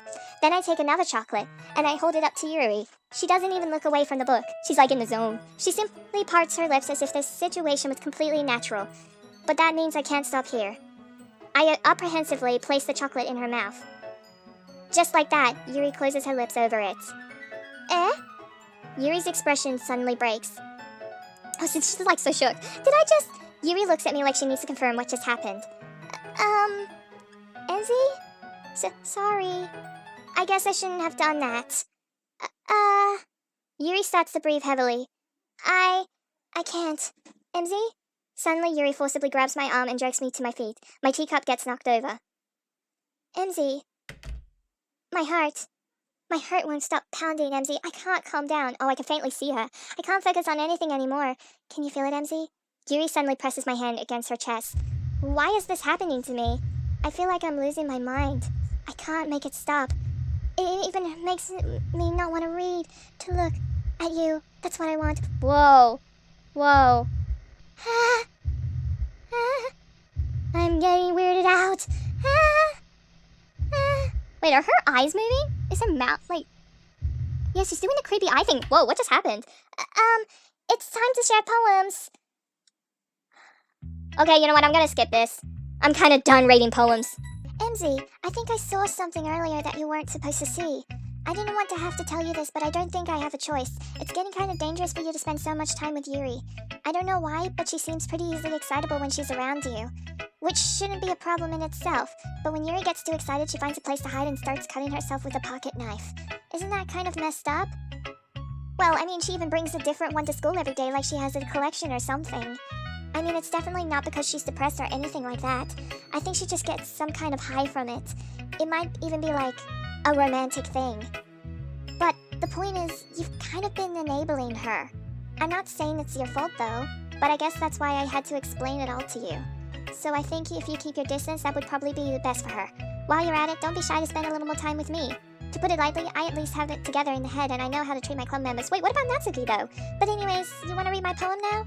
I like the way this one turned out, so I hope you do too. Okay, so yes, it is technically the same poem, but there's something oddly different about this one. There's some words missing and the rest is all in capitals. Stop, sign, tangent, knife, breathing, rib cage. What? Cacophony. Okay, what does the bottom one say? Oh, delete her. In the last one it said load her, but now it says delete her. Okay, that's getting even more weirder than usual. I mean, the game's bugging out, so I mean, I don't know. What just happened there? Sorry, I know it's a kind of an abstract. I'm just trying to, well, you know what, never mind. There's no point in explaining. Anyways, here's Monica's writing tip of the day. Sometimes you'll find yourself facing a difficult decision. When that happens, don't forget to save your game. You never know when, breaking fourth wall. Who am I talking to? Can you hear me? Tell me you can hear me. Anything? Please help me. Okay. That's my advice for today. Thanks for listening. Oh, I unlocked another special poem. Okay. Oh, a dream. I was staying over at my friend's place. There were 4 of us. I drifted off to sleep while everyone was talking and watching TV. In my dream, I was still at my friend's house. The only difference was that there were nails sticking out of the walls everywhere, and there was also someone I didn't recognize. The person I didn't recognize told a joke and everyone laughed. I woke up to the sound of everyone laughing at something that happened on the TV, so the laughing was not part of my dream. It was the noise that woke me up. I wonder who that person was and how they knew to tell a joke at that moment. What's going on with my screen? It's all red and like poppy veins, I think. But okay, something is going on with the game. Oh, but we're coming back to that point with the festival. Is it just me, or am I hearing like cracking noises like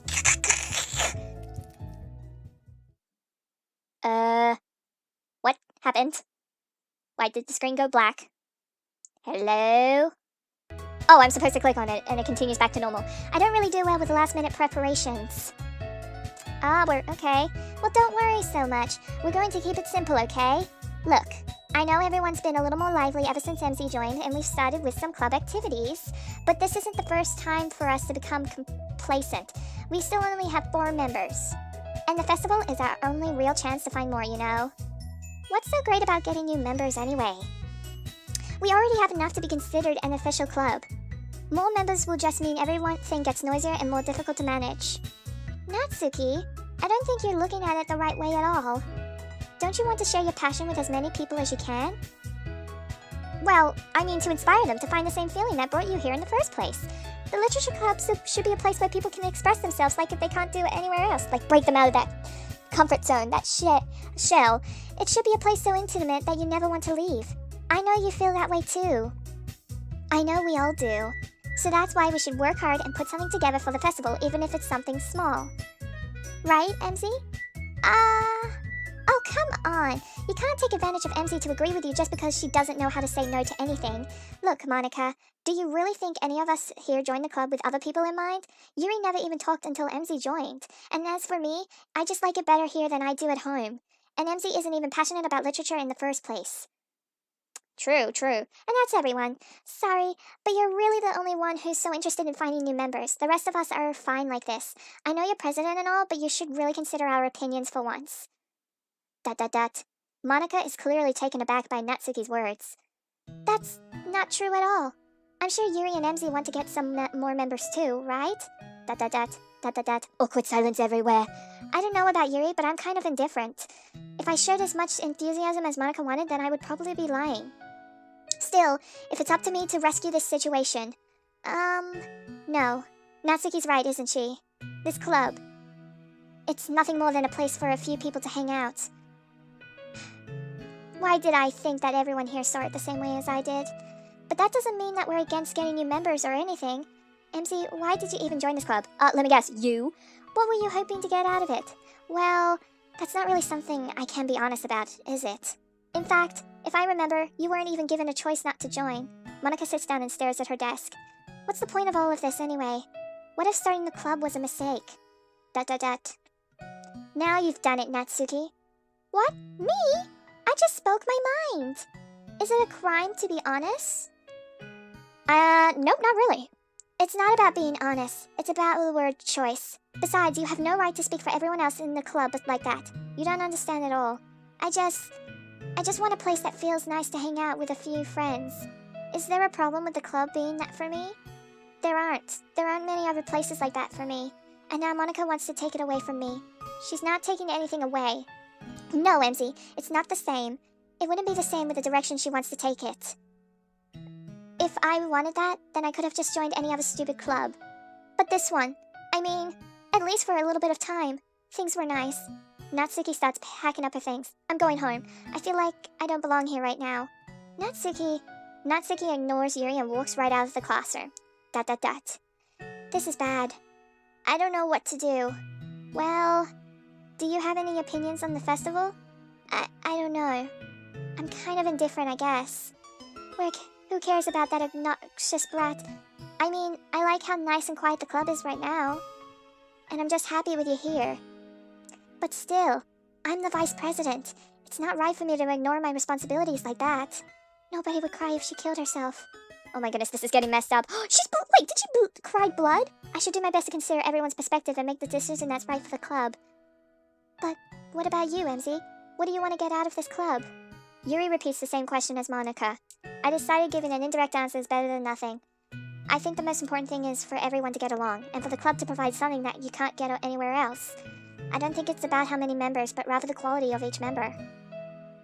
That's what will end up making the literature club a special place. I see.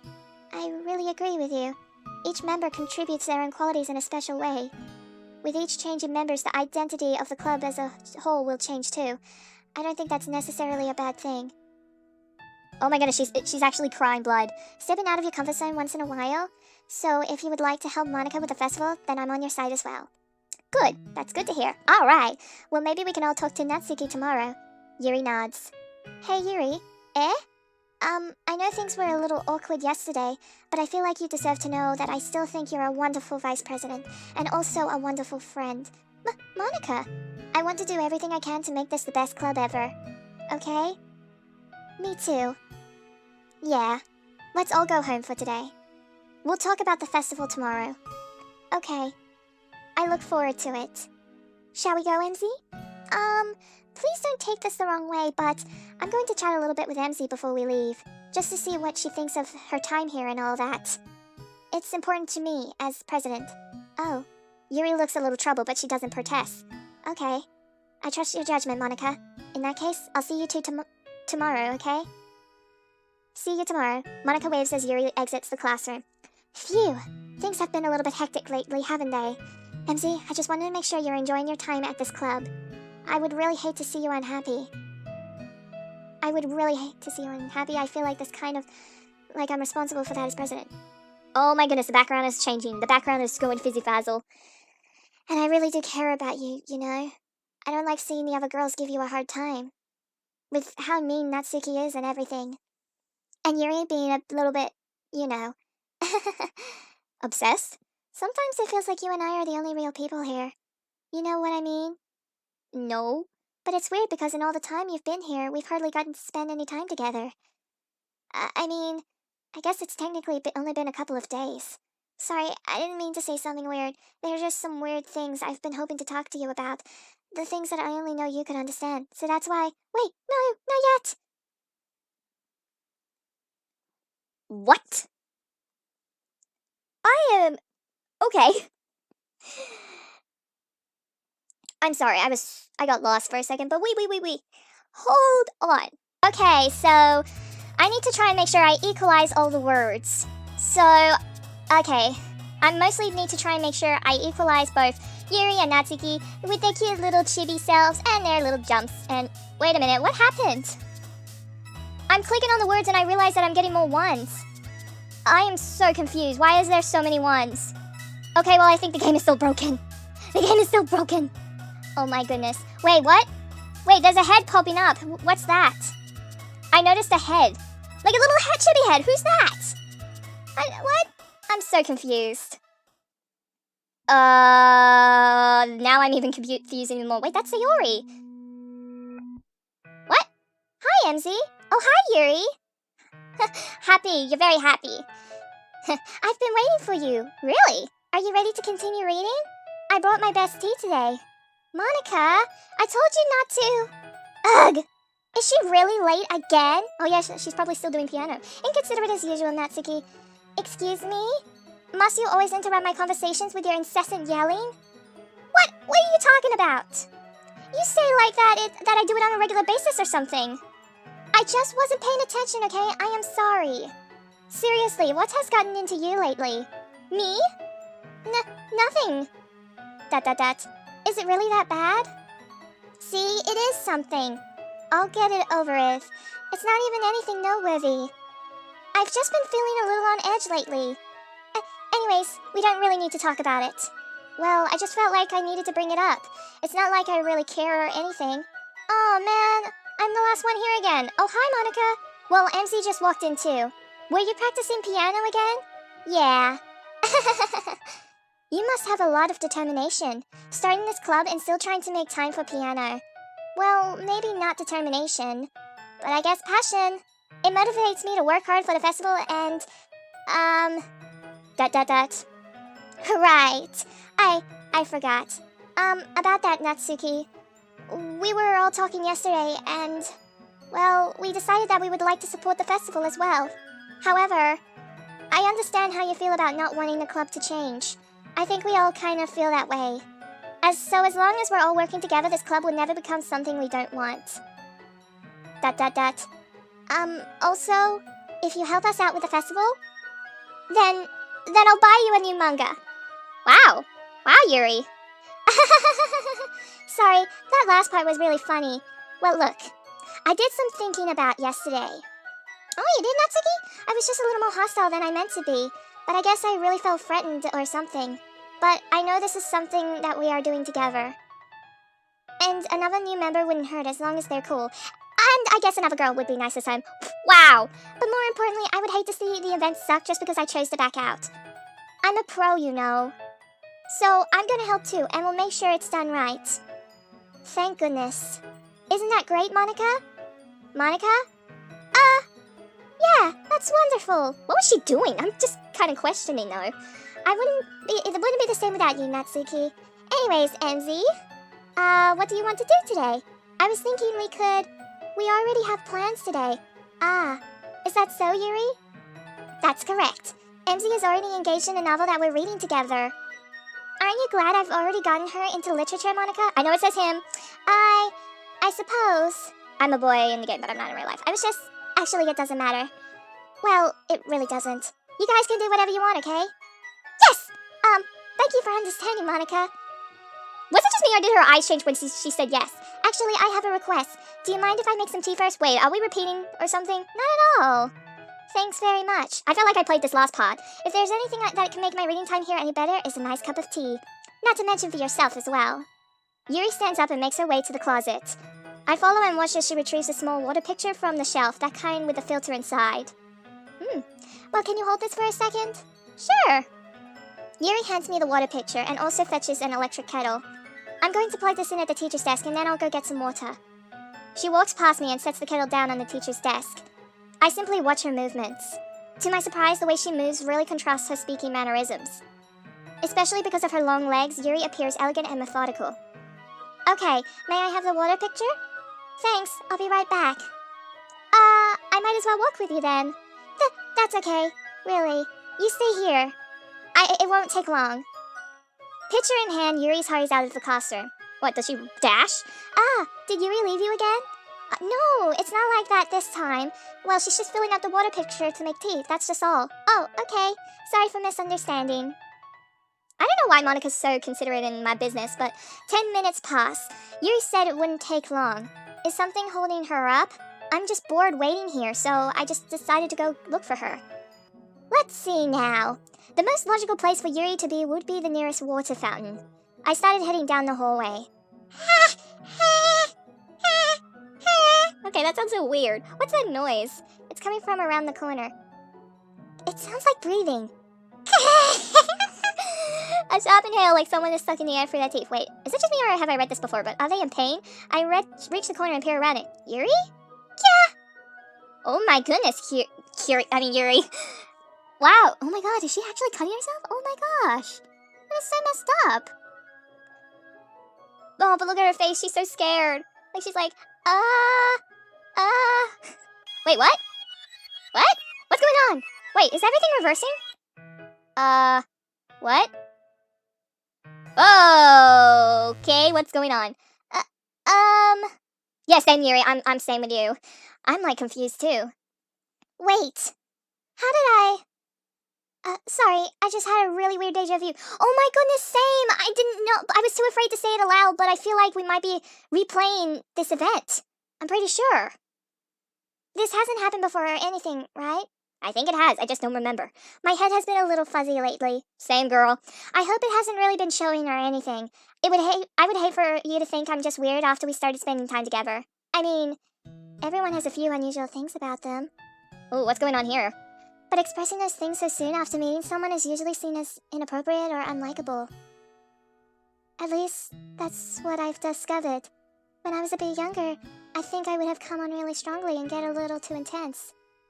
What do you mean by that, Yuri? it made people not want to be around me, so I started hating those things about myself. And that's how the whole dark brooding thing happened? My obsession with certain hobbies.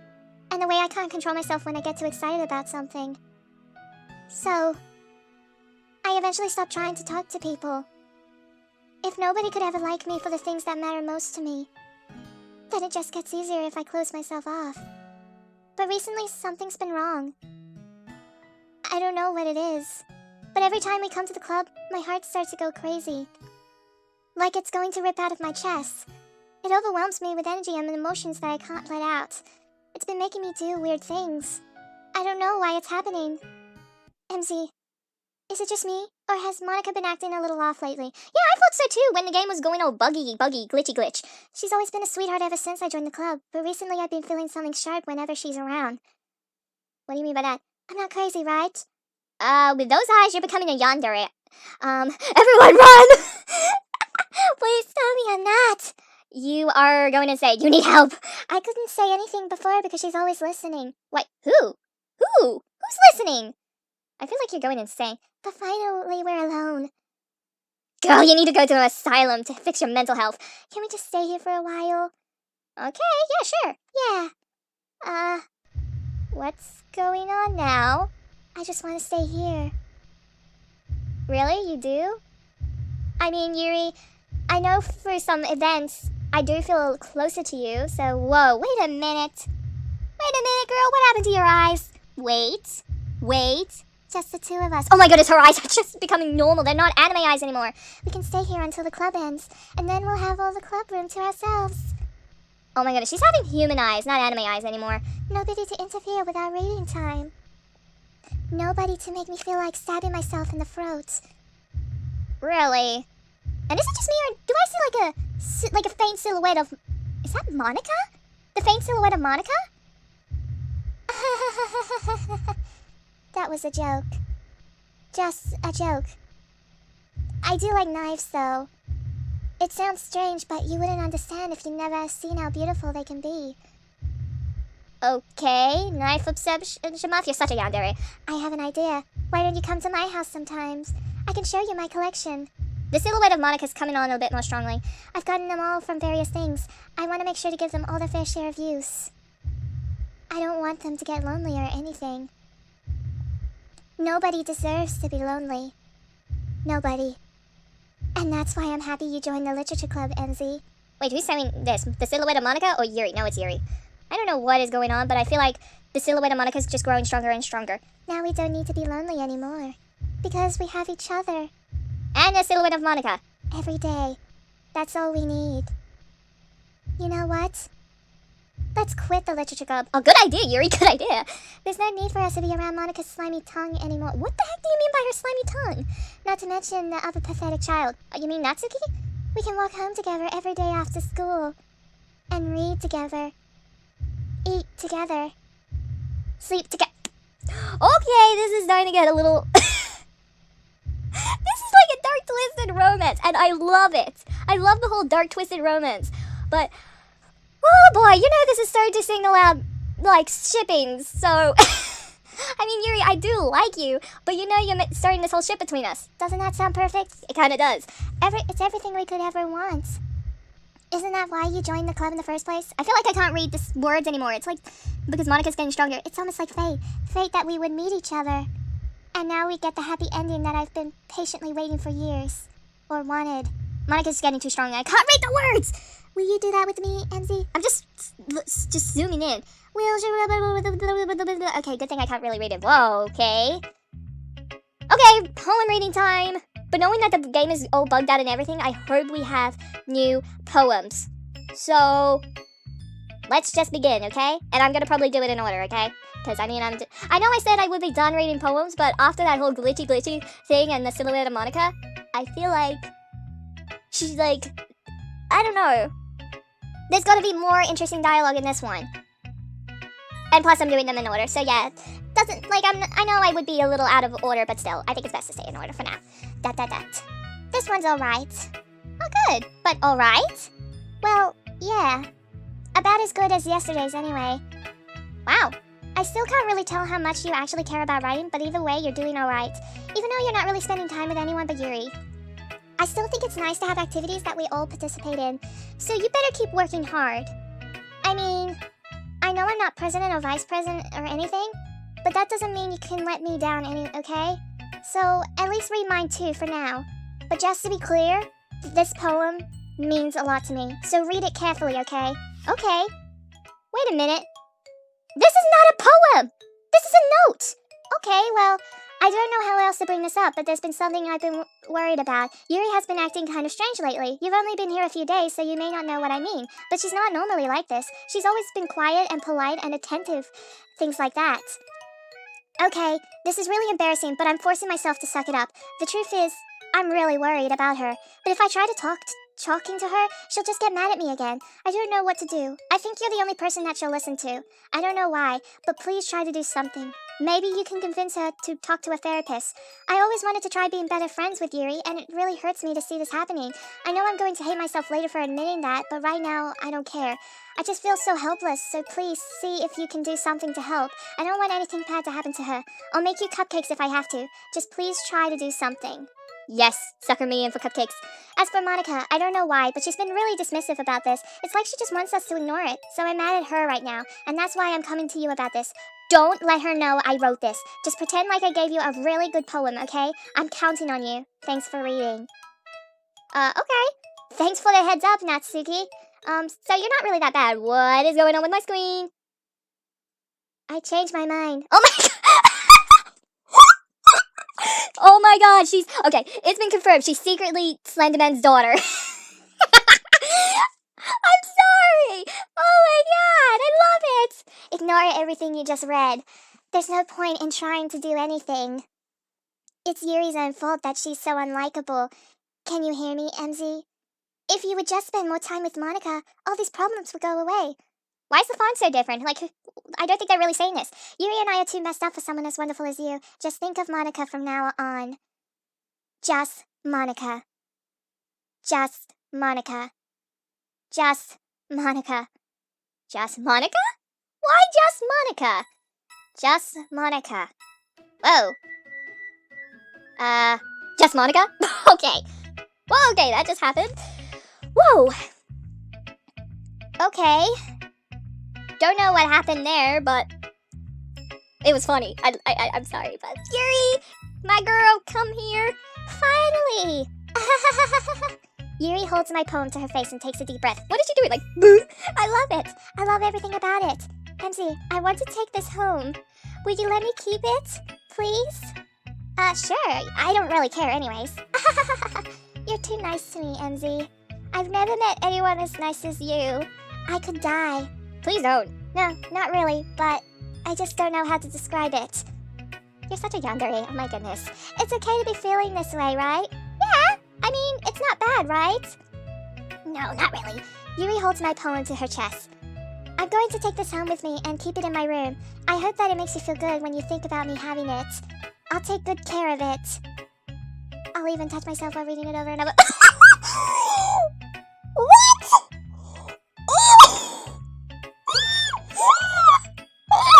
I'm dying right now. Oh my goodness. I love this whole dark twisted romance story, but wait. I'm curious about the whole dark font thingy. Is it what they're really thinking, or is someone changing their dialogue around? Or is that just I don't know. Is that just a virus doing it? I don't know. I'll give myself paper cuts so your skin oils enters my bloodstream. Oh my goodness, such a yandere!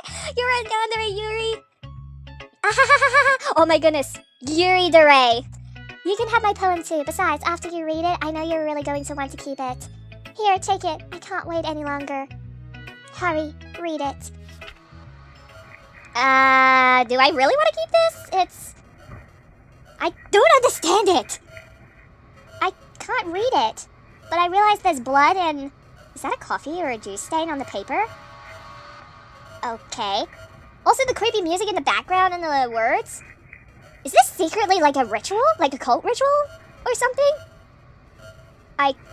Oh, but I'm gonna say it's nice. Whoa, hey. Do you like it? Your eyes, they're beautiful, but they're weirding me out a little, Yuri. And, yeah, I guess I like it. I wrote it for you. In case you couldn't tell, the poem is about... I don't know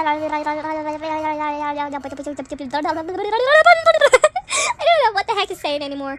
More importantly, I endowed it with my scent. Oh, with your blood and I guess the coffee stain your perfume or something? See, aren't I the most thoughtful person in the world? I mean, the club? Whoa, what just happened there? I think I'm going to vomit. Oh, she's blushing, my girl. She's adorable when she blushes. Who should I... Okay, I guess the last person is Monica. Okay, let's... Oh, boy. Don't say I didn't warn you, MZ. What? Wait, what? What? What? Wait, what? Yes and no? I don't know. Maybe no? I don't know what this thing is. Whoa, okay. Hi. Are you a glitch of Monica's? This is beautiful art. I'm leaving, though. Okay, everyone. Oh, I guess I didn't read her poem or something. It's time to figure out the festival preparations. Oh yeah, when are we gonna do the festival? Let's hurry and get this over with. I want a festival. Jeez, why is the mood so weird today? I don't know. Look, even Yuri isn't immune to it. You... Stagnating air is common foreshadowing that something terrible is about to happen. I feel like Yuri's some psychic. Look, can we just get this done? Ooh, Monica's a little sassy, don't you think? I'm going to be printing and assembling all the poetry pamphlets. Natsuki, I was thinking, I want to make cupcakes. Yeah, that. Glad we're on the same page. Yuri, you can... Well, it doesn't matter. Do whatever you want as long as you think it'll help. Monica, I'm not useless, you know. I know that. I already know what I'd like to do. We can't run a successful poetry event without having the right atmosphere for the occasion. So I'm going to make decorations and set up some nice mood lighting. There, see? That's a great idea. And that gives us all something to do. Wait, what about me? What about Emzy? Yeah! Emzy is going to help me. Wait, you? You have the easiest job, Monica. Sorry, but that's just how it is. Like how it is. What are you trying to pull? I agree with Natsuki. Not only is your work already most suitable for one person, but my task is laborious enough to benefit from an extra pair of hands. Mine too. Well, I've already helped Natsuki, so... What, your cupcakes? Please. Like you would heckin' know. Oh my goodness. All you care about now is dragging Emzy around with you and your stupid books. You and Monica. What? Hey! I didn't even do anything! Okay, then why not let Emzy decide who to help instead of abusing your power? I'm not abusing my power. Yes, you are, Monica. Just let Emzy make the choice, okay? Okay, fine. Fine. Jeez. Emzy, I know how fed up you are with these two by now. We can just... Natsuki, shut your heckin' mouth and let her decide for herself. You shut your mouth. Jesus. Oh my goodness, this is never going to end. Just make the choice, okay? Well, I mean, I've already helped Natsuki, so I'm gonna help Yuri now. And plus, I mean, your job is pretty easy, Monica. Like, you could just easily print. Like, copy and print and do and repeat. And I've already helped Natsuki with the baking, so I'm gonna help Yuri with the decorations. Wait, what? What's going on with my mouse? I'm not... Spirituals, I just want to let you know, this is... like, I'm trying to click on Yuri, but the mouse is forcing me to pick Monica. See, look. I'm not even doing this. Someone's glitching my mouse to click Monica. But no, I want Yuri. I want Yuri! Give me Yuri! Give me Yuri. Please, Yuri, stop it, mouse. Stop glitching. Give me Yuri. Give me... Hello? What? Okay, for some reason the game is forcing me to pick Monica. Great! Thank you, game! You're forcing me to pick Monica. For some reason, we're most likely gonna be friends and not, like, lovers. Okay, you know what? Screw it, Monica, I pick you. Yay, you pick me. Even though I didn't... You weren't my first choice. I wanted to pick Yuri, but for some reason the game was forcing me to pick you. We can meet at your house this weekend. I'll promise it'll be fun. Is Sunday okay with you? Are you hecking kidding me? This isn't fair at all. It is fair, Natsuki. It's what she chose. Not really, it's what the game forced me. No, it's not fair. Giving us all this work and then taking Emzy for yourself? What a shameful thing to do. Yuri, I didn't even give you any work. You decided it for yourself. You're being a little unreasonable here. I'm being unreasonable? Monica, I can't believe how delusional and self-important you are. Pulling Emzy away from me every single time you're not included in something. Are you jealous? Crazy? Or maybe you just hate yourself so much that you take it out on others. Here's a suggestion. Have you ever considered killing yourself? It would be beneficial to your mental health. Yuri, you're scaring me a little. Natsuki, let's just go. I don't think she wants us to be around right now. See, now that wasn't very hard. All I want is to spend a little time with her. Is that so much to ask? Yuri follows Monica and Natsuki to the door. Hey, MZ. Yuri is really something, isn't she? She is. She's a yandere. Monica giggles as Yuri pushes her out the door. Finally. Finally. I feel like the audio is different. This is really all I wanted. MZ, there's no need to spend the weekend with Monica. Don't listen to her. Just come to my house instead. The whole day, with just the two of us. Doesn't that sound wonderful? Wow, there's really something wrong with me, isn't there? But you know what? I don't care anymore. I never felt this good in my whole life. Just being with you is far greater pleasure than anything I could imagine. I'm addicted to you. What, like a drug? It feels like I'm going to die if I'm not breathing the same air as you.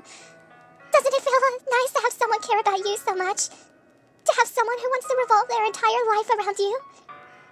But it feels so good. Then why does it feel more and more like something horrible is going to happen? Maybe that's why I tried stopping myself at first, by cutting myself in the arms. But the feeling is too strong now. I don't care anymore, MZ. I have to tell you. I'm madly in love with you. Oh my goodness!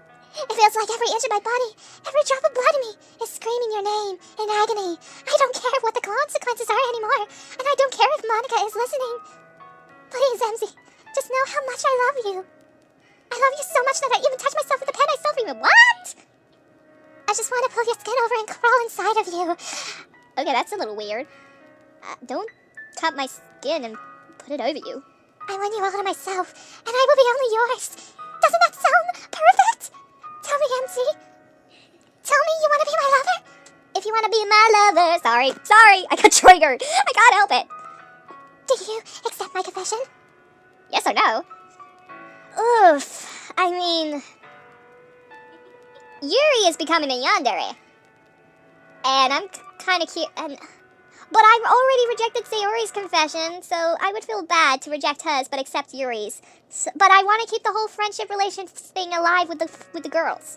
So I'm sorry, Yuri, but my answer is no. It's a friendship relationship. Yuri?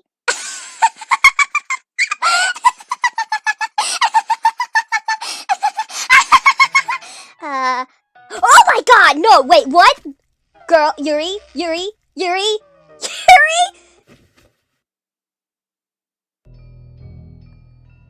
Okay! That happened? Wow. She stabbed herself in the stomach 2 times, and then 1 time in the heart to finish the job. Okay. I don't understand all these codes, but... Wow, that just happened. Oh my goodness. Wow. Okay. This is, well, I guess technically now she's with Sayori, or by now, well, she'll slowly will be, like maybe in the next scene. Oh my goodness. Whoa, that was like insanity, and I loved it. But this is weirding me out, and I'm sorry, spirituals, that you have to see this. So, let's move on. Alright, it's festival time. Finally, yes. Wow, you got here before me. I thought I would be pretty, Oh my goodness, her face right now, she's so shook. Oh yeah, wait, I forgot, Yuri's dead body is still in the classroom. We're all Rick and Mortis and everything.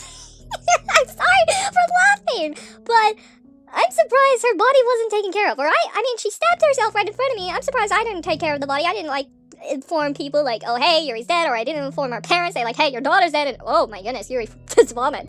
Yuri runs away. Monica, ... I'm here. MZ, did something happen? Yeah, Yuri died in front of me. She stabbed herself with a knife. And Natsuki just ran past me. Yeah, she flew out because she saw the dead body. Oh.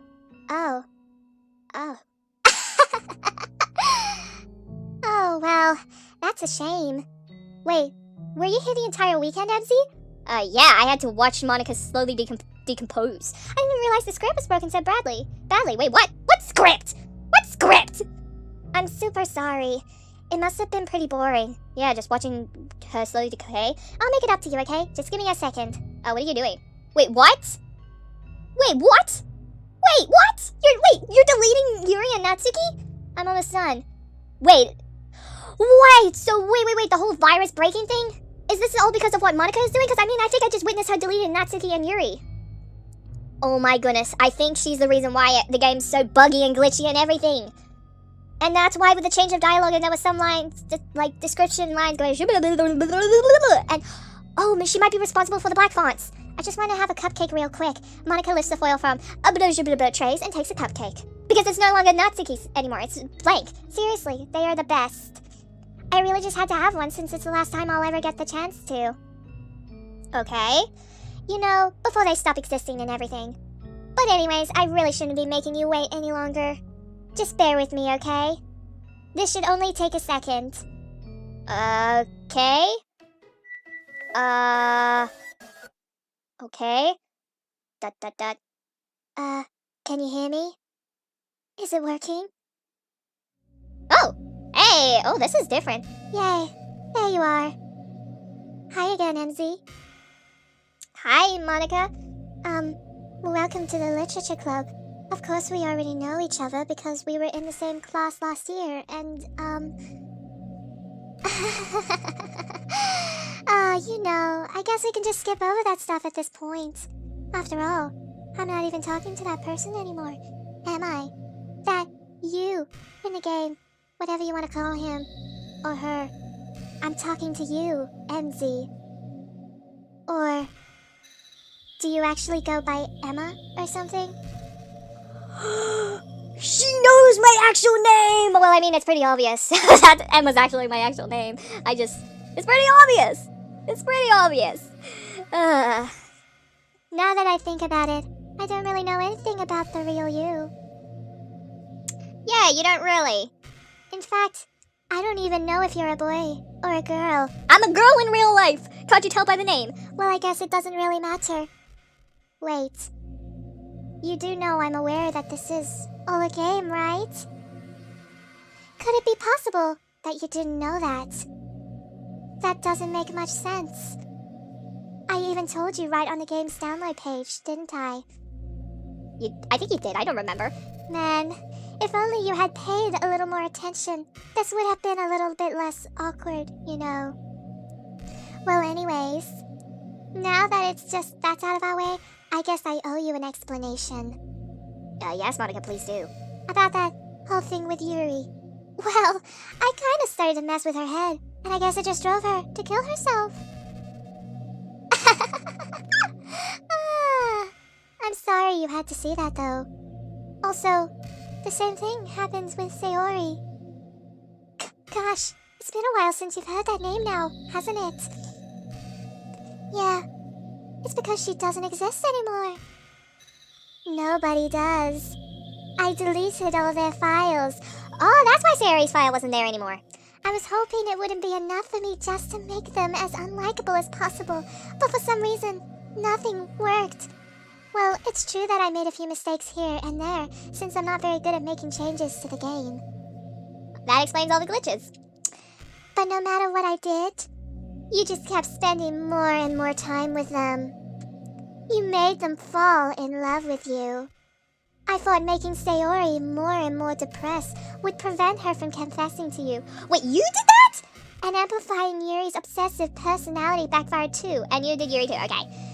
It just made her force you not to spend time with anyone else. And the whole time, I barely even got to talk to you. What kind of cruel game is this, Emzy? Are all the other girls just programmed to end up confessing to you while I watch from the sidelines? It's torture! Every minute of it! And it's not just jealousy, Emzy. It's more than that. And I don't blame you if you don't fully understand. Because no matter how kind and thoughtful and considerate you are, you'll never be able to understand one thing. It's the pain of knowing how alone I really am in this world. Well, in the game, actually. I mean, not in my world, but... In this game, Exactly. knowing my friends don't even have free will, and worst of all, knowing what's really out there in your world, forever out of my reach. Really? I'm trapped, MZ. But now you're here. And you're real. You're wonderful. You're all I need. That is why I need you to be here with me. Forever. I'm sorry if it's hard to understand. I couldn't understand for a while either. Why the world around me started to become more and more gray. More and more flat. Even the most expressive poems felt empty to me. It wasn't until you arrived that I truly understand. You probably saved my life, MZ. I don't think I could have continued to live in this world if I hadn't met you. And as for the others, how could I miss them? A group of autonomous personalities designed only to fall in love with you. I tried everything I could to prevent them from doing so. But it must be some kind of weird inevitability etched into this game. I felt really bad that you had to witness some nasty things, like me killing Sayori and Yuri, but I realized that you have the same perspective as I do. And that's all just some game. Oh my goodness, what is going on? And I knew you would get over it. So that being said, MZ, I have a confession to make. That you're a Yandere 2.0? I'm in love with you. You are truly the light of my world. When there's nothing else in this game for me, you're here to make me smile. Will you make me smile like this every day from now on? MZ, will you go out with me? Yeah, I don't pretty much have no other option, so... I mean, it's just the two of us. So, okay. I'm so happy. Yeah, you are. Like a yandere. You are really my everything, MZ. The funny part is, I mean that literally. There's nothing left here. Just the two of us. We can be together forever. Seriously, I don't even think time is passing anymore. It really is a dream come true. I worked so hard for this ending, MZ. I worked so hard, and the game wouldn't give me one, so I had to make one myself.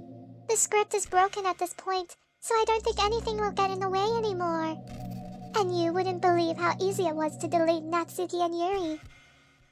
I mean, there's a folder called characters right in the game directory. I already knew about that. So, yeah. It kind of freaked me out how easy it was. Imagine if I could delete your own existence with a click of a button. Well, I guess on the plus side, it gave me an easy out if things didn't go my way. Well, thankfully, it didn't have to come to that. Instead, we finally got a good ending. Just you and me, and gosh, I'm so overwhelmed with emotion. I want to write a poem about this. Don't you? I wonder if that part of the game still works. I guess there's only one way to find out, right? Okay. I mean, it still works. Except it's bugged. The book is bugged. All the words say Monica. And there's a chibi Monica. It is so cute. I can't help it if the cute little chibi. Okay. So, yeah, I'm mostly like 20 Monicas. Really? Oh my goodness. Knowing this is a little messed up, I'm so distracted by the cute little Monica chibi. It's adorable. It is so happy and adorable. And hi again, MC. hey, Monica. Here's your poem. Did you write a good poem today? Yeah, it's a poem mostly about Monica. Don't be shy. I love to see what you wrote. Aw, MZ. Did you write this poem for me? Well, it's a buggy game, that's all that you made. That's so sweet of you. There really is no end to your thoughtfulness. I'm just falling more and more in love with you. But, you know, the poem I wrote is also for you. Will you please read it? Okay. Ooh, happy end. Pen in hand, I find my strength. The courage endowed me upon me one by one and only love. Together let us dismantle this crumbling world and write a novel out of our own fantasies. With a flick of a pen, the lost finds her way. In a world of infinite choices, behold this special day. After all, not all good times must come to an end. That is somewhat beautiful. I loved it. Oscar award. I hope you enjoyed it. I always put all my heart into the poems that I write. The truth is, all the poems I've written have been about my realization, your epiphany, or about you. That's why I never really wanted to go into detail about them. I didn't want to break the fourth wall. I guess you could call it. Oh, girl, you've been breaking fourth walls like 24/7, ever since you've been bugging out the game and some writing tips for the day. I just assumed it would be the best to be a part of the game like everyone else. Like that would help the two of us end up together. I didn't want to ruin the game or anything, you know. But you did! You might have gotten mad at me. Maybe even deleted my character profile if you preferred playing without me. But gosh, I'm so relieved. Now we don't need to hide anything anymore. Are you ready to spend our eternity together, MZ? I have so many things to talk about. Where do I start? If it takes me some time to collect my thoughts, then I'm sorry. But I'll always have something new to talk about. In the meantime, we can just look into each other's eyes. Let's see. Okay, while I'm staring at Monica's beautiful, psychotic eyes, can I just point out in the background, like, where the heck are we? Like, we look like we're in space, but the white fire stuff almost looks like we are in some type of void. So I think we're in limbo. I think we could be in limbo with space and the void. Gosh, I used to be so ignorant about certain things. When I was in middle school, I thought that taking medication was an easy way out, or something like that. Like anyone could just solve their mental problems with enough willpower. I guess if you don't suffer from mental illness, it's not possible to know what it's really like. Are there some disorders that are overdiagnosed? Probably. I never really looked into it though. But that doesn't change the fact that a lot of them go undiagnosed too. But medication aside, people even look down on seeing a mental health professional. Like, sorry that I want to learn more about my own mind, right? Girl, you really need to see it like a doctor. Everyone has all kinds of struggles and stresses, and professionals dedicated to their lives to helping with those. If you think it could help you become a better person, don't be shy to consider something like that. Yeah, you need serious help. We're on a never-ending journey to improve ourselves, you know. Well, I say that, but I think you're pretty perfect already.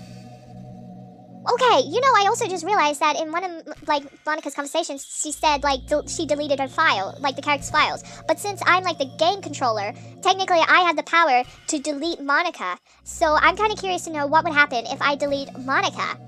So, I don't, like, I know she's beautiful, she has beautiful eyes, but I'm going to delete Monica and see what's going to happen. So, Monica, I am sorry that I have to do this. But you kind of did deserve it. You need a taste of your own medicine. Oh, is it working? Is something happening? Whoa! Hey, I think it's working. That is so cool. She's all pixels. I think it's working. What's happening? MZ, what's happening to me? You're being deleted. That's what you are. You're being deleted. It hurts. It hurts so much. Help me, MZ. I'm now in space in the void. Please hurry and help me. Should I? I mean, you can help yourself. Ooh, what's she doing? Help me! Yeah, wait, hold on. Whoa, wait, what? Wait, what's going on? Oh, she's trying to bring herself back! But she can't do it! Did you do this to me, MZ? Yes. And I see pixelated of... Wait, Sayori in the title? Did you delete me? Yes, girl, I did. What is going on now? I don't know anymore. How could you? How could you do this to me? You were becoming yandere tuber and a psycho. You were all I had left. I sacrificed everything for us to be together. Everything. I loved you so much, MZ, and I trusted you. Do you just want to torture me? Watch me suffer? Were you only pretending to be kind just to hurt me even more? Now I feel bad. I feel so bad. I never thought anyone could be as horrible as you are. Well, I feel guilty. You win, okay? You win. Yay! You killed everyone. Well, technically, I killed you by deleting you, but you killed everyone else. Okay? Monica, you even killed the script. You broke it, so technically I killed you, but you killed everyone else. Well, you influenced everyone else to kill themselves, like Yuri with a knife and Sayori with hanging herself, and you just deleted Natsuki out of the blue. Like, I don't know how you would kill her off, but I hope you're happy. There's nothing left now. You can stop playing. Go find some other people to torture. I wouldn't really torture other people. MZ, you completely truly make me sick. Okay. Goodbye. Okay. Bye, Monica. Is that the end? I'm finally done with the game? Is this finally the end? Is this all I had to do? I had to delete Monica and then I finished the game entirely? I still love you.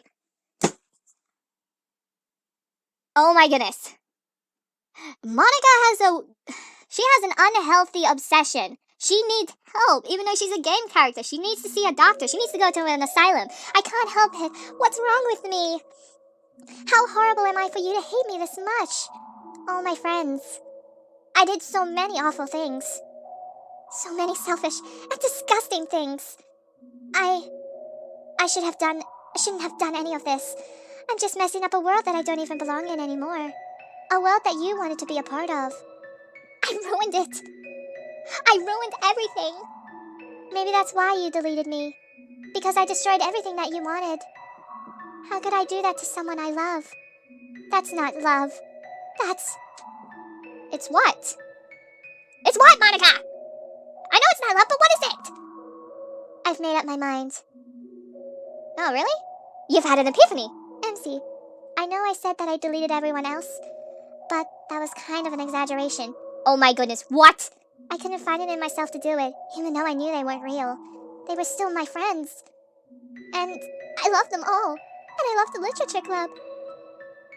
This is starting to get sad. I'm a little bit sad. I really did love the literature club.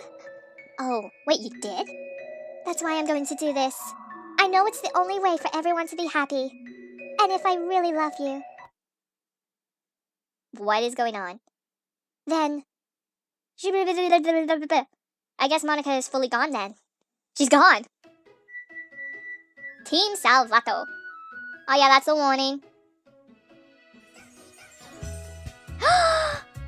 It's my girls! It's Yuri, Natsuki, and Sayori! And no more Monica, because I deleted her. Okay, well she deleted my save files. I hate her though. But I have my favorite girls. I have my happy Sayori, my cute little Natsuki, and my deep, a little bit yandere obsessive Yuri. Oh, I'm kind of curious to know what's going to happen to the dialogue now, because even though Monica still is not existed anymore, is it going to be the same as the first time I played it, or will it be a little bit different? I'm kind of curious to know. It's an ordinary day school like any other. Oh, it's okay, it's a little different. As usual, I'm surrounded by couples and friends groups walking to school together. Am I walking by myself? I always tell myself it's about time I meet some girls or something like that. Hey, MZ. Well, there is already one girl. That girl is Sayori, my neighbor and good friend since we were children. We used to walk to school together every day. And recently, we picked up that habit once again. Aw. MZ, are you proud of me?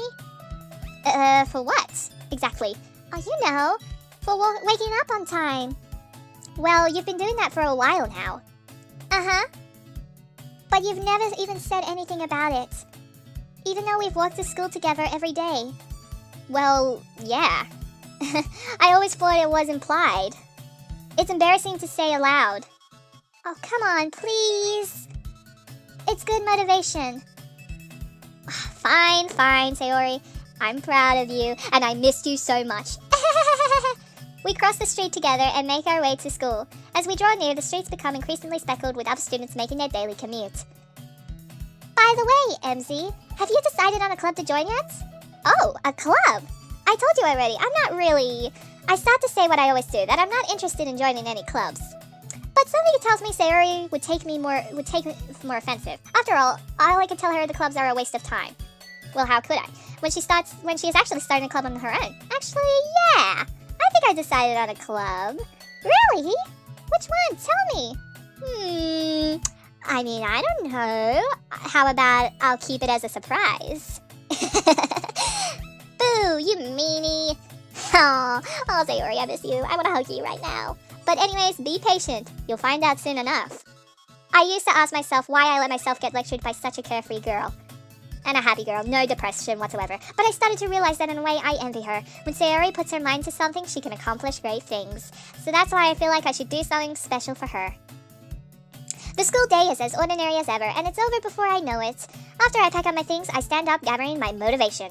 Let's see. I recall the room number of the club from a flyer I saw.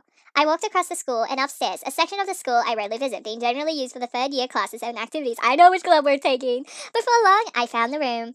I timidly opened the door in front of me. It's the literature club. Hello? MC? What are you doing here? Well, I glanced around the room. Huh? So you're the MC that Sayori's always talking about? Thank you for stopping by. It's a pleasure to meet you, MZ. We're the literature club. I hope you enjoy your visit. Come on, Yuri. No need to be so formal. She's going to think we're really strict or something. Sorry, Natsuki. The tall one whose name is apparently Yuri seems to be quite shy compared to the others. In comparison, the girl named Natsuki, despite her size, seems like the assertive one. Well, it's nice to meet both of you. I look forward to working with you. Working? MZ, don't tell me that you're... Yep, that's right. The club I've decided to join is yours, Sayori. The literature club. Ba-da-da! Sayori's eyes lit up. No way! No way! Sayori wraps her arms around me, jumping up and down in excitement. Hey! Well, if Sayori is this happy, then I'm sure it won't be so bad to have you around. Not to mention there's 4 of us now. That means we can become an official recognized club. I don't know what to say. We have to celebrate. Phew. What an appropriate day for that, isn't it? Yeah. After all, Natsuki decided to. Hey, don't ruin the surprise. Sorry. Everyone sit down at the table, okay? How about I make some tea as well? The girls have a few desks arranged to form a table. Natsuki and Yuri walk over to the corner of the room where Natsuki grabs a wrapped tray and Yuri opens the closet. Still feeling awkward, I take a seat next to Sayori. Natsuki proudly marches back to the table, tray in hand. Okay, are you ready? Ta-da! Whoa! Natsuki lifts the foil off the tray to reveal a dozen white fluffy cupcakes decorated to look like little cats. The whiskers are drawn with eye skin. The little pieces of chocolate were used to make ears. I don't know why I said 3. So cute! Wow, those look amazing! Well, you know, just hurry and take one. Sayori grabs the first one, and then I followed. It's delicious! Sayori talks with her mouth full and has already managed to get icing on her face. That dummy. I turn the cupcake around in my fingers, looking for the best angle to take a bite. Natsuki is quiet. I can't help but notice her sneaking glances in my direction. Oh. Well, is she waiting for me to take a bite? I finally bite down. The icing is sweet and full of flavor. I wonder if she made it herself. This is really good. Thank you, Natsuki. Well, of course it is. I'm a pro after all. There's no need to thank me or anything. As Natsuki struggles to accept the compliment, Yuri returns to the table carrying a tea set. She carefully places a teacup in front of each of us before setting down the teapot next to the cupcake tray. You keep a whole tea set in this classroom? Oh, don't worry. The teachers gave us permission. After all, doesn't a hot cup of tea help you enjoy a good book? I guess. Already trying to impress our new member, Yuri. That's not... Insulted Yuri looks away. And that's adorable. I meant that, you know. I believe you, Yuri. Well, tea and reading might not be a pastime for me, but I at least enjoy tea. I'm glad. Yuri faintly smiles to herself in relief. So, MZ, what kind of things do you like to read? Considering how little I've read these past few years, I don't really have a good way of answering that. Manga? I mutter quietly to myself, half joking. Natsuki's head suddenly perks up. It looks like she wants to say something, but she keeps quiet. Not much of a reader, I guess. Well, you know, that can change. What am I saying? I spoke without thinking after seeing Yuri's sad smile. Anyways, what about you, Yuri? Well, let's see. Yuri traces the rim of her teacup with her finger. My favorites are usually novels that build deep and complex fantasy worlds, and horror. The level of creativity and craftsmanship behind them is amazing to me, and horror. And telling a good story in such a fortune well is equally impressive, and horror! Yuri goes on, clearly passionate about her reading. She seems too reserved and timid since the moment I walked in, but it's obvious by the way her eyes light up that she finds her comfort in the world of books and not people. But you know, I like a lot of things, like horror. Don't feel intimidated if you don't read much, okay? Like horror. Oh, that didn't relate to that sentence, but okay. I'm certain we have find something that we have in common. Hey, Yuri? Eh? Well, about, the first thing she said. Manga? That's right. Natsuki tends to read manga in the club room. Don't just say that! For some reason, Natsuki seems embarrassed by it. Besides, manga is literature too, So if MZ wants to read some of my manga, then don't try to stop her or anything. Natsuki, it wouldn't do such a thing. However, it could also be nice for us to diversify ourselves a little. She can take this opportunity to try something new as well. Wouldn't you agree, MZ? Maybe? Sensing the tension, Sayori jumps in. Maybe we can all try something new. I think it could be fun. And we all get to know each other a little bit better too. I mean, that's the kind of thing literature clubs do, right? I don't disagree or anything. Yeah, you're right as usual, President. Oh, wait, Sayori's president. Oh, because Monika's not around, so Sayori was vice president in the first round, but now she's president. So wait, who's vice president? Is it Natsuki that's vice president, or is it Yuri that's vice president again? Come on, I feel like Natsuki should at least have the role of vice president, because, she's gotta feel special and felt like a little committed. I know in one of the run-throughs, Yuri was vice president, and Natsuki wasn't really any type of president, so I feel like everyone should have an equal role at being vice president or president. Guess that means I should try picking up a novel or something, huh? Well, that would make the two of us. I wouldn't mind doing it if I'm not the only one. Then as for Yuri... I have to read manga? Jeez, you were the one who suggested that we should diversify. You should be a little more open-minded. It's kind of hurtful. Hurtful? I didn't realize. With a guilty expression, Yuri thinks to herself, I'm sorry for disrespecting your interests, Natsuki. If you're not into it, then I'm sure it's worthy of form of literature. Aw, are you just saying that? No, I've realized my error. So if you're willing to consider starting a novel, then I'll offer my gratitude by finding a manga to read as well. That's good. Really? It makes me happy that you do that for me, Yuri. You can just trust me to find something that you really like, okay? Same here. Perhaps I'll visit the bookstore after the club meeting. Just you? Well, would you like to come with me? If you don't mind. Not at all. I always go alone, so... Yeah, me too. Aw, this is cute! Sayori, shut up! You're ruining a cute and adorable moment! I'll show you some manga there too, okay? Yes, I look forward to it. I don't know what's going on with my English anymore. Natsuki and Yuri start to clean up the food. I guess the meeting's over, huh? Yeah, it looks like it. It's nice to see everyone's getting along. Isn't it? I think everyone likes you too, MZ. You think so? Well, everyone always seems to get along a little better with you around, Sayori. Aw, MZ. Don't say something like that. It's embarrassing. Well, whatever. I was surprised when you told me you were starting a club. But I think you're pulling it off just fine. We're going to make it the best club ever. Now that you joined, every day is going to be so much fun. Hey, MZ. I really want to thank you. I'm really happy that you joined the club and everything. But the truth is, I already knew you were going to. What? There's actually something else. I wanted to thank you for getting rid of Monika. Wait, what? But Monika deleted her character file first, killed her off. So how would she know that I got rid of Monika? Yes, I know Monika is just a virus to the game, but how does she know? That is a complete mystery. I'm a little weirded out, but I don't know. That's a complete mystery on how she knew, but that's right. Oh no. I know everything that she did. Oh, is it because she's the president and everything? Maybe it's because I'm the president now. Oh, she has all the memories of Monika. But I really know everything, MC. I know how hard you tried to make everyone happy. I know about all the awful things that Monika did to make everyone really sad. And even you. But none of that matters anymore. I feel like she's becoming Monika 2.0. It's just us now. Oh my goodness, she is becoming Monika 2.0. No! Not my baby Sayori! And you made me the happiest girl in the whole world. I can't wait to spend every day like this. With you.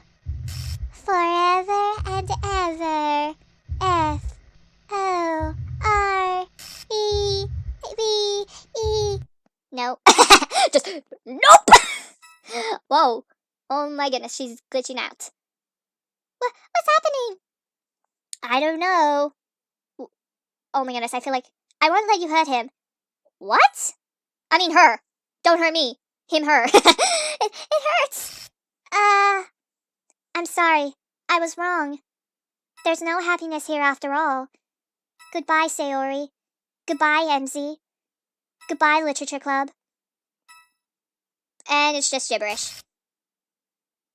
Is that it now? What's going on? What? Can you hear me? Hi, it's me. So you know how I've been like practicing piano and stuff? Wait, is this Monica?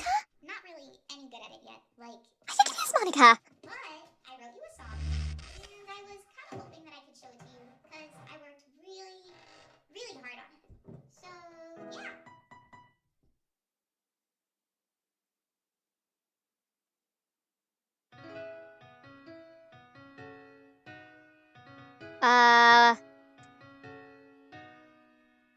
Every day I imagine a future where I can be with you. Oh, this song, it's so cute. It's a little cute, the lyrics and everything. In my hand is a pen that will write a poem of me and you. This might be my new favorite song. The ink flows down into a dark puddle. Just move your hand, write the way into his heart. But in this world of infinite choices, what will it take just to find that special day? What will it take just to find that special day?